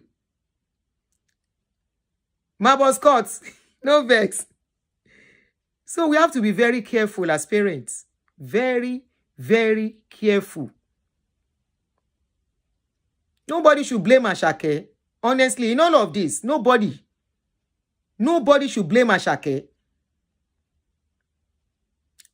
In my own opinion, nobody should blame Asake. You need Awo Alata's number. Awo Alata, somebody need your number, or Reality and Mortgage Hub needs your number. We can only appeal. Asake torí Ọlọ́run. They said your child is living with that man. If that man is that bad, why is your child in his house? Please, take care of this man. Take care of him based on humanity's sake. I know this is a trauma on you already that your father came to social media. I know this. I wouldn't want to talk about it anymore, except there is need. I still want to get across to the man. I've gotten his number. If I want to ask one or two things, somebody call. We can only appeal to him. Oh. The mother has gone. She's where she is.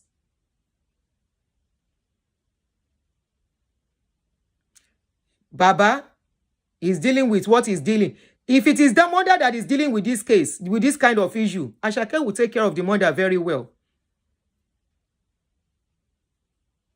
But there are some cases where a mother can influence a child. But please, you will blame him because he's not doing the needful. No, you cannot blame him. You don't know what he's going through. Wọ́n lọ ra mọ́tò fún bàbá ṣe bóun leléyìí. Wọ́n lọ ra mọ́tò fún bàbá yẹn. Not only that, wọ́n lọ fún bàbá yẹn lówó at a point. And all that. So, what do you want him to do? We don't know why he stopped giving him the money. For him to even come out. Ẹ wo video tó ṣe now. This video is loaded.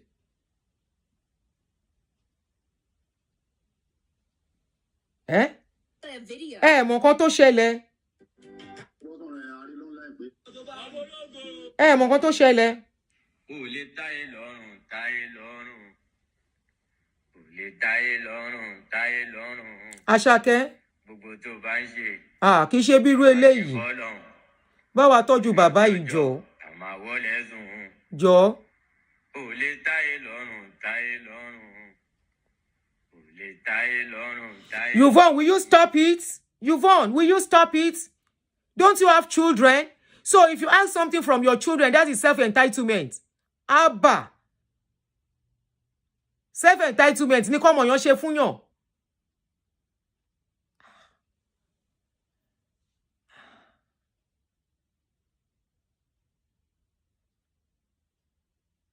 Remember, the father reside in a country. Don't come and use Oyinbo mentality, oh. Oyinbo is not talking because their system is well set for them for their old age. We don't have that in Nigeria. We don't have that in Nigeria.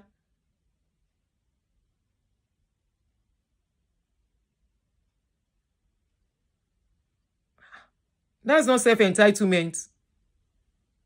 So Asake, if Asake does not know that man, he cannot help. He cannot. Look at it from another angle. For humanity's sake. For the man to cry out, there must be a reason. He can't just come out to cry out.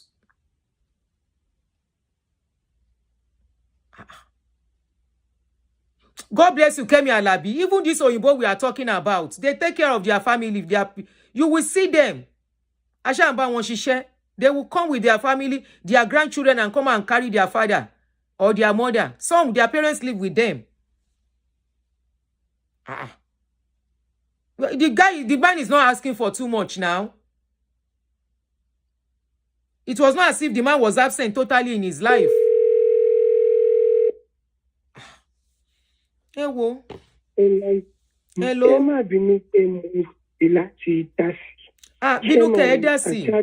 live in this country. Even if you are a millionaire, you're sick, you need more. The kind of sickness the man even to open shop when the sickness starts, drain the way. Ọ̀rọ̀ sí go shop wo bàbá yẹn ò lè ṣiṣẹ́ mọ́ ìtọ́jú ló need kàn dẹ̀ máa fún monthly allowance. So ojú máa yẹn tún ti fọ́. Ojú ẹ̀ ti fi kán ti lọ. Wọ́n open multi-million shop fún for the main fact pé sickness ti máa yẹn ní it's a terrible thing. Ó máa gba owó ni. Bẹ́ẹ̀ni. Ẹ ṣe àyè tó fi ń tọ́jú àwọn aláìsàn l'Amẹ́ríkà yìí náà. Bẹ́ẹ̀ni. No, I don't even know. Ó ra mọ́tò fún yẹn is not an excuse. Ó jẹ́ ó máa ta mọ́tò yẹn pàápàá. No. Ṣé rí pé wọ́n ra mọ́tò yẹn mà? Ó ti nílé. Àǹtí Àdùnní, you understand what I mean? Ẹ mọ̀ pé àwọn sickness kan l'Amẹ́ríkà yìí, wọ́n ná 200,000 fún wọn lọ́dún. Dáadáa. You know what I'm talking about? Dáadáa. Ẹ ṣe. Tí wọ́n ní Medicaid l'Amẹ́ríkà ni. Ẹ ṣe ìyá mi. Ọ̀dà àwọn younger ones yìí mà dájú kẹ́. Àwọn mà tún dájú yàtọ̀ kẹ́. Nígbà míì sì kọ́ yìí máa pé o. And we should even be rounding up ara tí ń ro mí. Kọ́sí ó rẹ̀ mí tẹ́lẹ̀ gan. Ọ̀rọ̀ ṣọ́ọ̀pù kọ́ ni bàbá yẹn nídìí. Bàbá yẹn ti di monthly allowance after taking care of him monthly allowance steadily. Tọ́lọ́run àfi sọ pé ó ti tó kó máa bọ̀. Hello, you are online. Yes, ma'am. I just wanted to say something, ma'am. Go ahead. Please, for some of us that are watching this show, either we are old or young, let us be learning from this experience. So, because there are some of us that are sitting on this table now, and we are not doing anything. We are just catching cruise with Asake's story. Please, let's do the needful. Look at your children. This is a turning point. So this new generation children are even worse. What that you? I said this generation children, this new generation children, what that you? What that you go? See, the kind of things that we are dealing with now. Forget about forgiveness. Forgiveness is cheap. Some children will even forgive you, but they will not give you a thought. And a thought is for example, you and some people say they are giving their parents monthly allowance. That is acceptable. Some children, seasonal occasion, like if they are having birthday, burial, they will give, but they will put limits to it. And it will still not give you happiness. That's true. So even when they ask you, you say, they give me sometimes, but are they giving it to your satisfaction?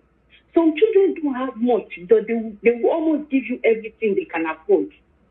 Some children, they have plenty. They will not even look at your side, or they just give you a leftover. It is now on you to decide which one you want to choose. Because once your children turn to adults, excuse me, sir, excuse me, ma, you cannot decide for them. If you like, come to social media and cry morning and night. This is just reality now. They will see this money that we are talking about. Asake can afford times 100 of it, but he would rather go to a motherless baby's home and give it if you ask him. So now, please, we cannot be emotionally blackmailing children or family members thinking that it is your right. Yes, we want to take care of our parents, but please don't be watching this kind of show and be catching cool because your own is waiting for you. I beg. That's all I want to say. Thank you. Now I want to respond to a comment that somebody just said. Somebody said, based on culture and religion, we are obligated to care for our parents. Only God can judge how parents care for children and how children care for parents. My darling brother, that is a big lie. This is where we are missing it. You see, we use this religion thing and culture thing to mess up things, and we think things will remain the same. No. Don't put religion into what is on ground. Religion excuses people from doing their responsibility. Religion excuses people messing up. Religion allows people to do things and get away with it while destroying somebody. So take religion out of it. You cannot destroy somebody or destroy your foundation or destroy things for yourself and expect things to fall in place later in life. There is a law of sowing and reaping. What you sow, you reap. How you plant is how your seed is coming out. Okay? If you are planting your orange, you did not plant it well, it's not coming out well. Why can't you tell God to let that tree, that orange to grow, even with your mistake? The way you plant, the way you water it, the way you nurture it, the way you are tending to it is the way it will bring fruit for you. It's got nothing to do with God. Please. God cannot force anybody to do anything. God cannot force somebody outing to do what they don't want to do. Don't use religion. Gone are the days they use religion in chaining people down. Gone are the days you really use religion to manipulate people's brain. Even when they are hurting. Even when they are in pains. Like religion will make people to stay in abusive marriage. And say, the Bible says, for this reason, shall a man leave his father and his mother and cleave to the wife, and they shall become one. God abhors divorce. And that person is crying inside the marriage. Gone are those days, oh. What you sow, you reap. You sow well, you reap well. This is a big lesson. When Sway Baby case came out, that man is late now. Even when he cried, they were still beg. When he was sick, they say his children abandoned him. Until the children came out, and be the wife, they come out to explain. Only WhatsApp. You can only call on WhatsApp. If I miss your call, I will call you back. The number to call is +1.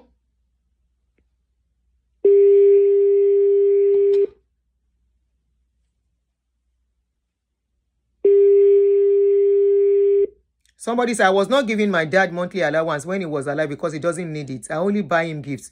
My father still paid for my master's degree, even though I was working. I have fantastic salary. Not everybody have that privilege, my brother. Hello? Hello, I'm Chadini. Ma? Good evening, ma. Good evening, ma. Okay, ma. Okay. Oh, yeah. Round up. Hello, wo show me. What's your name? Let me use Hello, ma. You are online. Okay, ma. Good evening. I just want to talk on the issue of trauma that you have mentioned. Nobody knows the trauma most of these children of separated parents go through. When people are talking about abuse, they'll be thinking, maybe insult. Baba mi sọ̀rọ̀ sí mi, ó bú mi, insult, all those things. Okay, one no me like that. No. That's not the trauma. That is not the abuse. Most children go through a lot of mental, psychological and Thank SA abuse. Because of the carelessness of these parents, especially to separate. So Mokoti Asake to go through. We don't know what Asake has gone through. And probably the only way he can maybe forget or move on with his life is just to put everything behind him. Somebody like a Ninsin, I went through all this. And it is on my mother's side, though. So me any single feelings to her when she was alive. I mentioned it. Single feeling. So it's not even a gender thing. It's not even a gender thing. Ìjọ tí wọ́n sọ fún mi pé mọ́mì mi kú, ó dàbí pé kò sẹ́ni tó kú. Because I know what I went through. Even when I was living with her, I went through. Ìgbà tó wá lọ gbé mi sọ́dọ̀ bàbá mi, I still went through. Ìgbà tí bàbá mi kú tó wá tún gbé mi lọ sọ́dọ̀ uncle mi, mo still go through. And all these are because of the parents that could not just get themselves together. So a lot of trauma. And for me, the way I could handle my trauma was just put everything and everybody that traumatized me behind me. And that is the only way I could move on with my life. Me said me le play phone by making pay mommy I want to greet her. I will forward me. You see? That's trauma. At the end of the day, I took care of her. But I didn't want to hear her voice. I didn't want to talk to her. Because it triggers me. It triggered me. It affected me a lot. So, as I can go through, even living with some parents, it's even better.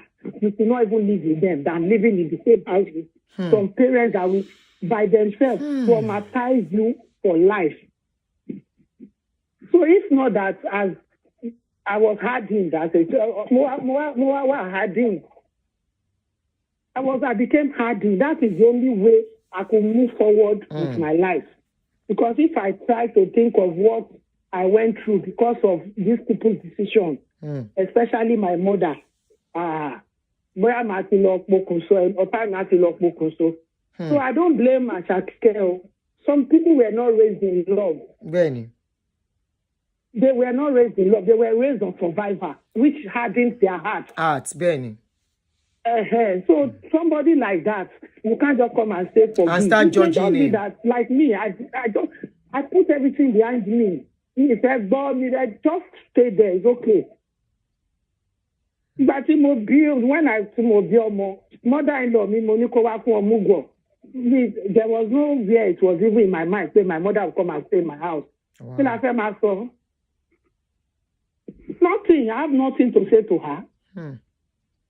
So, but when she was sick, though, I had to just spend money and just from spending things. But I didn't feel no single feeling in my heart. I would like to. So, I can no go through. Thank you, sis. So even if I told my parents what I went through, I'm sure they too they will weep because they did not know. As a shame from program here, I used to enjoy your program so much. Thank you very much. Yes, ma'am.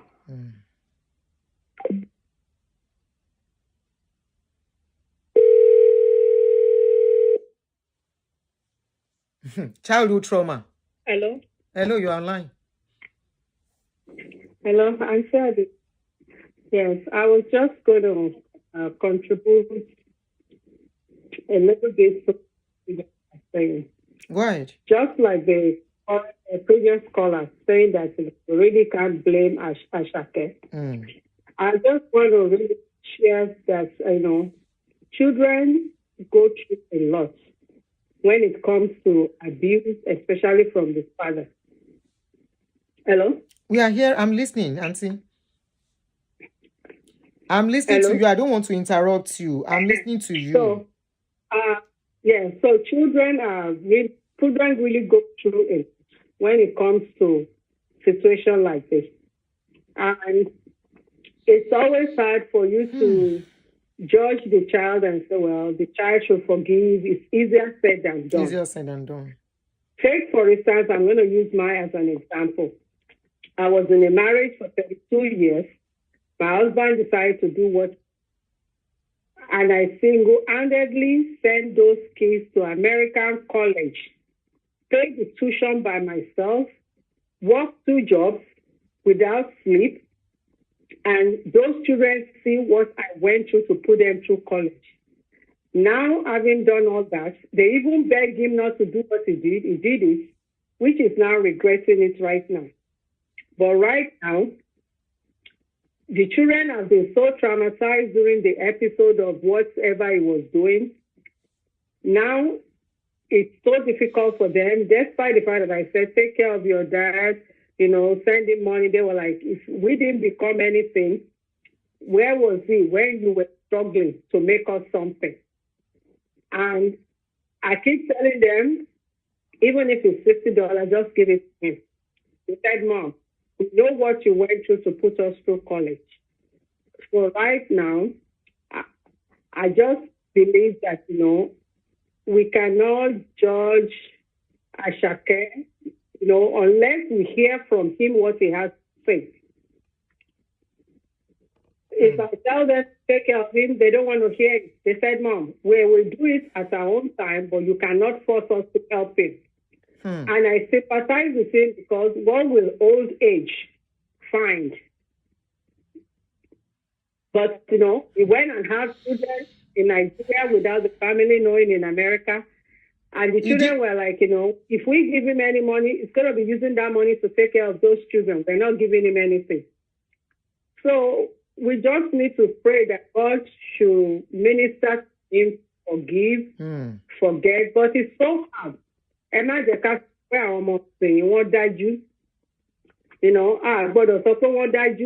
Let them come and talk about their experience. They can't carry the pain most of us carried. So they can't. So let's give it time, Let's pray for God to minister to him to be able to help this man. But does not deserve anything. Yami. If you want to talk, call me on +1 240. It seems people want to use it opportunity to talk their mind. So I'll give you some time. Call me on +1 240 351 9287. Let me put the number again. Don't downplay people's trauma, Joe. If you have not been there. 351 9287. So we are still appealing to, we continue to appeal to that guy. WhatsApp only. Thank you, Tola. You are the admin.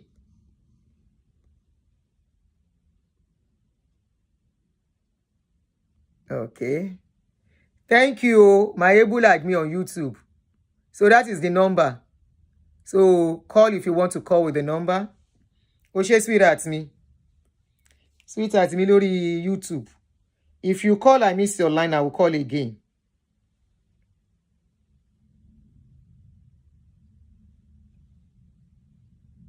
Hello? Hello, Emily, sorry, customer. I remember something when you were saying some words that some parents have said. Now, I'm not going to say that because women should say that too sometimes. You know how some parents will just talk to their children like, they say, I brought you, I can take you out, that kind of thing. Or maybe when we are in need of something. I particularly have somebody who is my dad. Tell me, I asked for school fees and I didn't know how to go about it. And I remember because he was upset about something, he told me that if God touches my heart.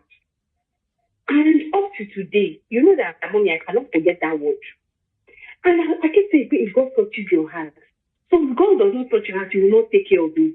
Okay, I held on to that word up to today. I mean, I forget. Some of you cannot grow up during our own era. Some of you cannot grow up during our own era. We see Shegeo. Hey, My generation is shege. And then mommy. And that is what we are transferring to our own children. Experiences have made That one us more very train strong. It has built us. It has built courage in us that, you know, some parents cannot even begin to imagine how strong their children are. When I say strong, not in a bad way, but things that they can withstand. And then you now expect such child to grow up to be all loving and kind. If you plant maize, you cannot expect to harvest carrots. That's what I just want to say. I have a small one sibling like that whose mom left her for a long time. And she used to dislike the mom. I don't want to use the word HACE. She used to dislike the mom. But somehow fate brought them together again. And this woman explained to this girl, apologized and begged her. And you know that this girl by herself told me, she said, sister, I used to hate my mom before. But the way she explained things to me, how she had to leave me with my grandma, she said because my mom too was very young, she was inexperienced, she didn't know much. She was a child like me, just like I am. She said, so I have to just forgive her. That I'm touching on that point. And that is what most parents will not do. Children will forgive some parents if they hear the truth. It is easy to forgive. So I will not blame Asake's mother that left him at 3. That living now cannot even, we can't really say because I'm going to get feel. Go ahead. Exactly. So imagine if a teenager has a child and the teenager looked, dropped the child for somebody experienced to take care of and went and to Auntie Bola, to find a life. Blocking Auntie Bola, if I'm blocking Mohammed Jalal yẹn, àwọn tó máa tó. Mo fẹ́ kó bá mi block èèyàn kan lórí Facebook kó tó sá lọ.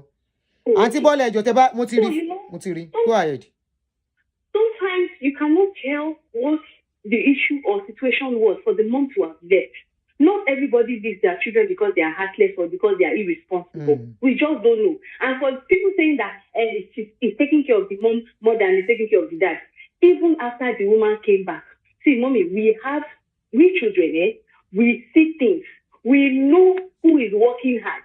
We know who is putting money down sometimes. But we see the people who really care. We see the people who really show love, not just acts of responsibility. And that's what some people cannot define. Some parents, they just have because school, they are paid school, if they are giving God food for the house. But if that child cannot even come and ask you questions and expect a loving answer. And you expect to have a relationship with that child when they grow up, to sit with you and be doing what exactly? So you have to start from the start. You have to start from when they are small. Have conversations. Ask what interests them. Thank you very much. Otilo, 4 minutes. Yes, we know. Oh, yeah. But please, be a nurturer, not just a provider. Yep. I know it will weigh more than the other because some women, we are naturally born nurturer. But please, as men, this is a new era. This is a new age. Most men just plant. They don't nurture. That's it, ma'am. Yeah. Thank you. Most men just born. They don't nurture. They don't know what is nurturing.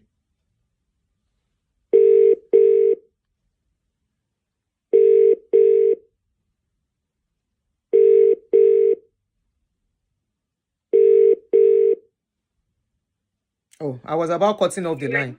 All right, you are online. You called. I missed your call. That's why I'm calling back. So can you quickly contribute?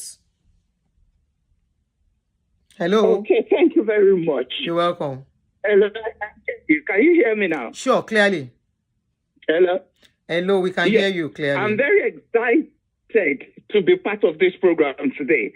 I just want to use this opportunity to tell African parents, particularly either men or women that are blaming mothers. Can you please move away from that blame game? Move away from the blame game. Asake is an adult, a full-grown man, whom at his age, his mother will not, for whatever reason, be telling him what to do or how to do it. What not to do. If the father had a relationship with Asake will not take permission from the mother before sending money to the father.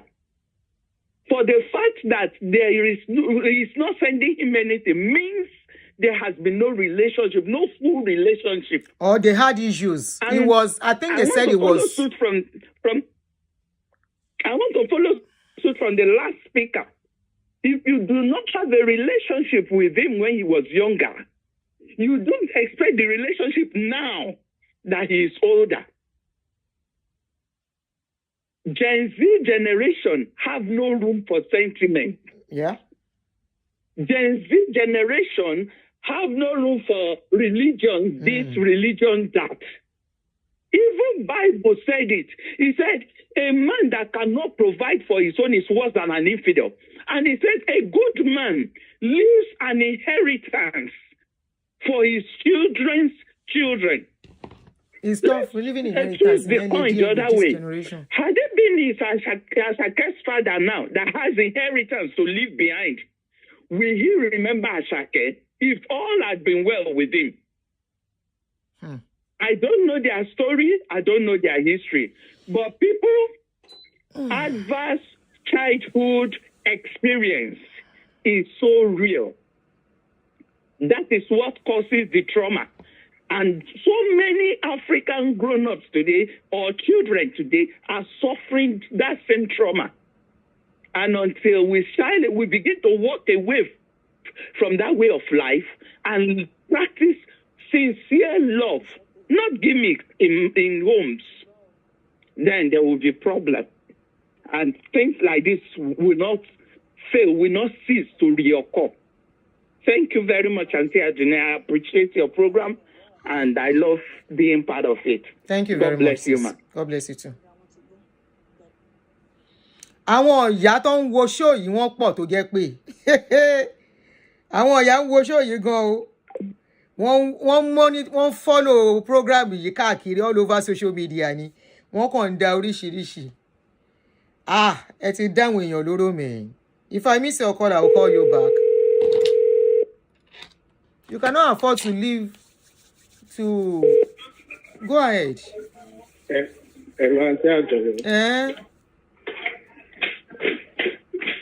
Good evening. Good afternoon, ma'am. Good afternoon, sir. Yes, ma'am.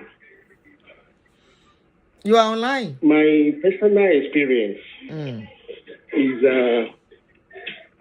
my mother has been the one taking care of us from when we were in cradle. We were 4 that my mom gave birth to my dad. And as we were growing up, my mother has been the one taking care of us. And it now got to a stage, and that was in 1982, when the suffering was just too much. My mom's parents now said, no, you have to leave this relationship. My mother left, and in collaboration with my mom's parents and our family, we were nurtured right from primary school up to secondary school. After my secondary school, my auntie, my mom's sister, said I should go and meet my dad.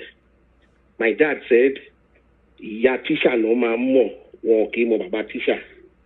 That I should go away. That Ele Timothy cannot told me.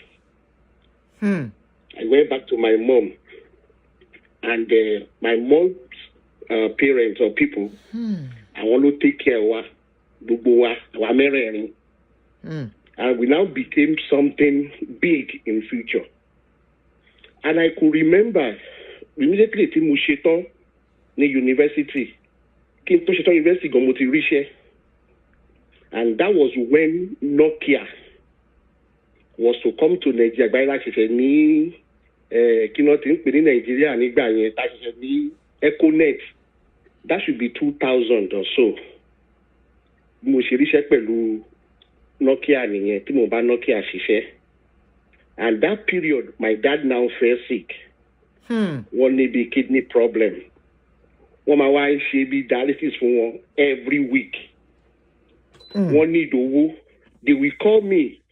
My mom will be telling, ẹ má jẹ́ kí bàbá yín kú. Ẹ má jẹ́ kí bàbá yín kú. Ẹ má ro nǹkan tó ṣe fún yín. My mom never sọ̀rọ̀ bàtà tí wàá ní burúkú rí. Pé wẹ́ àṣà ní bàbá méjì. òun nìkan náà bẹ́ẹ̀ nǹkan táwọn ìyá yẹn máa ń sọ nìyẹn wọ́n lè ní bàbá méjì. no matter what Asake's father must have done, ó yẹ kí màmá Asake kó máa sọ fún òun ní bàbá méjì, and according to bóyá true bóyá kò true wọ́n sọ pé when Asake was small pé ìyá yẹn gan fi ilẹ̀. Yes. Tíṣà Asake ó sọ̀rọ̀ pé òun ni tíṣà Asake ó fún address pé bàbá ẹ̀ máa wá drop ẹ̀ láàárọ̀ ní school, then grandmother ẹ̀ máa wá gbé lọ́sàn-án, bàbá Asake máa lọ gbé lálẹ́. And in 2011, my father died. I took care of my father when he was sick. And over the job, inú kan bí mi, mo ní mi ò ní send owó yẹn for that very weekend. Mo fẹ́ travel lọ, pé kí n lọ wò wọ́n lọ hospital bí tán wà. Mo wá dé hospital bí tán wà. I look at the places ara wọn máa ń wálẹ̀ pé kí n jọ ọ́. Mo wá ní dáàdi mi, mo wá wò wọ́n bẹ́ẹ̀ yẹn, mo ní ṣe bí ẹ sọ pé ìyá tíṣà náà mo wọ̀n kí mo bá tíṣà, you been to Germany, you been to kì í ṣe school mo fẹ́ lọ lẹ́fẹ́ fi ní owó. Wọ́n láwọn ọmọ bó ṣe máa rí nìyẹn pé kí n jọ kí n dáríjì wọ́n. I wept that very day. Mo sunkún. I wept. Tí bá ti rántí ọ̀rọ̀ yìí ẹkún máa ń gbọ̀n mí ni. And at the end of the day, ọkàn mi kàn ṣí. My mom was telling us pé kí lè ń ṣe léyìí fún un. And I started taking care of that man like maybe you take care of one. Mohammed take care of one gidi. And 5 years later, the man died. When the man died, I watched Baba is start down. I was òkú Baba to the extent to Timbashi travel late today. This was 2011.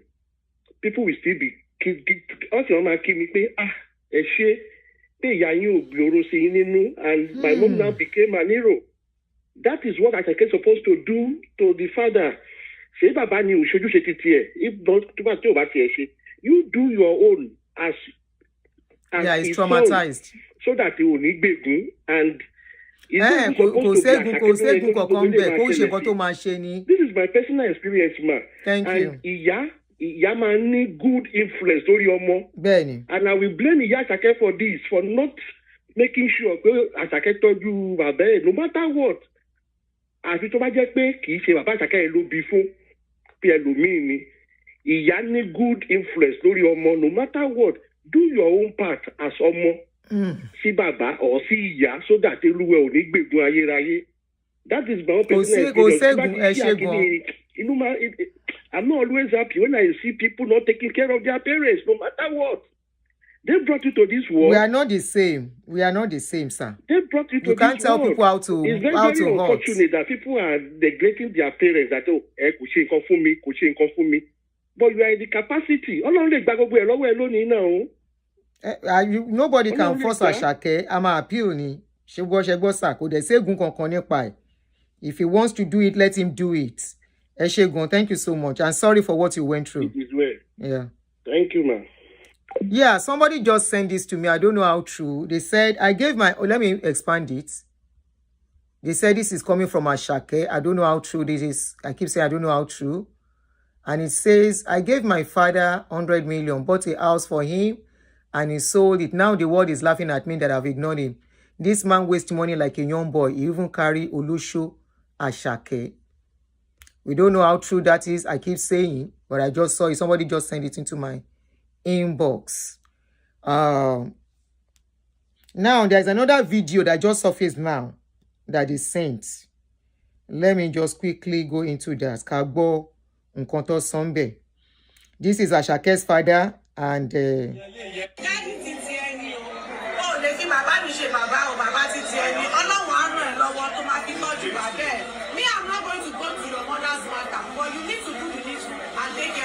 Hey, ẹ má sọ̀rọ̀ báyìí.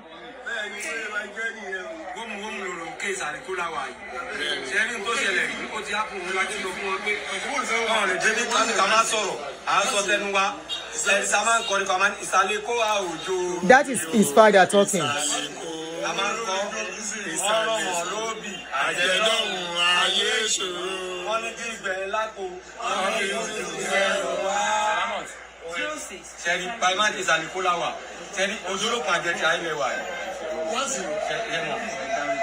orúkọ tèmi ní Fatai Malu alias Malu Babadani sọ́ọ̀rọ̀ mi Fatai baba Ahmed Ayinde Ọlọ́ládé Ọdúnsì Asake mi mọ̀ pa Asake yẹn ìyẹn lè yẹ nìyẹn. Ó tiẹ̀ ti dá ṣẹ́mẹ́ni tó ń sọ̀rọ̀ bàbá Asake ló ń sọ̀rọ̀ yẹn o ó tiẹ̀ ti dá ó yá we listen we don't judge. Asake torí Ọlọ́run tètè yanjú bàbá yìí.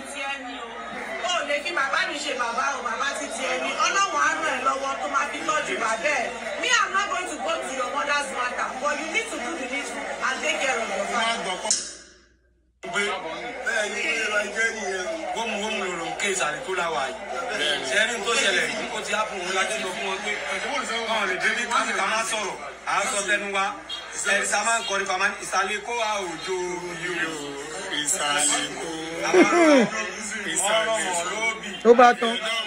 ayé ṣòro wọn ní bí ìgbẹ̀rẹ̀ lápò àwọn yóò ti gbẹ̀rù wá. Sẹ́ni pàmò ìsàlẹ̀ kó la wà sẹ́ni ojúlópin àjẹtì ayẹlẹ wà so bàbá lè sọ̀rọ̀ dáadáa báyìí.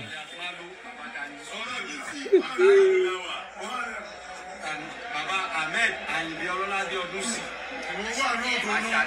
Asake mi mọ̀ pa Asake yẹn ìyẹn lè yẹ nìyẹn. ẹ̀kọ́ lè mọ̀ pé ìní bàbá ẹ̀ orúkọ tẹ́mi sọ ni Ahmed Ọlọ́ládé Ayinde Ọdúnsì orúkọ ẹ̀ nìyẹn. orúkọ tó ń lò tó fi ń kọrin Asake bàtẹ́mi náà ń kọrin Malu làwọn àṣà náà lò bàtàwọn náà ń kọrin Malu làwọn àwọn náà lò. èmi sọ ní bárẹ́ Mustapha Abiodun tí gbogbo ẹ̀yin blọ́gà ṣe ń gbé gbogbo ẹ̀ káàkiri pé gbogbo nǹkan tá a sọ pé fèkì ni kò jẹ́ fèkì o bàbá gbogbo tó bí Asake ní láì bàtà rẹ̀. ó gbẹnu tán.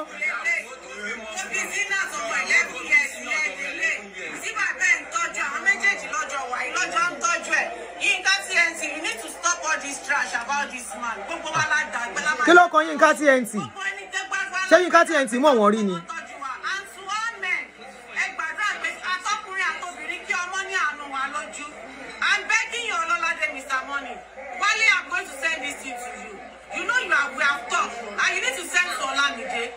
Which you have promised me in the midnight.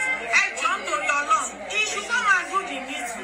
Even keep up on Nigeria that 10 billion for Baba Ileni. If Asake should drop 1 million, it's going to make him happier than the money we have donated for him. Yes. That is one thing I want you to know. And Quran is saying Ramadan Lawa. What's in the idea of Zara? I want you to grow. Which you have grown already, and we need more about it. Almighty Allah will keep on putting you more enough about it.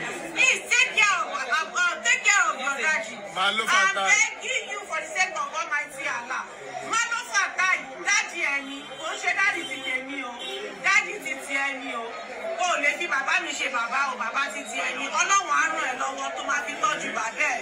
Me, I'm not going to go to your mother's matter, but you need to do the needful and take care of your family. Má sọ pé wọ́n sọ pé kinní kan yẹn nínú ìsàlẹ̀ kó yẹ yìí máa rí lé 40 million 50 million tẹ́ máa bí sí bàbá yìí máa fi máa jẹun tó bá mọ̀ kó fẹ́ tẹ́lẹ̀. gbogbo ìsàlẹ̀ kó dẹ̀ lọ́ọ̀fù ẹ̀ àwọn ọba padà lẹ́yìn ẹ̀ o bàtọ́jú bàbá ẹ̀ máa fi rẹ́ǹtì yẹn jẹ́. Má ló la wà. Wọ́n gbèrè pé púpọ̀ lọ́wọ́ ẹ̀ náà gbogbo ibi tí yàrá bá ṣiṣẹ́ sí náà ló ti máa ń jẹ o. Mo bẹ̀ nítorí Ọlọ́run. About Zinat, you need to take care of Zinat. Ìyá Zinat. And ìyá Zinat wà ní bíbá. And you are talking about Zinat. The lady says you can go and do DNA test for her. Everybody, if you any mother that can want to pick it, kó lọ ṣe DNA. Kó lè mọ̀ pé ọmọ ẹ̀ if you are doubting it because ọkùnrin máa ń parọ́ pàwọn kọ́ làwọn ọmọ. DNA will bring the proof out. Kí ló tún kan DNA?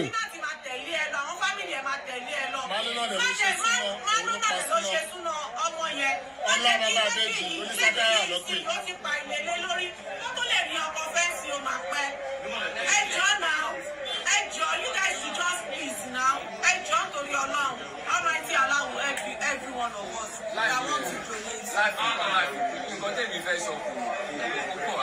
Ṣé wọ́n tún fẹ́ gbowó lọ́wọ́ public ni? Bàbá tó bí Àṣàkẹ́ bàbá tó bí ni o máa ń lò òun ló bí bàtà ọdún sì máa lò làwà ìsàlẹ̀ kó làwà yín o nílé bàbá ẹ̀ gbọ̀ngàn làwà òun làwà báyìí orúkọ tèmi ò ní padà sóni bárẹ̀ Mustapha Abiodun èmi gangan lọ́nà mi ṣe gàrí tíra bàbá yìí tọ́lọ́hún òfin jẹ́ kó ti dẹ ní àná o tó nǹkan ti fẹ́ sọ kò bí ọlọ ẹni tó dẹ̀ ìyá ọmọ ẹ̀ tó bí òun ló wà lẹ́gbẹ̀ẹ́ wa ẹni tó bímọ f'Àṣàkẹ́ nìyẹn.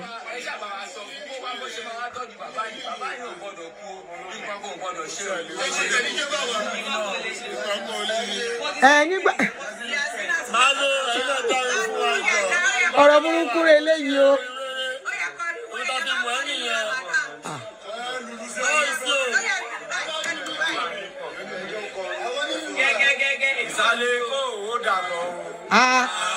A rò pé bàbá yìí ò lè sọ̀rọ̀ tẹ́lẹ̀ ni.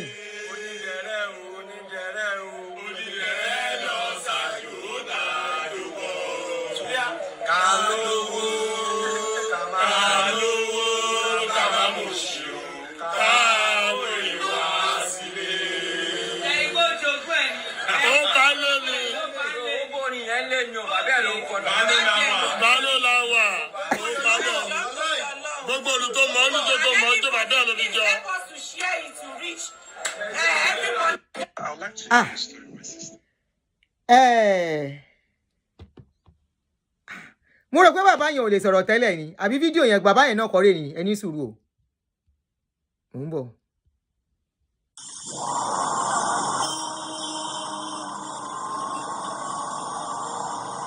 This is the first time they came out.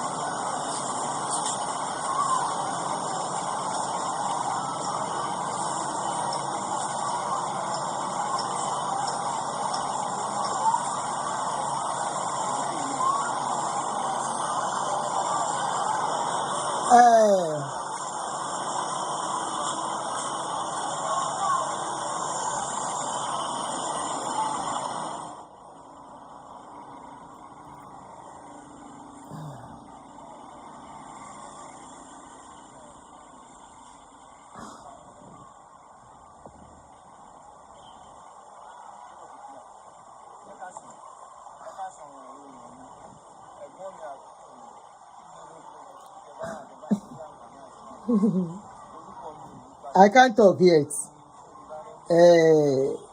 Tóbi mo ti fẹ́ pè ẹ́ padà. Ẹ jẹ́ mu mi lò mí, ẹnu mi ti gbẹ. Mo ti mú tán ṣá. Hello. Hello. Ẹ káàsán, ẹ kú program yẹn. Ẹ káàsán. Ẹ pẹ̀lẹ́ mo ti pè yín repeatedly. Ṣé mo lè contribute lórí tí mo lè contribute? Ẹ go ahead, sir. Ẹ go ahead. Mo fẹ́ bá Àṣàkẹ́ sọ̀rọ̀. Ẹ bá wa bá sọ̀rọ̀. Ẹ bá sọ̀rọ̀. Àṣàkẹ́ o, gbọ́dọ̀ ni fẹ́ sọ fún ẹ. Torí life is about perspective. Ẹ ń bí sùúrù ránṣẹ́ wo fídíò tí mo ṣe play tán sí. Mo wò ó. Okay. Ẹ ti play tán ni. Mo ti play tán, ó ní fídíò kan tí mo play sí. Mo yìí wà online. Fídíò bí tí bàbá yẹn ti ń kọrin àtàwọn ará ìsàlẹ̀ Èkó ṣe wò. Mo wò ó. Okay, ó yẹ sọ̀rọ̀. Mo wò ó. Ẹ sọ̀rọ̀. Asake, life is about perspective. And that perspective could be individual. So I am not going to pacify you. Mi ò dẹ̀ ní bẹ́ẹ̀. Mo fẹ́ bẹ́ẹ̀ sòdodo ọ̀rọ̀ ni. Life is about experience. We experience it individually. And it could be relative. But there is one thing that we have collectively. That is compassion for humanity. Sorry, Baba, to really mean Tony Stokun was once like you. You are part of him. Tí Baba yẹn bá ti mú sí mẹ́rin tó bá ti flush it, that won't be you. Regardless of your experience, I know you are speaking and acting in the place of pain. Ibito one, but Omar grew it. You are acting your age. Let me tell you an experience. Baba to be 28 wives in Baba Mini. Huh? 28. Iya tini ni iya àkọ́kọ́, ìyàwó àkọ́kọ́. Bàbá mi kórìíra ìyá mi gan. Ó dẹ̀ kórìíra àwọn ọmọ ẹ̀. Ó dẹ̀ ń fi hàn wá gan. Bàbá mi máa nà ìyá mi. Bàbá mi ò lówó nígbà tó fẹ́ ìyá mi hàn. But bàbá mi lówó later in life. Ìyá mi ló ṣiṣẹ́ owó tí bàbá mi tán fi bẹ̀rẹ̀, tán fi gbéra. Are you getting what I'm saying? But whilst growing up, èmi ni àbígbẹ̀yìn ìyá mi. Bàbá mi a máa bú ìyá mi níṣẹ́jú gbogbo àwọn ìyàwó yòókù. Ìwà kúṣẹ̀, ìwà kúṣẹ̀, á nà wọ́n, á yọlẹ̀kùn wọn. Wọ́n á yọlẹ̀kùn wọn. Dàgbà tí mo dé stage kan, I grew up with that bitterness and anger towards that man. Ìjọ́ kan, tí bàbá ní mo máa na ìyá mi, mo dìde, mo ní màá jù yín láti gbá kó ní sísàlẹ̀. I acted my age. Ṣùgbọ́n tí mo sọ fún ẹ, Àṣàkẹ́, sórí ìwà tí bàbá yẹn wù ní ìgbà yẹn, òun náà nìwọ náà ti ń wù yìí o. Sórí ìgbà tí bàbá mi máa kú, bàbá regret bí pé òun fẹ́ yàwó púpọ̀. Ó ní ìyá òun ló kọ̀ sí ẹ̀, ìyá òun ló mú ìyàwó wá fóun. Ó wá regret pé ọmọ òun tó bá fẹ́ yàwó méjì wá bẹ̀rẹ̀ sí í ṣépè fún. Ṣé ìwọ náà ò ní obìnrin méjì àbí mẹ́ta nílé ayé as we speak? Èèyàn kan ti bímọ fún tó ń gbọ́dọ̀ bàbá, so òun náà ti bẹ̀rẹ̀ ìgbésẹ̀ yẹn. Táwọn mẹ́tẹ̀ẹ̀ta bá bímọ fún ẹ, most likely ò ní níyàwó kan bí ṣe ń rí ẹ yìí. Nǹkan tí bàbá ẹ ṣe fún ẹ, ìwọ náà òun recycle ẹ báyìí o. Ẹ jẹ́ kí n sọ fún yín mà, mo ṣe research kan ní ìlú yìí, mo lọ sí nursing home. Àánú wọn ṣe mí, mo wá bẹ̀rẹ̀ sí interview wọn. Mo wá rí i pé gbogbo wọn ní one thing in common. Nǹkan tí eléyìí ṣe fún màmá ẹ̀ tó ṣe fún bàbá ẹ̀. Tí bàbá ẹ̀ ṣe fún bàbá ẹ̀. Ẹ waste àwọn òyìnbó bí nursing home ṣe bẹ̀rẹ̀. Òun náà lọ ń recycle lọmọ náà ṣe fún wọn. Àṣàkẹ́ o, wọ́n ń pè ẹ́ láṣàkẹ́ lónìí, Ọlọ́run ló mọ orúkọ tán máa pè é lọ́la o, ṣùgbọ́n àdúrà mi ni ṣùgbọ́n kán pè é lórúkọ ìsinmi. How dare you? You are jumping up and down. How dare you? You are singing. Ó rò pé ẹsẹ̀ yẹn ó máa gbé títí ayérayé ni. Go and ask. Bàbá tí ń dàgbà. Ẹsẹ̀ ló kọ́kọ́ ń lọ nílé ayé ènìyàn. Àgbàlagbà ni mí. Mo láwọn ọmọ. One of the greatest regrets tí mo regret ní ayé ni pé mi ò take care bàbá mi. Bàbá mi àti ìyá mi ló pàdé. Àwọn ọmọ bó ṣe dì. Ṣùgbọ́n bàbá mi ni bàbá mi o. Bàbá ẹ ni bàbá ẹ. Don't listen to sórí gbogbo opinions ló count o. Advices ló matter so ọ̀rọ̀ ẹ àti ọ̀rọ̀ bàbá ẹ. What a shame. Ó ń ṣọmọ tó dá. Ẹni sùúrù o, ẹni sùúrù sà. Kí ló dé? Ṣé ń follow show yìí ṣá? Mo ní ṣé ń follow show yìí. Kí lẹ wí? Ṣé ń follow gbogbo nǹkan tó ń jáde? Mo ń follow bẹ́ẹ̀ ṣe ń follow ẹ̀. Bẹ́ẹ̀ ṣe ń sọ, mo ń follow ẹ̀. Okay sir, ẹ máa sọ̀rọ̀ yín lọ. Sincerely, I am a realist. Go ahead sir. Tó bá máa guarantee, tó bá máa sọ fún wa ní ọjọ́ ọ̀la, in 2 years time, 20 years time, 50 years time, bí tóun máa wà, shape tóun máa wà. Regardless, tọ́n bá ti pèèyàn mọ́ orúkọ ẹ̀ tó sì ń jẹ́ orúkọ ẹ̀ tí Ọlọ́run fi torí ẹ̀ mú ẹ wá sílé ayé yìí. Kó tẹ̀ jẹ́ pé èèyàn lójú àánú fún ẹni tí ò rí tí ò fún ẹ lómi rí. Tí ò mọ̀ rí. A bọ̀sibọ́sí bàbá tó give you life. Let me tell you, kí ni incident kan ṣẹlẹ̀ ní ìjọ kan bàbá kan ṣàárẹ̀ ó need kidney ó wá béèrè lọ́wọ́ ọmọ ẹ̀ ó ní tọkọ ẹ bá need kidney àbí ìyàwó ẹ bá need kidney tóun náà dẹ̀ need kidney báyìí ta ló fẹ́ fún àwọn ọmọ yẹn ní ó difficult dájú bàbá yẹn dẹ̀ sọ pé ó difficult lóòótọ́ torí òun ti dàgbà àwọn ọmọ yẹn ní yes bàbá yẹn wá dìde ó ní I gave you that kidney tóun bẹ́ẹ̀ bẹ́ẹ̀ fún lẹ́nu without me you will not have that kidney. bọ̀ kí ló yẹ tẹ́ fi ń sọ nǹkan tẹ́ ẹ̀ ń sọ nípa Àṣàkẹ́ yẹn kí lẹ rí. no èyí tí mo rí ni wípé kò yẹ kí ọ̀rọ̀ yìí débi tó dé yìí. but òun kọ́ ló ní kán gbọ́rọ̀ síta now why are you blaming him.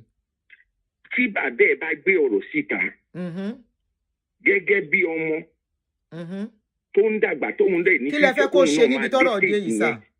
ó yẹ kó wá bó ṣe máa paná ẹ̀ ni. lọ́nà wo sà. kí ló dé tóun tí Àṣàkẹ́ bá let me tell you ma tí Àṣàkẹ́ bá pè wọlé tó ṣe bẹ́ẹ̀ ni mo pè sórí show yín sí ọ̀pọ̀lọpọ̀ pè sórí show we are not his family tó bá pè sórí family yín pé àǹtí àdùnní o kíní yóò rí bẹ́ẹ̀ ṣùgbọ́n màá lọ make amend gbogbo ẹ̀ títọ́. ọkọ ṣe fídíò jáde.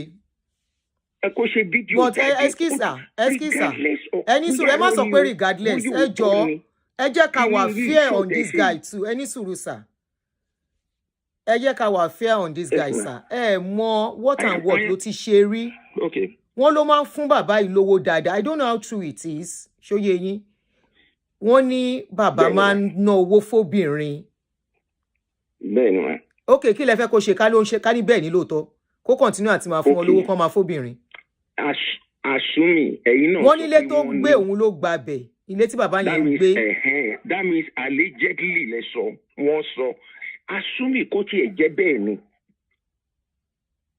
kó tiẹ̀ jẹ́ bẹ́ẹ̀ ni tí bàbá yẹn bá kú lé ni ìsàlẹ̀kọ́ tó ń sọ̀rọ̀ yẹn kò ní forgive ọmọ ìsàlẹ̀kọ́ lòun náà ìwà ìwọ̀n ò ní fi wọ́n lẹ̀ ìwà èèyàn ń fi èèyàn lẹ̀ all he could do bó ṣe ń ṣe yẹn kó máa fún ní owó bó bá dé ṣe ń fún kó máa document ẹ̀ yóò bá di ọjọ́ kínní kó sọ ẹ wo mo fún bàbá mi lówó oúnjẹ lánàá mo gbé wọn lọ sí hospital. ara àwọn rìsíìtì kan pé wọ́n ń transfer owó kò tó nǹkan tán fẹ́ ni sà.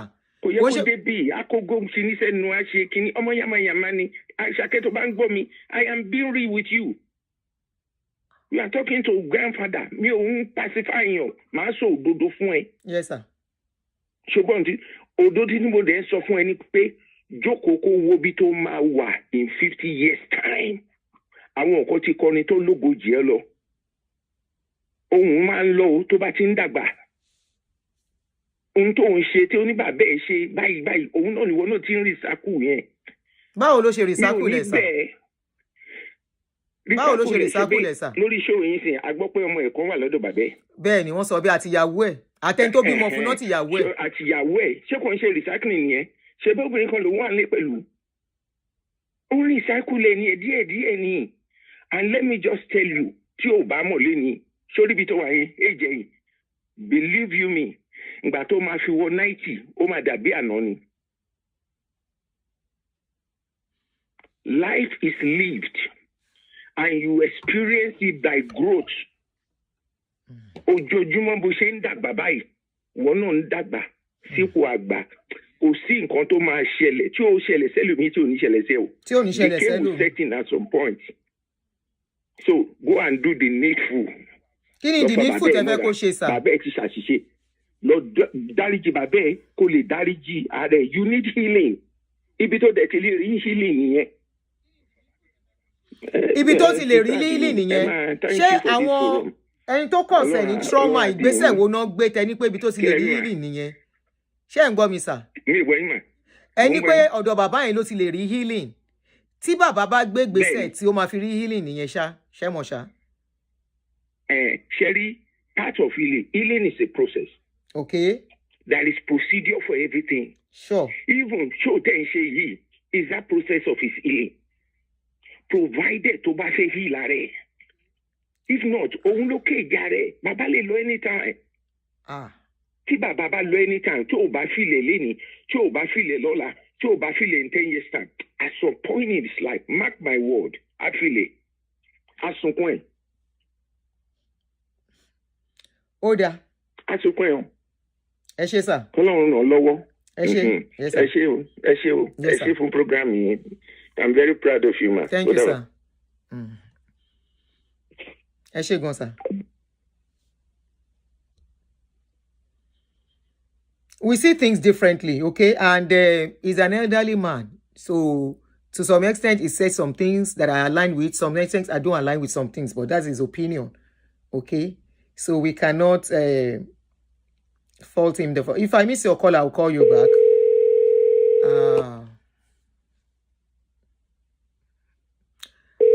Etiti Lumile Jeleni, 3 days break for me. Àǹtí Àdùkẹ́ Òjèrè ẹjọ́ má bínú. Yes, ma. Ṣé mo jáde lọ ni mi ṣẹ̀dé látọ̀dọ̀ dókítà mi ni? Yes, ma. Ṣẹ̀gbọ́n mo wá rí yín pé ń ṣe program yẹn. Àǹtí mi. Ma. Báwo ni gbogbo ẹ̀? We are fine, ma. Ṣé rí gbogbo nǹkan tán táwọn ọmọ Èkó ń sọ yẹn ọmọ Ìsàlẹ̀ Èkó èmi ò mọ máà tó sọ̀rọ̀ yẹn ó lè sọ̀rọ̀ tó dáa o but nǹkan tó sọ yẹn ó ti beyond pardon. Ṣé rí láàárọ̀ èyí tí mò ń jáde lọ New York ni mo wà mo lọ fún bẹ́ríà kan bí n ṣe dé ti dénú ilé mi padà mo wá rí program yìí lóòótọ́ Yínká TNT ó ti ṣe program ṣé ń gbọ́ mi ó ti ṣe program nípa àwọn Yorùbá pé kí ló dé ẹ fẹ́ gbé Àṣàkẹ́ sáyé kí ni nǹkan tí Àṣàkẹ́ ṣe fún yín tẹ́ fẹ́ gbé sáyé ìyẹn ni ìyẹn sọ mi dẹ̀ sọ ń bẹ̀ mo mọ̀ pé àwa ọmọ Ìsàlẹ̀ Èkó lèmi náà gbé mi dẹ̀ wọn ìwà wọn mo mọ bó ṣe ń ṣe wọ́n kàn lọ gbé bàbá yẹn jáde ni wọ́n kàn gbé bàbá dìde ẹ̀yin kò lè post ẹ̀ gbogbo owó tó sẹ̀ sí bàbá yẹn owó yẹn ò tó wọn ni èmi ò tẹ̀ sọ mo mọ̀ pé Àṣàkẹ́ ń tọ́jú bàbá yẹn kò tó fún wọn ni ẹ̀yin náà lè máa wo program yín dáadáa bò bí kàn ṣe já síbẹ̀ mo ní pé ọmọ yóò ń sọmọ burúkú bọ̀tọ̀ Ọlọ́run àbá tó èmi kàn sọ pé nísàlẹ̀ Èkó àtẹnujẹ wọn ti pọ̀ jù wọ́n máa lọ́ọ̀dì ni wọ́n ń ṣiṣẹ́ àwa máa bú wọn ní mo mọ̀ wọ́n àwa yín la lè kó wọn láwa fọ́rẹ́nà la ní Èkó yẹn la ní ìsàlẹ̀ Èkó la wá ṣiṣẹ́ bẹ̀ ẹgbọ́n àǹtí kìíní ẹ má jẹ́ kán fomi kún yín lọ́gbọ̀n ọbẹ̀ lọ àwọn pípùn yóò sòótọ́ wọn ò sòótọ́ ọbẹ̀ wọn kàn fẹ́ gbowó lọ́wọ́ Àṣàkẹ́ ni ṣẹ́sì ló yẹ kán dìde látijọ́ ìtọ́mọlọ́mọ ti ń lọ sókè mi dẹ̀ gbàdúrà fún ọmọ yẹn pé Ọlọ́run á gbé sókè Ọlọ́run ní jẹ́ kó ṣubú àmín kò ní ṣubú ara kò ní ṣubú ẹ̀mí kò ní ṣubú rárá wàhálà tí wọ́n nìyẹn àǹtí mo kàn ní kí n ya já sí nítorí pé ó ká mi lára bẹ́sẹ̀ sọ yẹn ni bẹ́sẹ̀ gbé jáde ní inú mi dùn tẹ́ fi fọ́ọ̀nù bà síbẹ̀ Àṣàkẹ́ ò ṣẹ̀wọ̀n àwọn ló àtẹnujẹ ni tí bàbá yẹn bá pa ilé ní gbogbo wọn máa fún dàgbé ní. wọ́n á tiẹ̀ fi kọ́lọ̀ wọn wà Àṣàkẹ́. wọ́n ti ṣe fún kinní nìyẹn ṣe rántí Àyìndé Barrister tán lọ gbé ìyá kan jáde tán ní ìyá ẹ̀ ni. Bàbá bẹ́ẹ̀ lélẹ́yìí bàbá lóun máa ṣe DNA tán bá doubt òun. náà máa sọ kí lẹ wí. mo ní bàbá lá fún Àyìndé bàbá Àyìndé yẹn wọ́n gbé jáde Àyìndé náà Èkó yẹn. bàbá bẹ́ẹ̀ gangan lélẹ́yìí wọn ò doubt paternity ẹ̀. bó ṣe máa ń gbọ́ tẹ̀ jáde nìyẹn Àṣàkẹ́ try ẹ ṣáà rí bàbá yẹn bó ṣe ń ṣe. so àǹtí mi tó fine ẹ máa bá ètò yín lọ o mi ò blame Àṣàkẹ́ rárá àwọn nìkan lọ gbọ́ ẹ. èmi náà blame mi ò blame ọmọ yẹn rárá. wọn ò ní ṣiṣẹ́ wọn kàn lọ́ọ̀dì ni wọ́n lọ máa jẹja wọ́n máa ṣe gbogbo ẹ̀ mi ìfẹ́ kọ́lẹ̀. ó dàbọ̀ ma. kàn lọ find way wọn. ẹ ṣé ma. àǹtí God bless you. yes ma ẹ ṣé big mommy wa God bless you ma. ó dàbọ̀. màmá fọ́gbá a máa ṣe kọ́ somebody say extortion lásán ni. kì í ṣe pọ́mọ yóò ṣe tó kò ń ṣe pé kò ṣe like we were thinking initially. Hello. Oh yeah, greet fast. Good afternoon, ma. Yeah, real quick. I just want to appreciate you.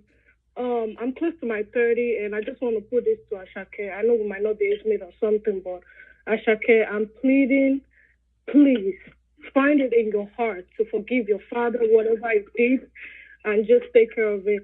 Like, I will see on my own perspective, my mom did a lot while we were growing up. But that doesn't change the fact that till today, I still do for my dad. He got married to another woman that my junior sister kid and his kid, they are almost the age mate. So I just feel like my dad is my dad. But one thing I will never forget is that no one is just 100% bad. At least one day, when I was still in Nigeria, my dad had got in Lapo for me to go to school. When I mean Lapo, Gomle Lanta. And that money then was, it was hard for us to get. But today, me and my mom, we are here. And my mom has never said anything bad about my dad. But I know she's hurting. My mom hurts like her. Baba ain't fellow me. I'm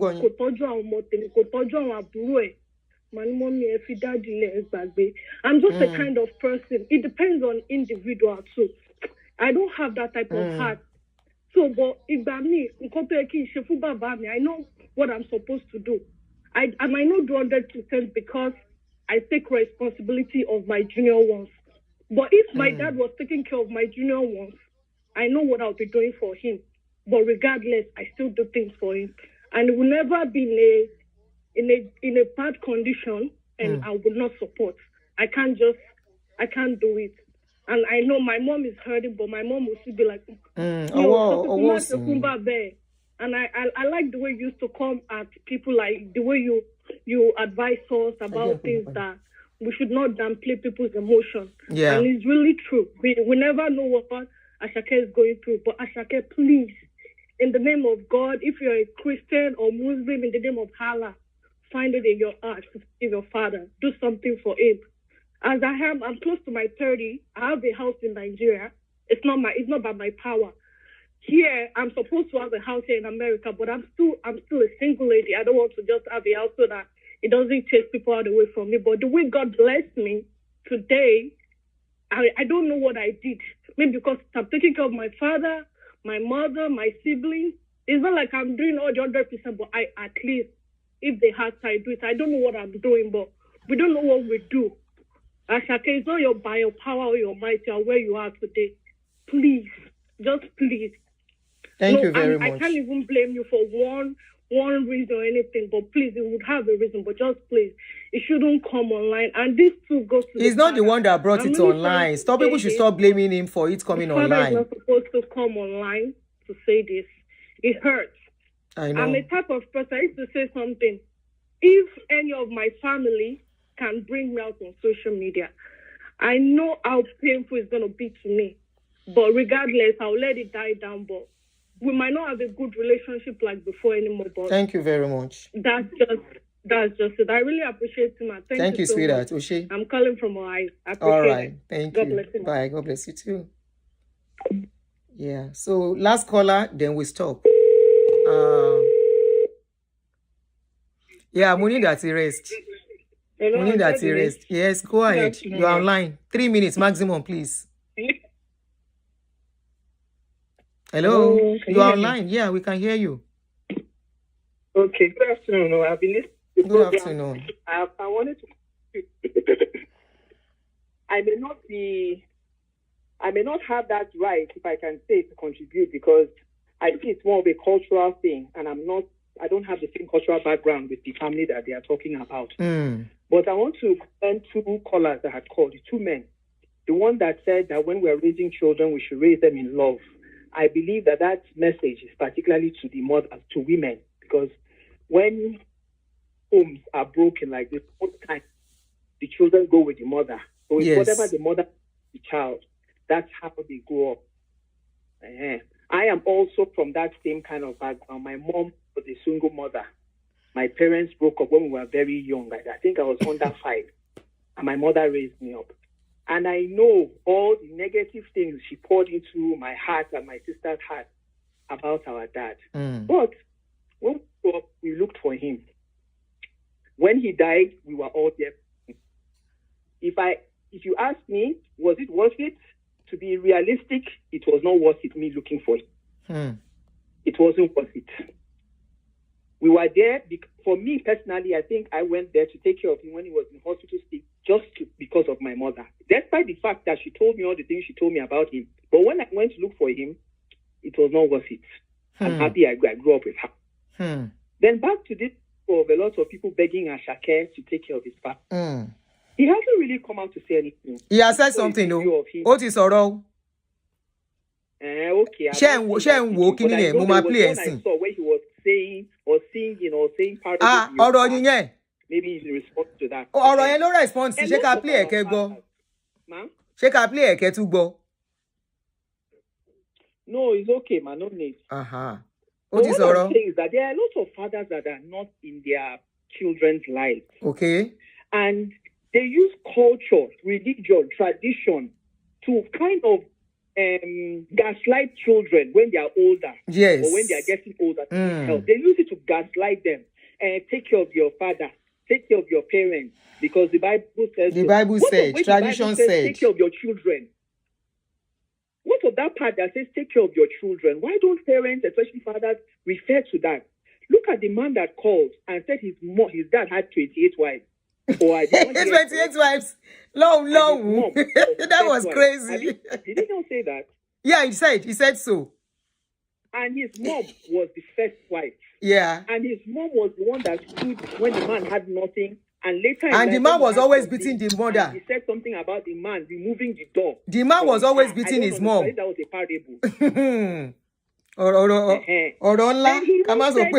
his father was sick and had kidney problems, he went to take care of the father and even reminded the father that, remember when I came to you and you told me teachers' children should take care of their mother, something like, I can't remember, but he wept.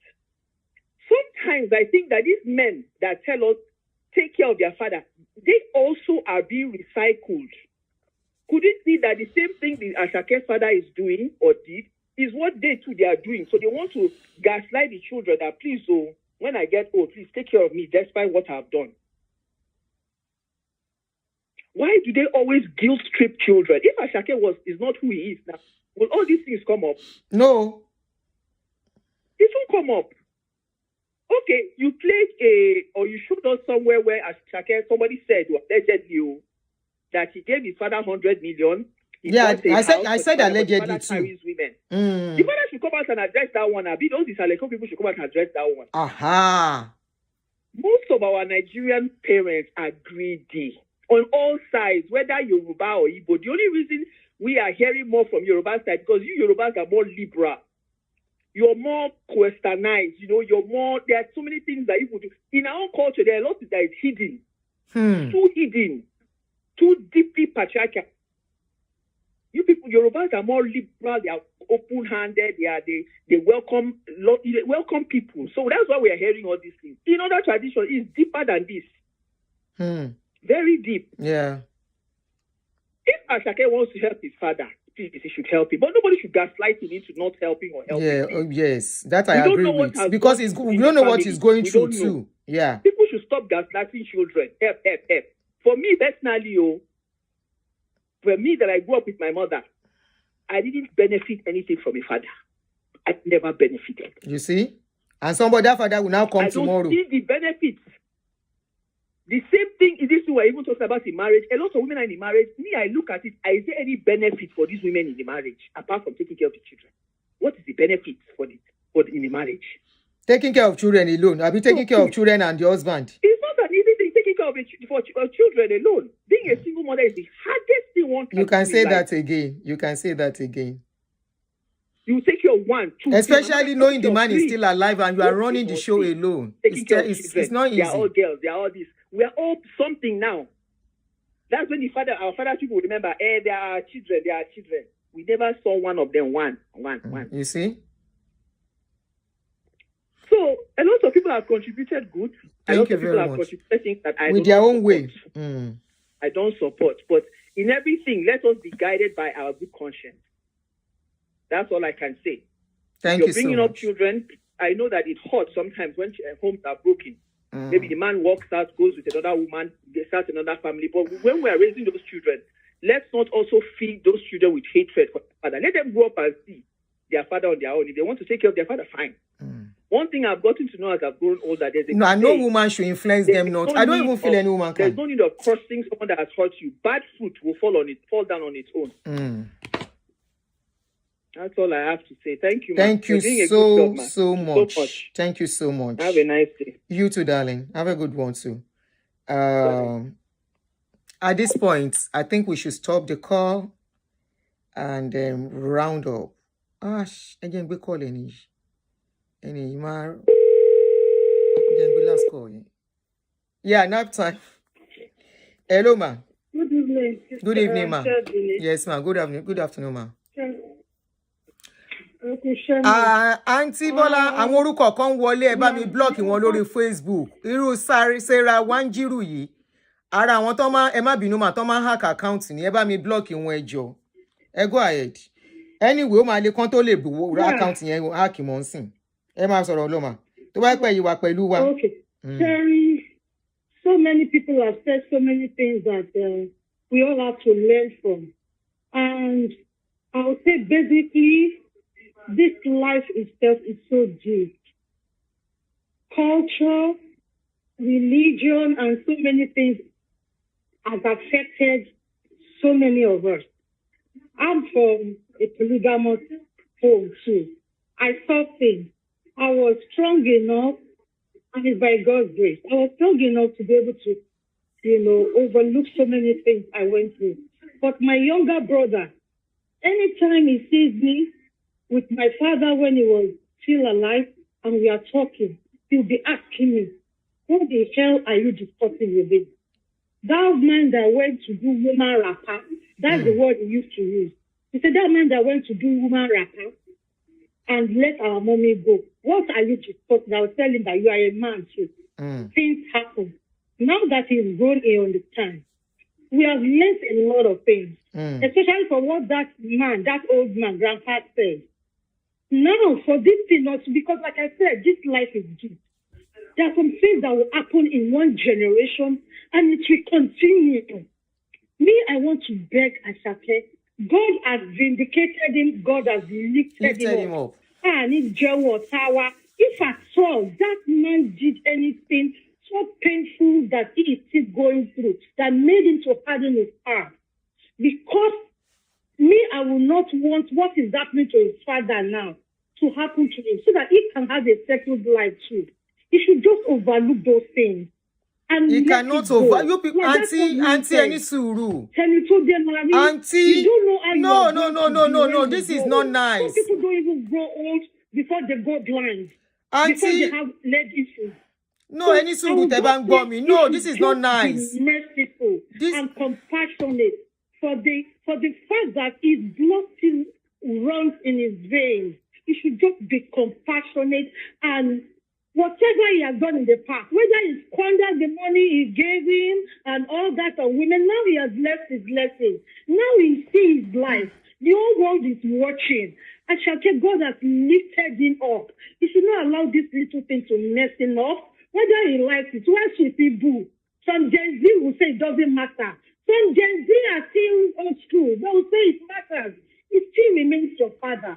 You should just go ahead, help him out on his own issues, and I'm sure this one has learned his lesson. And then, if he's not going to marry the woman that gave him his first child, doesn't matter. He should take care of her, to take care of the daughter, so that this thing will not be a generational thing. That's what I want to add. And for everybody online, whether single, whether married, you have a lot to learn from this Asake case.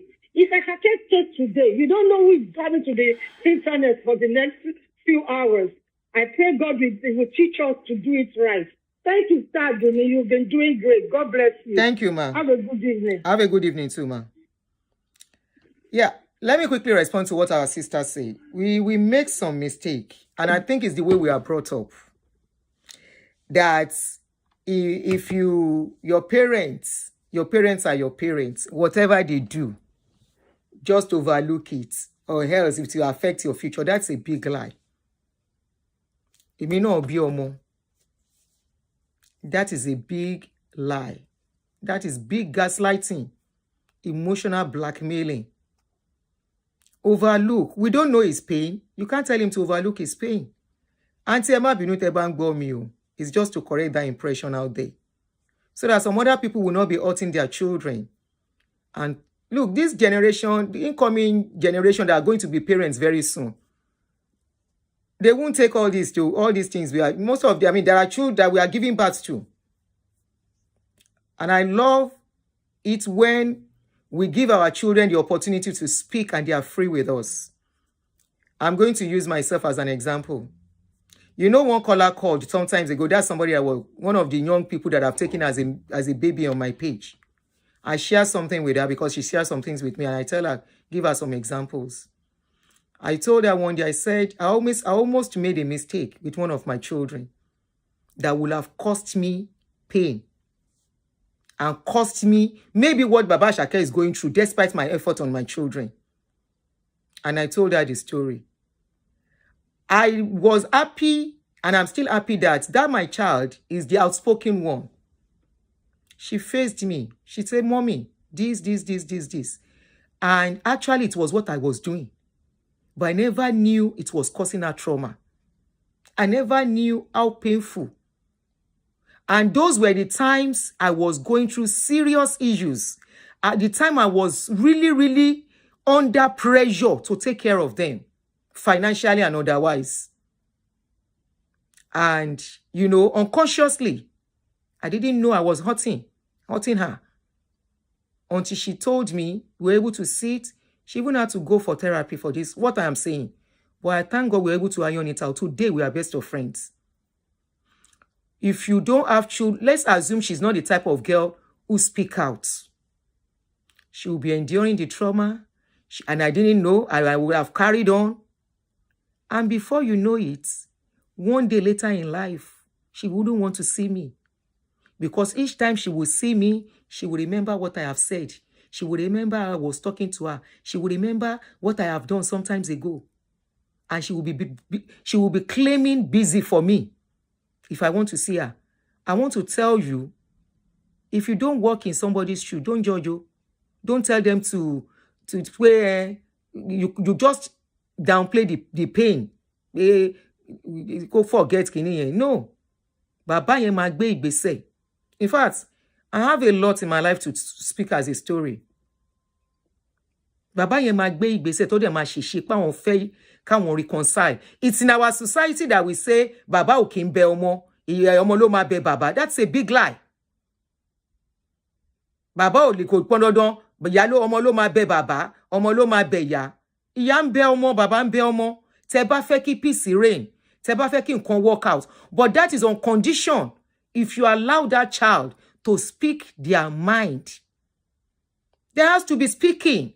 There has to be pouring out. She has to pour out.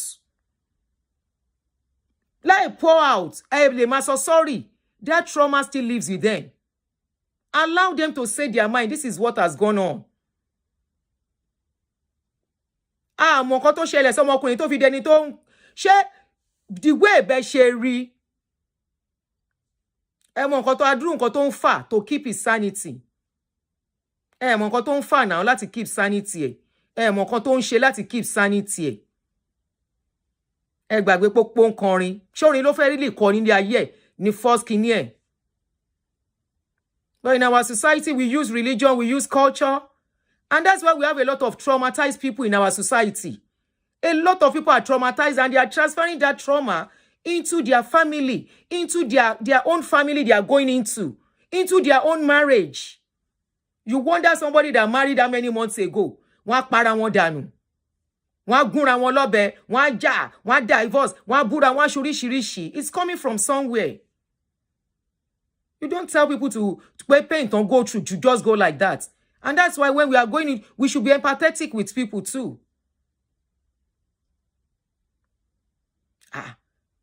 Kole ni ko throw away gbogbo nǹkan tó go through. Is in our society, I know they will say parents don't apologize. We better start learning it. You have to apologize. Nígbà tí ọmọ mi sọ̀rọ̀ mo bẹ̀, mo ní ó lè gbà kúnlẹ̀ mi ó ṣèwọ̀. Ó lè gbà kúnlẹ̀ ọkọ mi ó ṣèwọ̀. But whatever I've done, I explained. Eventually, she understood. She said, Mommy, now I understand better. I can see you are the best mom anybody can have. Gbogbo ọ̀nà ló fi máa ń hàn mí pé tó bá dé tí ò bá rí mi, tó bá kọ́kọ́ wọlé yàrá mi ló ń bọ̀. Ẹ̀yin náà máa ń rí. A sùn bùdùbúlẹ̀ lèmi lórí tí máa wà lórí bed. I was able to correct all those things. I did not say, kí n wá lọ gbé mentality àwọn ìyá yẹn sọ́pọlọ mi. Pé mi ò ní bẹ́ẹ̀. Kì í sọ pé gbogbo ẹni sọ́hun, èmi ni ìyá ẹ, mo tọ́ ẹni yẹn tó bá tẹ́ lọ́rùn. I'm providing for you. I'm doing this. With all the stress I'm going through. No. I understand where she's coming from. I understand her pain.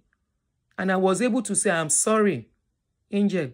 I didn't mean to do it. I wasn't myself. I was going through trauma as well, taking care of you, coping, being a widow and all that.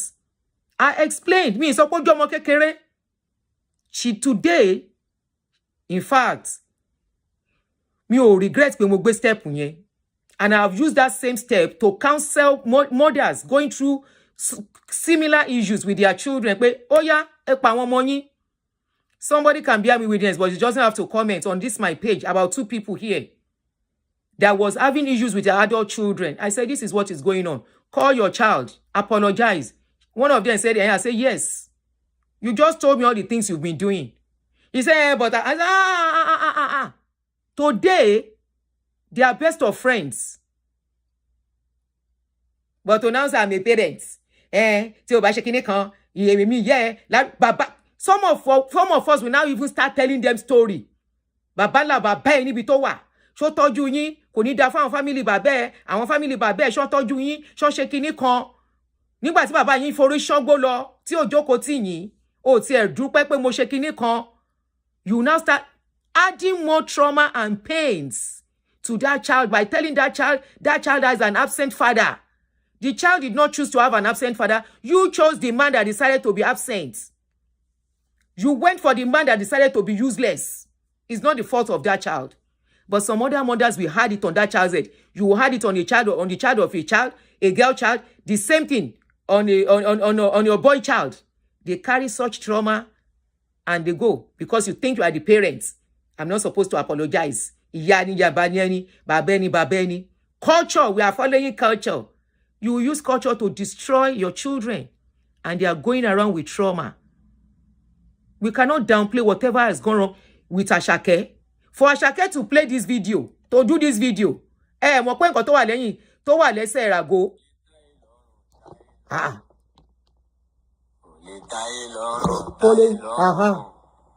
Gbogbo tó bá ń ṣe ṣàmáṣe fọ́lọ́run kò dẹ̀rẹ̀ tí ọjọ́ àmà wọlé sùn ò lè táyé lọ́rùn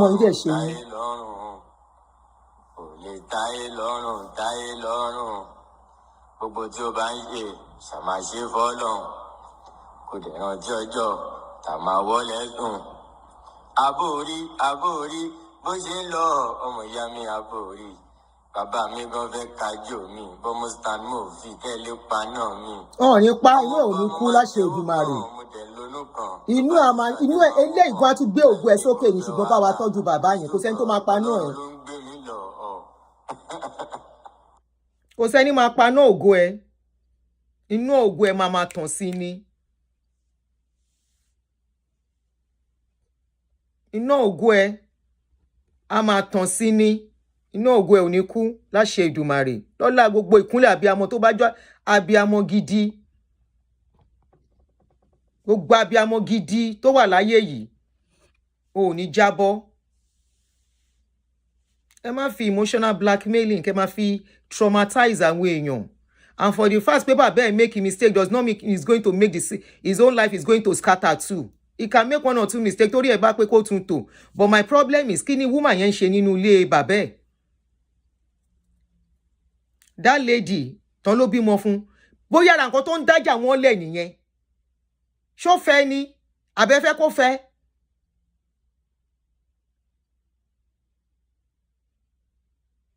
Ṣó fẹ́. What is that lady doing here? Does Asake want that girl in that house? Ó bímọ fún, okay? Does he want that girl there? Àbówó tó ń send ẹ fi ń tọ́jú lady yẹn náà. And he was like, look, ẹ̀yin kọ́ ni mo ń send owó fún ẹyẹ kó bá tiẹ̀ lọ. Àbí ṣé ibi tájà kẹwàá sí ṣó máa fẹ́ du lady yẹn ni?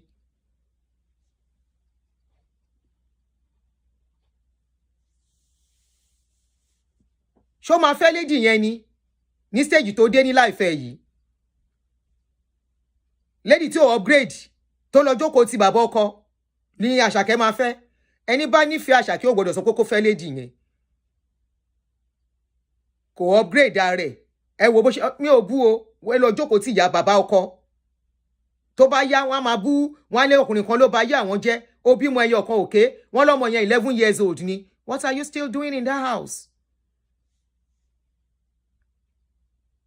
Fọmọ́lẹ̀ fún bàbá ẹ̀ kó máa grandpa ẹ̀ kó máa wá wò lẹ́ẹ̀kọ̀ọ̀kan kó lọ tún láìfù tiẹ̀ náà tò as obìnrin. This is where we women we mess up our lives and tomorrow we blame it on others. You want to call in numbers? Oh, you're calling. +1 240 351 +1 240 351 9287. That's the number. Asake, lo aspect yẹn à ń bẹ̀ ni a force yẹ.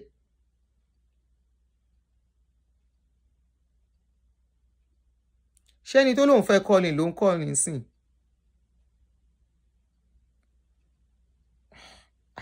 Kọ́ọ̀lù mélòó èèyàn mélòó la fẹ́ gbé kọ́ọ̀lù ẹ̀ báyìí? Irú ẹni yìí ti pè tẹ́lẹ̀ nàbí? Mistake nàbí? You have called before. Hello. Hello, ni mo bá lò sí ẹ mọ̀ nǹkan kò ń ṣe bàbá yẹn nìkan ni Àṣàkẹ́ ò tọ́jú. Ṣé bí ọmọ yẹn àti ìyá ẹni tó bímọ fún gbélé bàbá ẹ̀ wọ́n ní kò tọ́jú ọmọ yẹn kò tọ́jú obìnrin yẹn náà kò tọ́jú ọmọ ẹ̀ náà náà. Wọ́n ló ń fún wọn lówó tẹ́lẹ̀ àmọ́ nǹkan tó ṣẹlẹ̀ tó fi stọ́ọ̀pù.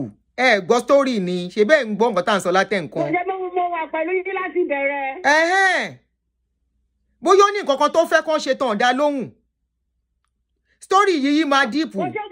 Ṣé àwọn bọ́ìsì tó ń lọ kílọ̀bù tó ń ra champagne 1 million ẹyọ kan? A mọ̀ pé yẹn ò dáa. A mọ̀ pé kò dáa. Ẹ pẹ̀lẹ́ mà. A mọ̀ pé kò dáa, a mọ̀ pé kó yẹ kó tọ́jú bàbá yẹn. A mọ̀. Mo rò pé tí sọ̀rọ̀ tán nígbà tẹ́ dákẹ́. Mo rò pé tí sọ̀rọ̀ tán ni ẹ̀ ní sọ̀rọ̀ tán.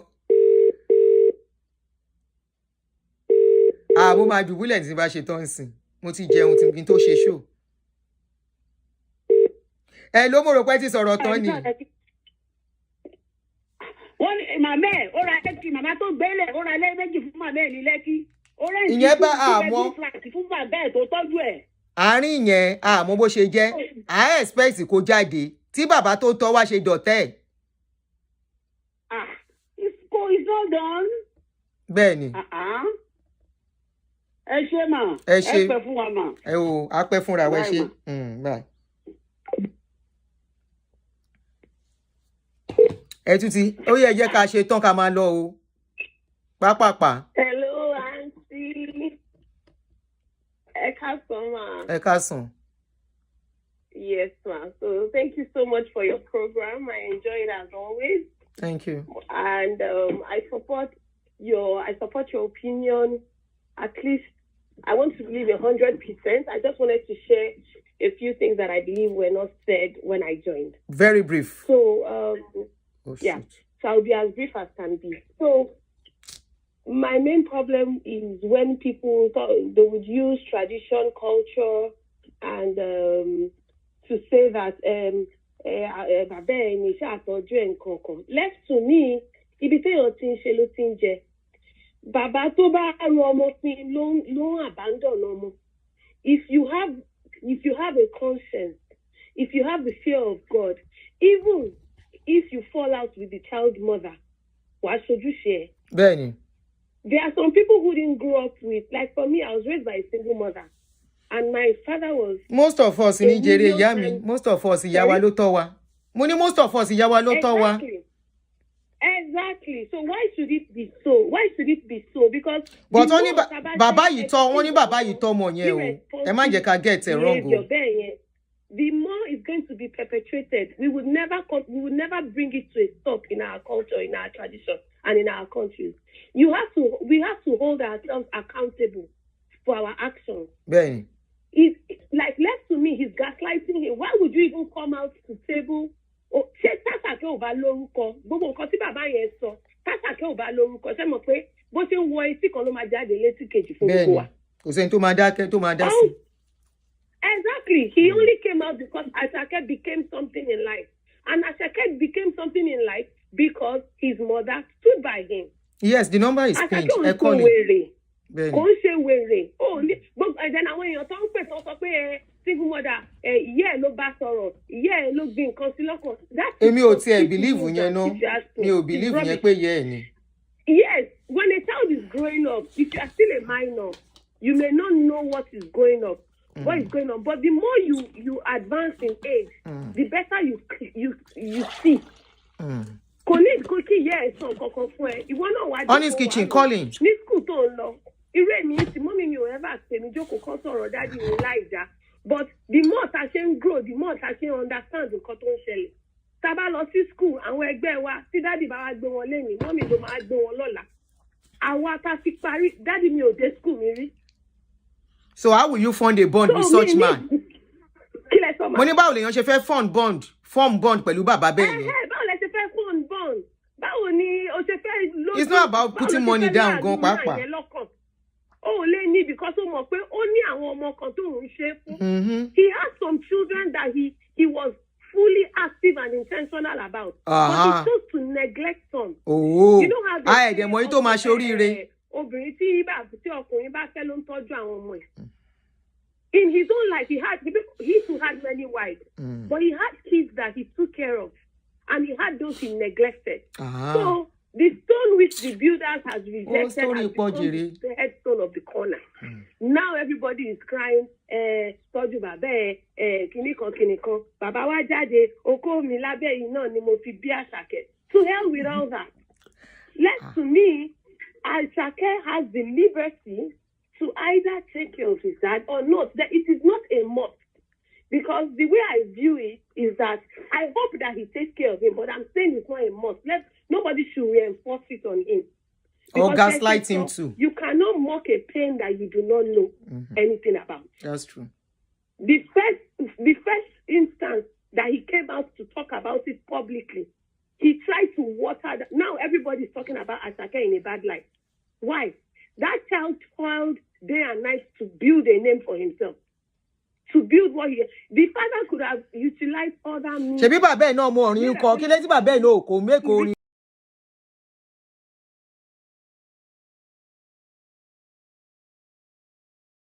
Kí ló máa ń ṣe yín gan?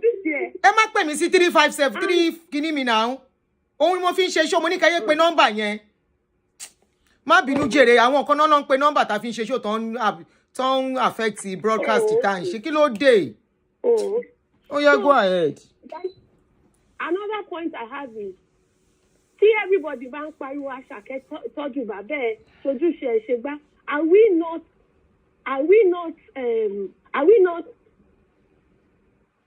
not condoning bad behavior in the sense that kí là ń kọ́ àwọn ọmọkùnrin wa lénìí? Tọ́mọ yẹn bá tojúṣe tó tọ́jú máa yẹn, definitely máa yẹn he ate his cake and has it. You can't eat your cake and have it. As you lay your bed is how you lie on it. If you take care of your child, tọ́mọ yẹn bá di ohun tó di gba lọ́la, àtọ́jú ẹ̀. Tó o bá ṣojúṣe ẹ̀, tọ́mọ yẹn bá di anything lọ́la, kò yẹ kó yọjú síbẹ̀ rárá. Tó bá jẹ oúnjẹ ọmọ yẹn gan, ègún ni fún ẹ. Ló bá tán. Àwọn ìyá ti sọ̀rọ̀. Nǹkan tó yẹ kó tiẹ̀ kọ́kọ́ bẹ̀bẹ̀ ni bó ṣe yẹ kó rí nìyẹn. So, tí bàbá ẹ̀ bá tọ́jú ẹ̀ ń kékeré, of course Asake á tọ́jú ẹ̀ ń sìn.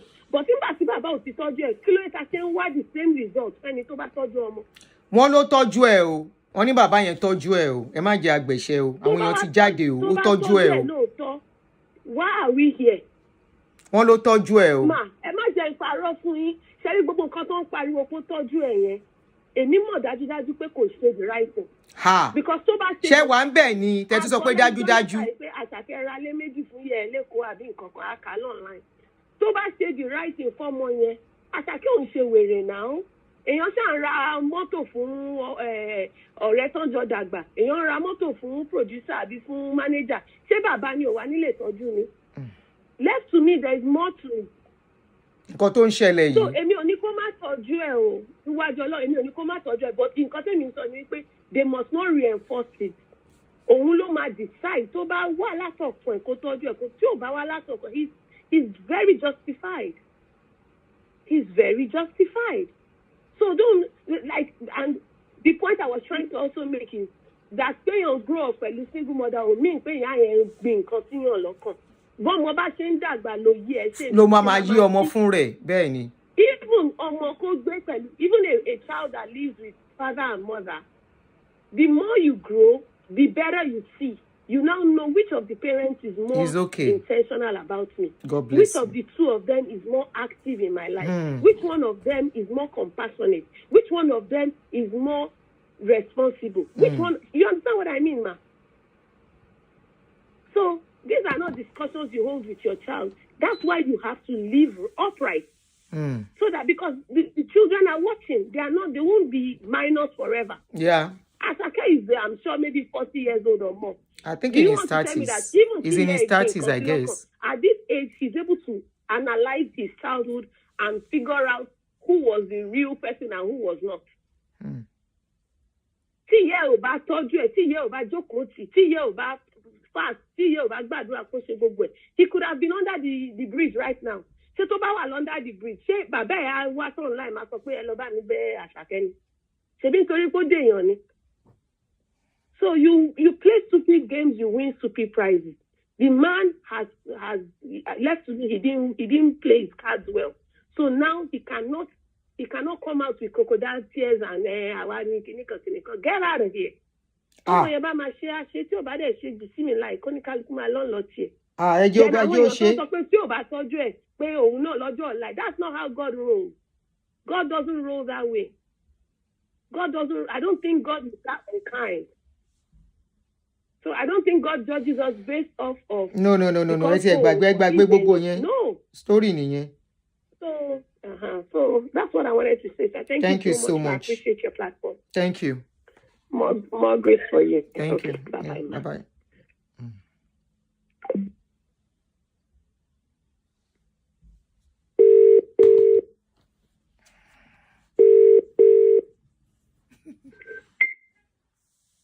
Hello, good afternoon. Good afternoon, sis. Good afternoon, Auntie.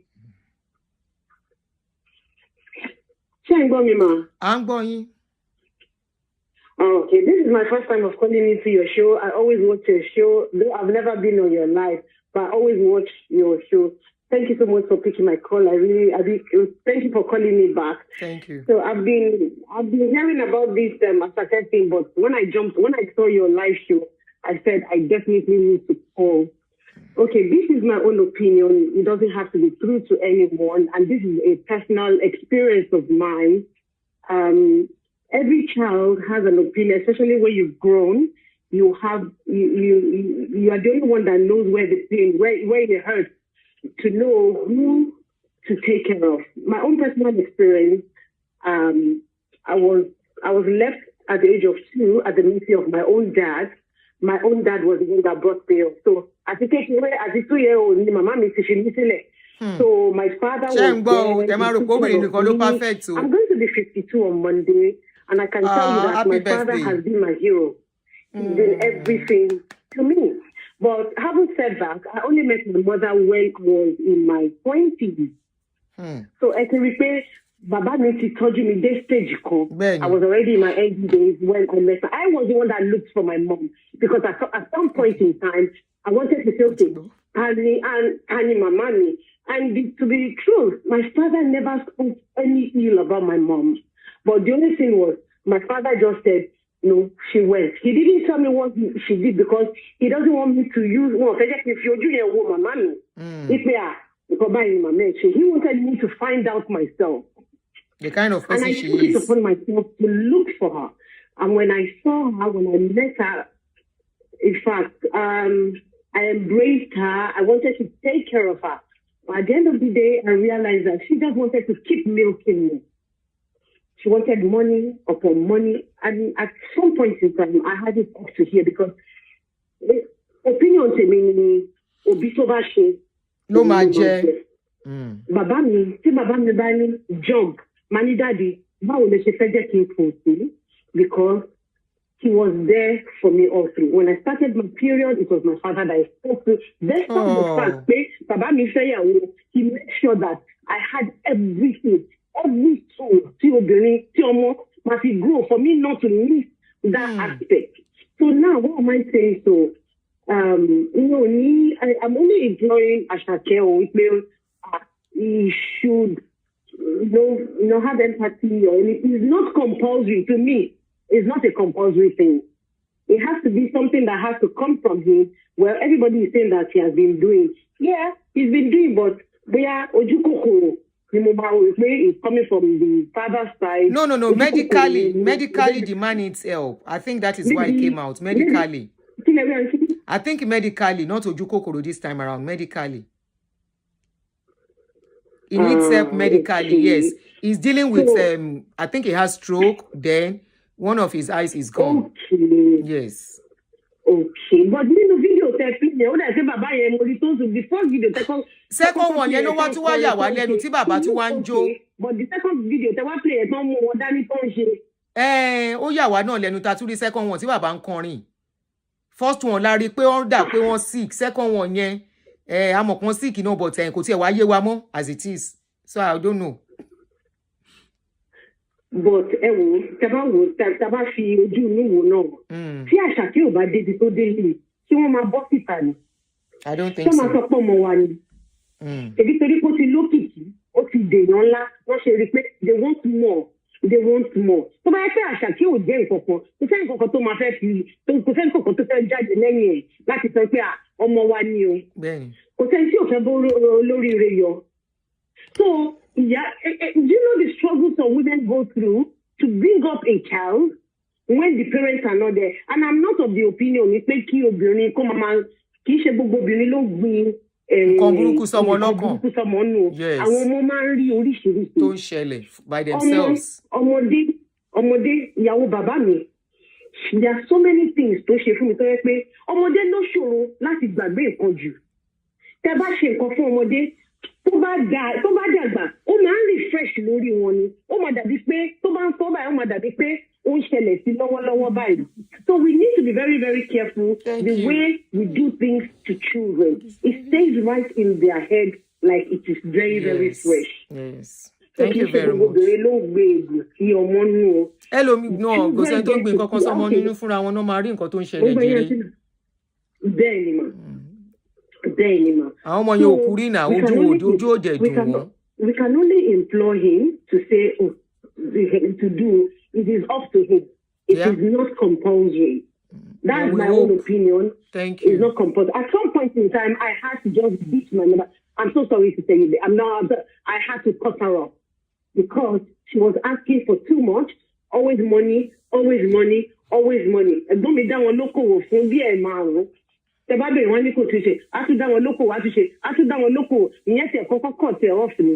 Èmi náà dẹ̀ wá tún bẹ̀rẹ̀, mo dẹ̀ rí pé you know what? You didn't do me kind of something one step, just a little into my life. You didn't pour everything into my and you just want to keep every time you come back, it's unfair. You can't come and reap where you did never sow. Thank you, sis. That's very, very unfair. Thank you. I implore him, Auntie, we really appreciate you. Thank you so much. There's so many things I take out of your videos anytime you talk. Thank you so much for everything that you do on this channel. God bless you. God bless you. God bless you, ma'am. Thank you, sis. All right.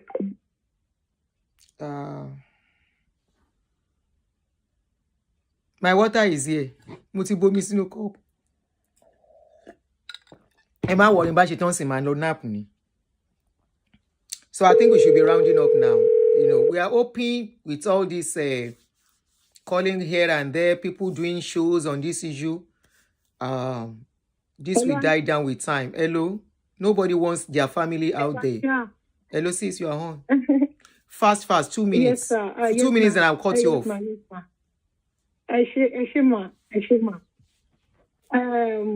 Inú mi dùn pé mo ráyè join program lénìí. Sherry, àti ẹ sọ̀rọ̀ dé stage kan. I won't take too much of your time. You talked about something just a while ago. To touch at me that you have to beg one of your kids nígbà tẹ́ realize nǹkan tẹ́ ṣe. Yeah. In fact, gbogbo wọn ni mo pàpà bẹ̀. Ṣé tẹ́ ṣe yẹn? Ó dùn nínú mi. Nǹkan tó ń affect me as a person. Òun ni mò ń sọ fún yín lọ́wọ́ yìí mà. Tó bá jẹ́ pé bẹ́ẹ̀ ṣe nìyá mi bá ṣe. Mo rò pé nǹkan máa yàtọ̀ díẹ̀. But wọ́n jẹ́ èèyàn kan tó jẹ́ pé she's always right. Nǹkan tó fi kọ́ wọn ni. Èèyàn tó máa ń lo nǹkan tó fi kọ́ àwọn náà ni. Èèyàn tó máa ń lo gbáǹkó. Yes, ma.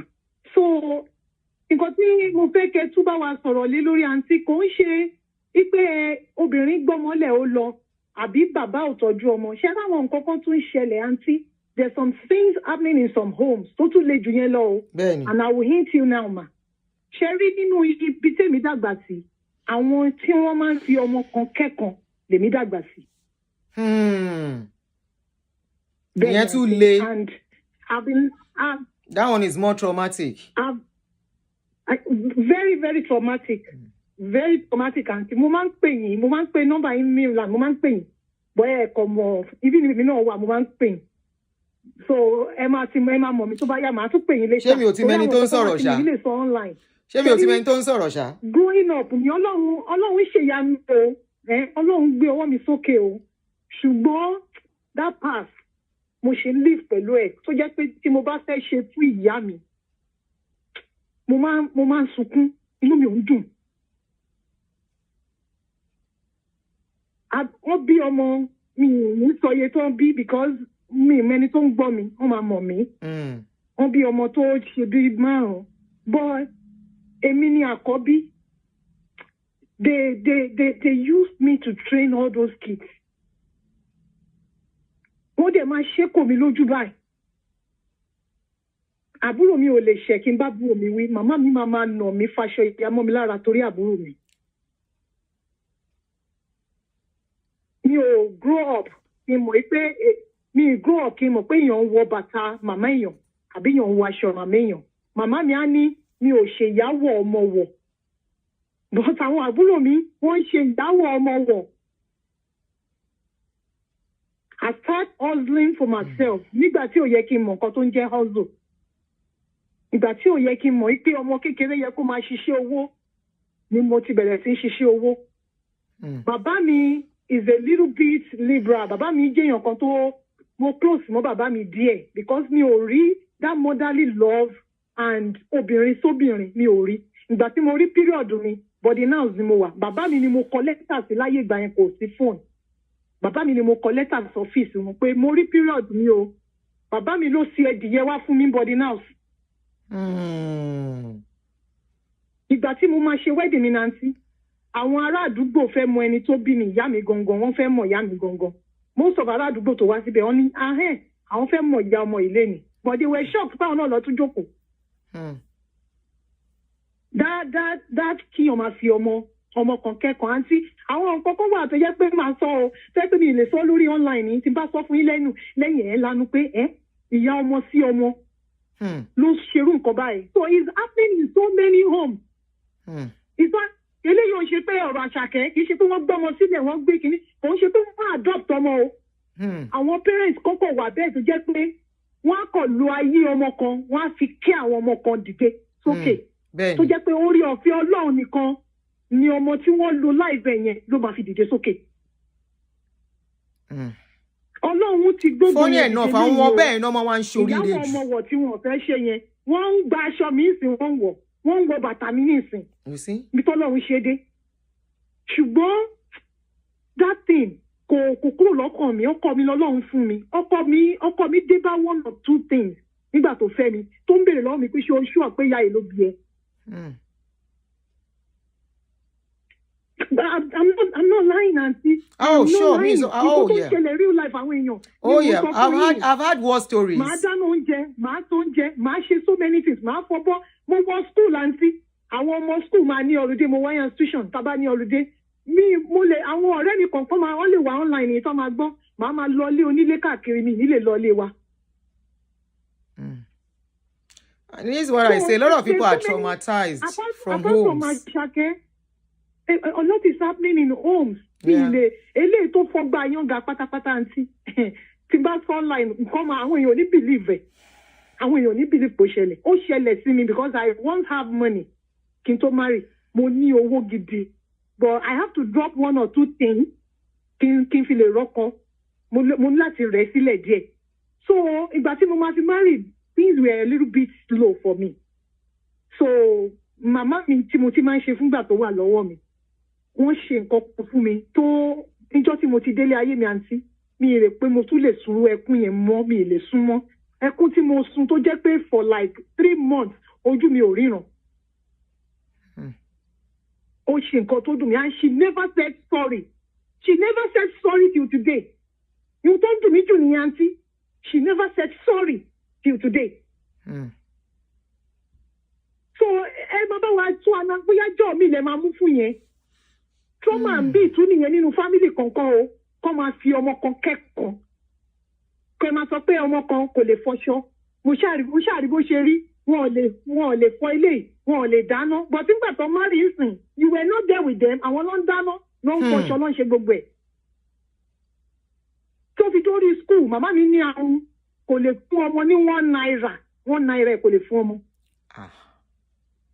Àǹtí ọ̀pọ̀lọpọ̀ nǹkan ṣẹlẹ̀ ọkùnrin ṣe gbogbo èèyàn lábíàmọ́. I'm just telling you that. I'm just telling you. Ẹ ṣé ìyá mi. I'm just telling you. Thank you so much. Ẹ ṣé ma, màá pè yín later. Kò sí wàhálà. Yes ma. All right, so at this point, no more call for today. Thank you so much. I know many of you still want to call. Unfortunately, I have to stop at this point. This is 5 hours gone. I apologize for that. So, we are open. We are open wherever Ashake's dad has, gone wrong.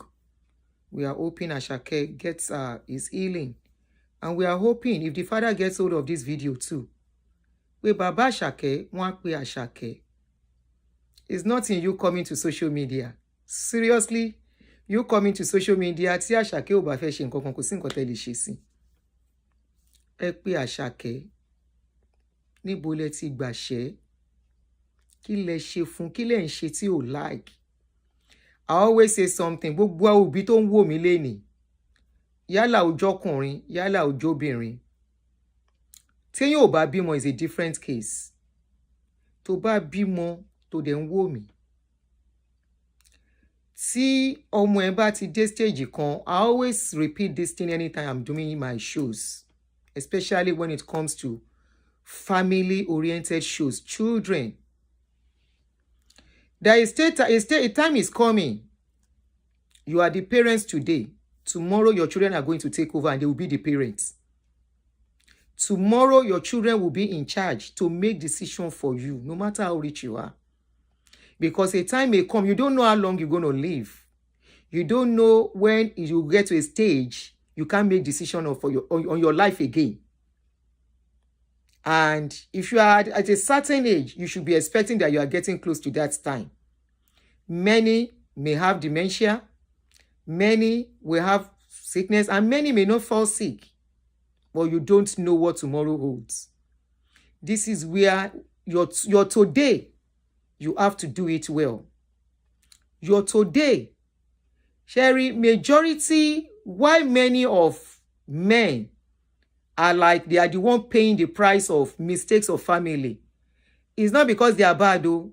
It's just because they get carried away, forgetting the family they are building. Forgetting that the family they are building today is their tomorrow. Some, they can start all over again, but not many people have the opportunity of starting all over again. And because we are focusing on Asake, I will not talk about parenting now. But for you men, they said this man took care of the child at a certain point, but I want to believe something went wrong somewhere. No, me ojade more for today. Something went wrong somewhere. This guy, with the little we had in this video that is not even up to 1 minute, that video, if you see it again, take every word that boy is saying. It's not as if he's not doing for his father.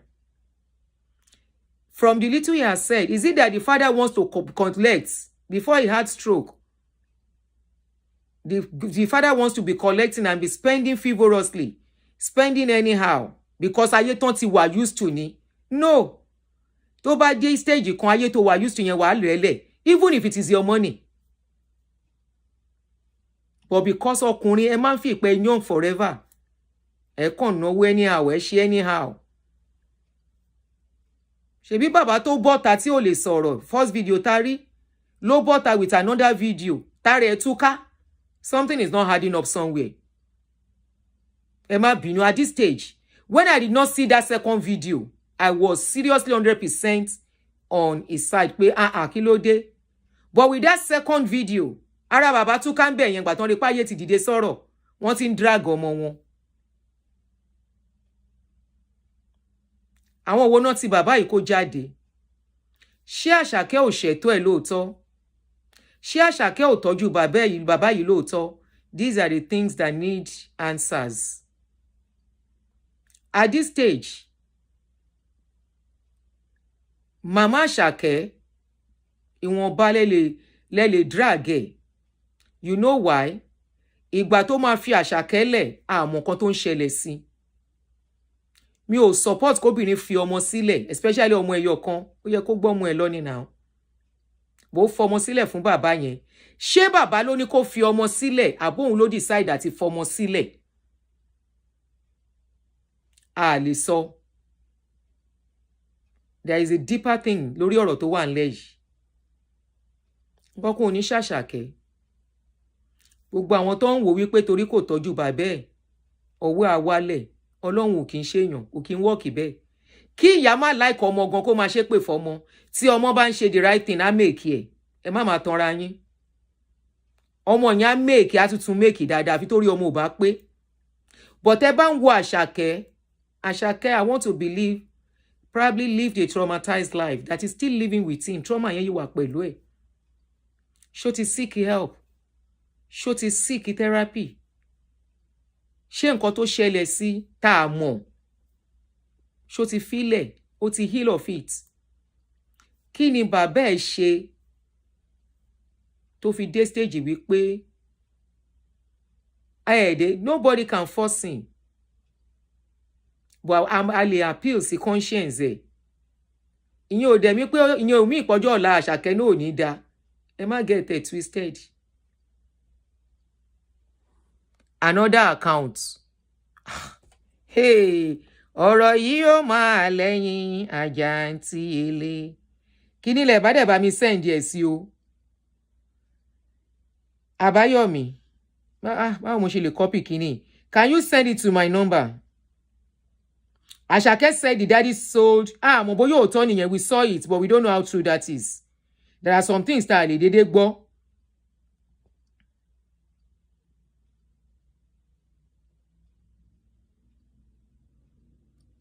Can you send it to my WhatsApp? Mama wo later. Ọ̀dọ̀ bàbá yìí lọ́nà ọmọ Àṣàkẹ́ ń gbé pẹ̀lú ìyàwó ẹni tó bímọ fún, kò ń ṣe ìyàwó ẹ̀ tó bímọ fún. Tí mi ò dẹ̀ rò pé Àṣàkẹ́ fẹ́ mọ́. Ṣé nǹkan kan ló ń bí Àṣàkẹ́ inú tó fẹ́ kí bàbá òun ṣe tí bàbá ò dáhùn? Àwọn tó ń ju ọ̀rọ̀ síta kàn jẹ́ ká máa rìn yẹn. Ìdí tó fi jẹ́ pé ìyàwó Àṣàkẹ́ ń gbé ọ̀dọ̀ wọn. Gbogbo àwọn tó bá dẹ̀ jẹ́ ọ̀rẹ́ bàbá Àṣàkẹ́ tó ń súnmọ́ wọn, tó ń wò yìí, tó ń wo show yìí. Tẹ́ bá fẹ́ really fẹ́ ṣe àtúnṣe lórí ọ̀rọ̀ yìí, ẹ béèrè lọ́wọ́ bàbá Àṣàkẹ́ at what point lọmọ wọn bẹ̀rẹ̀ sí ń bínú sí wọn, kí ló ṣẹlẹ̀? Wọ́n ní àgbà kì í wà lọ́jà kó rí ọmọ tuntun wọ́. Ṣé rí gbogbo social media yìí, ariwo ọjà ni o. Ariwo ọjà ni. Ẹ béèrè lọ́wọ́ bàbá Àṣàkẹ́, àwọn náà lè ṣàtúnṣe. Kí ló dé tí Àṣàkẹ́ ń bínú sí wọn? Ṣó ti ṣe fún wọn rí àbí kò ṣe? Tẹ́ bá wá mọ ìdí tó fi ń bínú sí wọn, àbí ẹ ti máa bẹ̀rẹ̀ sí ń tó nìyẹn. Ẹ má gbé mentality ẹ̀gbọ́n ò gbọ́dọ̀, bàbá ò gbọ́dọ̀ bẹ ọmọ. Ayé àtijọ́ ni o. Ayé àtijọ́ ni. Bàbá ń bẹ ọmọ. Kò sẹ́nibọ̀dì tó nídà ti wà láàrin wọn. Ọmọ ẹ̀yin lẹ máa wá bẹ ṣe máa pẹ̀tù tẹ́ máa rí Àṣàkẹ́ mú mọ́lẹ̀. Even pẹ̀lú ọ̀rọ̀ tó ti bọ́ sí social media yìí. Ṣé mọ̀ wípé reputation ẹ̀ wà at risk pẹ̀lú nǹkan tó ṣẹlẹ̀ yìí? Reputation ẹ̀, iṣẹ́ ọwọ́ ẹ̀ tó fi jẹ́yàn.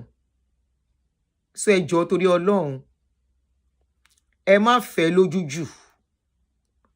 Gbogbo nǹkan tẹ́ ń jù síta yẹn, ẹ má jù síta mọ́. Àwa máa fi pawó ni. Ṣé ń gbọ́ mi? each blogger tó bá gbé wọn ò dẹ̀ ní kí wọn ò ní ràn yín lọ́wọ́, wọn á fi pawó ni. Ẹ padà sílé, ẹ lọ béèrè kí ló fà bínú, ẹ lọ bá ìyá Àṣàkẹ́ pé kíní, but mo mọ̀ pé ẹ̀yin ọkùnrin wa ẹ máa ní láíláí orí mi má jẹ́ ń bẹ̀bẹ̀, Ọlọ́run má jẹ́ sí condition tẹ́ máa fi bẹ̀bẹ̀. Pride dẹ̀kẹ̀rẹ̀ ó ń ba nǹkan jẹ́ ni. Tọ́lọ́run bá ti gbéyàn ga ó ti gbéyàn ga. Olórí nínú ẹbí tọ́lọ́run bá ti fi ṣe olórí, ó ti fi ṣe olórí. Ọmọ ológo ni tọ́wọ́ ẹ̀ tún dìde. Ẹni tó bá dẹ̀ ṣe nídìí pẹpẹ ó yẹ kó jẹ́ nídìí pẹpẹ. Bàbá ẹ̀ ṣe fún, ṣùgbọ́n ṣé bàbá ẹ̀ ṣe nǹkan kan fún ni? Wọ́n lọ́mọ ẹ̀ ń gbé bẹ̀. Ṣé dùnú ẹ̀ lọ́mọ ẹ̀ fi wà níbẹ̀? Àbóhùn fún rẹ̀ ló ní kán fọmọ síbẹ̀. Tí ò bá ní òyìnbó alépo malo that most musicians used to praise during that time.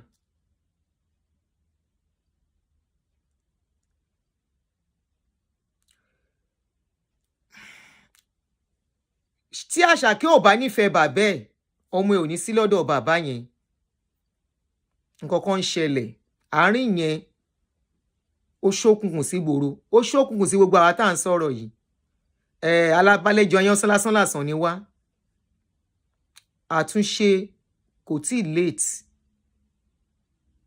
Àtúnṣe ẹ jọ̀ọ́ gbogbo ẹbí tó bá ń wò mí tó jẹ́ bí wọn, ẹ má ju nǹkan kan síta mọ́. Àfi tó bá jẹ́ pé ẹ fẹ́ fi wọ́n pa owó lókùn. Ọmọ ẹ̀ dẹ̀ lówó, àwọn lówó gidi náà. Ẹlòmíì ọmọ ẹ̀ ò ní ìdajì owó tí Àṣàkẹ́ ní. Wọ́n dẹ̀ ń tọ́jú ọmọ, wọ́n ń tọ́jú bàbá wọn tó wà ní the same condition. Tó ń béèrè kọ́bọ̀ lọ́wọ́ anybody. Ká má ìwà ti sọ ọmọ tó jẹ́ millionaire in dollars. Òun ló máa tọ́jú bàbá ẹ̀. Ẹ má gbé fi bàbá yẹn ṣalágbe lórí social media. Àṣàkẹ́ ló máa tọ́jú bàbá ẹ̀ bẹ́tẹ̀ bá tó dáadáa. Ẹ lọ bá wọn. Ìyá ẹ̀ ẹ wá bẹ ṣe máa get meeting pẹ̀lú bàbá ẹ̀. Ìyá ẹ̀ ẹ yanjú àárín yẹn. Pride ló ń ba nǹkan jẹ́ jù, nǹkan tí ò tó nǹkan. Ego àwa fẹ́ lójú, a ṣe yamayama.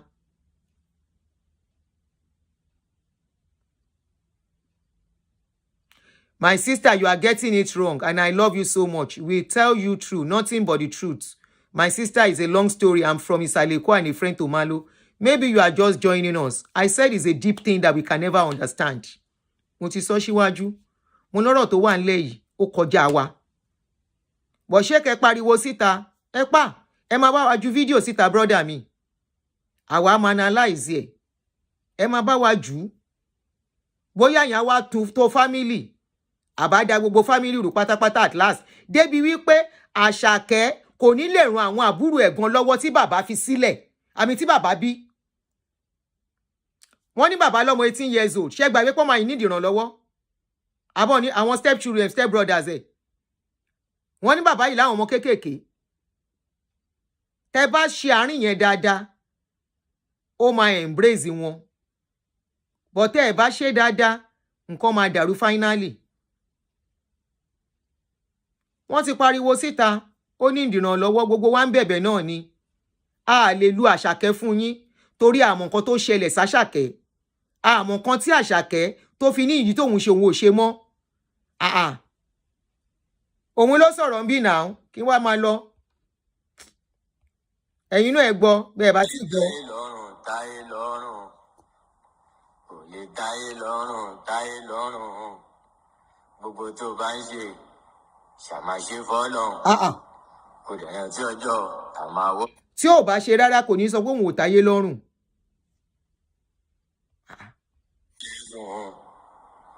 Ò lè táyé lọ́rùn, táyé lọ́rùn.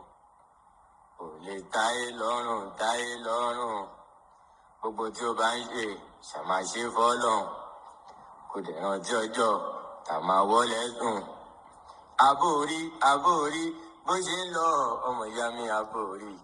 Bàbá mi gan fẹ́ kájò mi. Ó ní bàbá òun fẹ́ kájò lòun. Ọ̀rọ̀ ló ń sọ yẹn náà. Bàbá mi fẹ́ kájò mi. Ó mọ nǹkan tó ń sọ, ṣó jẹ́ kókó ni. Iná mi, ó ní wọ́n fẹ́ paná òun ó lóun máa okay ṣé nǹkan tẹ́ ṣe yìí ṣé ó máa gbé ògo ẹ̀ síta ni ṣé nǹkan tó wà nílẹ̀ yìí okay kí lẹ máa gain tó bá jẹ́ wípé kárí ẹ̀ ó wọ mi lórí ọ̀rọ̀ tó wà nílẹ̀ yìí ẹ má bínú o tí kárí ẹ̀ bá wọ mi gbogbo akọ́lá máa sùn sí a máa kọrí síbì kan náà kí ló ṣẹlẹ̀ ó ní kò sí nǹkan téèyàn máa ṣe tóun máa táyé lọ́rùn ṣé kò ṣe rárá ni àbò ń ṣe ó wá stop kí ló dé tó fi stop why tó stop kí ló ṣẹlẹ̀ sí tó fi wo pé òun ò ṣe mọ́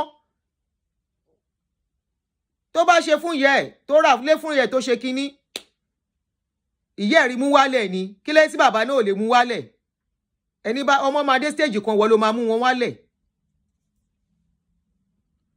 anyway mi fẹ́ máa lọ madam forget story did Asake take care of his daughter I don't know I'm not part of their family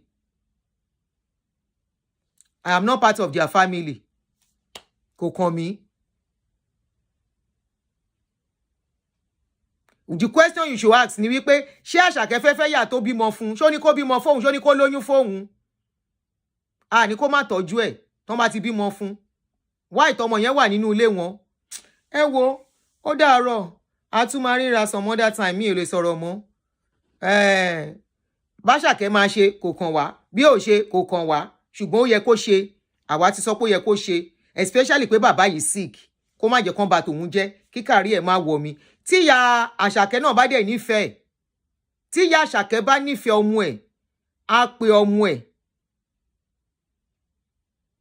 pe ọmọ ẹ̀ jókòó pé ọkọ mi jọ má jẹ́ kán paná ògo ẹ̀ mo fọlọ́run bẹ́ẹ̀ béèrè nǹkan tó bá fẹ́ kẹ́ fún tó má máa ṣe gan tọmọ mi bá jọmọ tó burú ó lè tẹ 10 million sí wọn kó wá block wọn for life ìyẹn tún kọ́ ẹ wò ó dàbọ̀ kẹ́ni wonderful evening.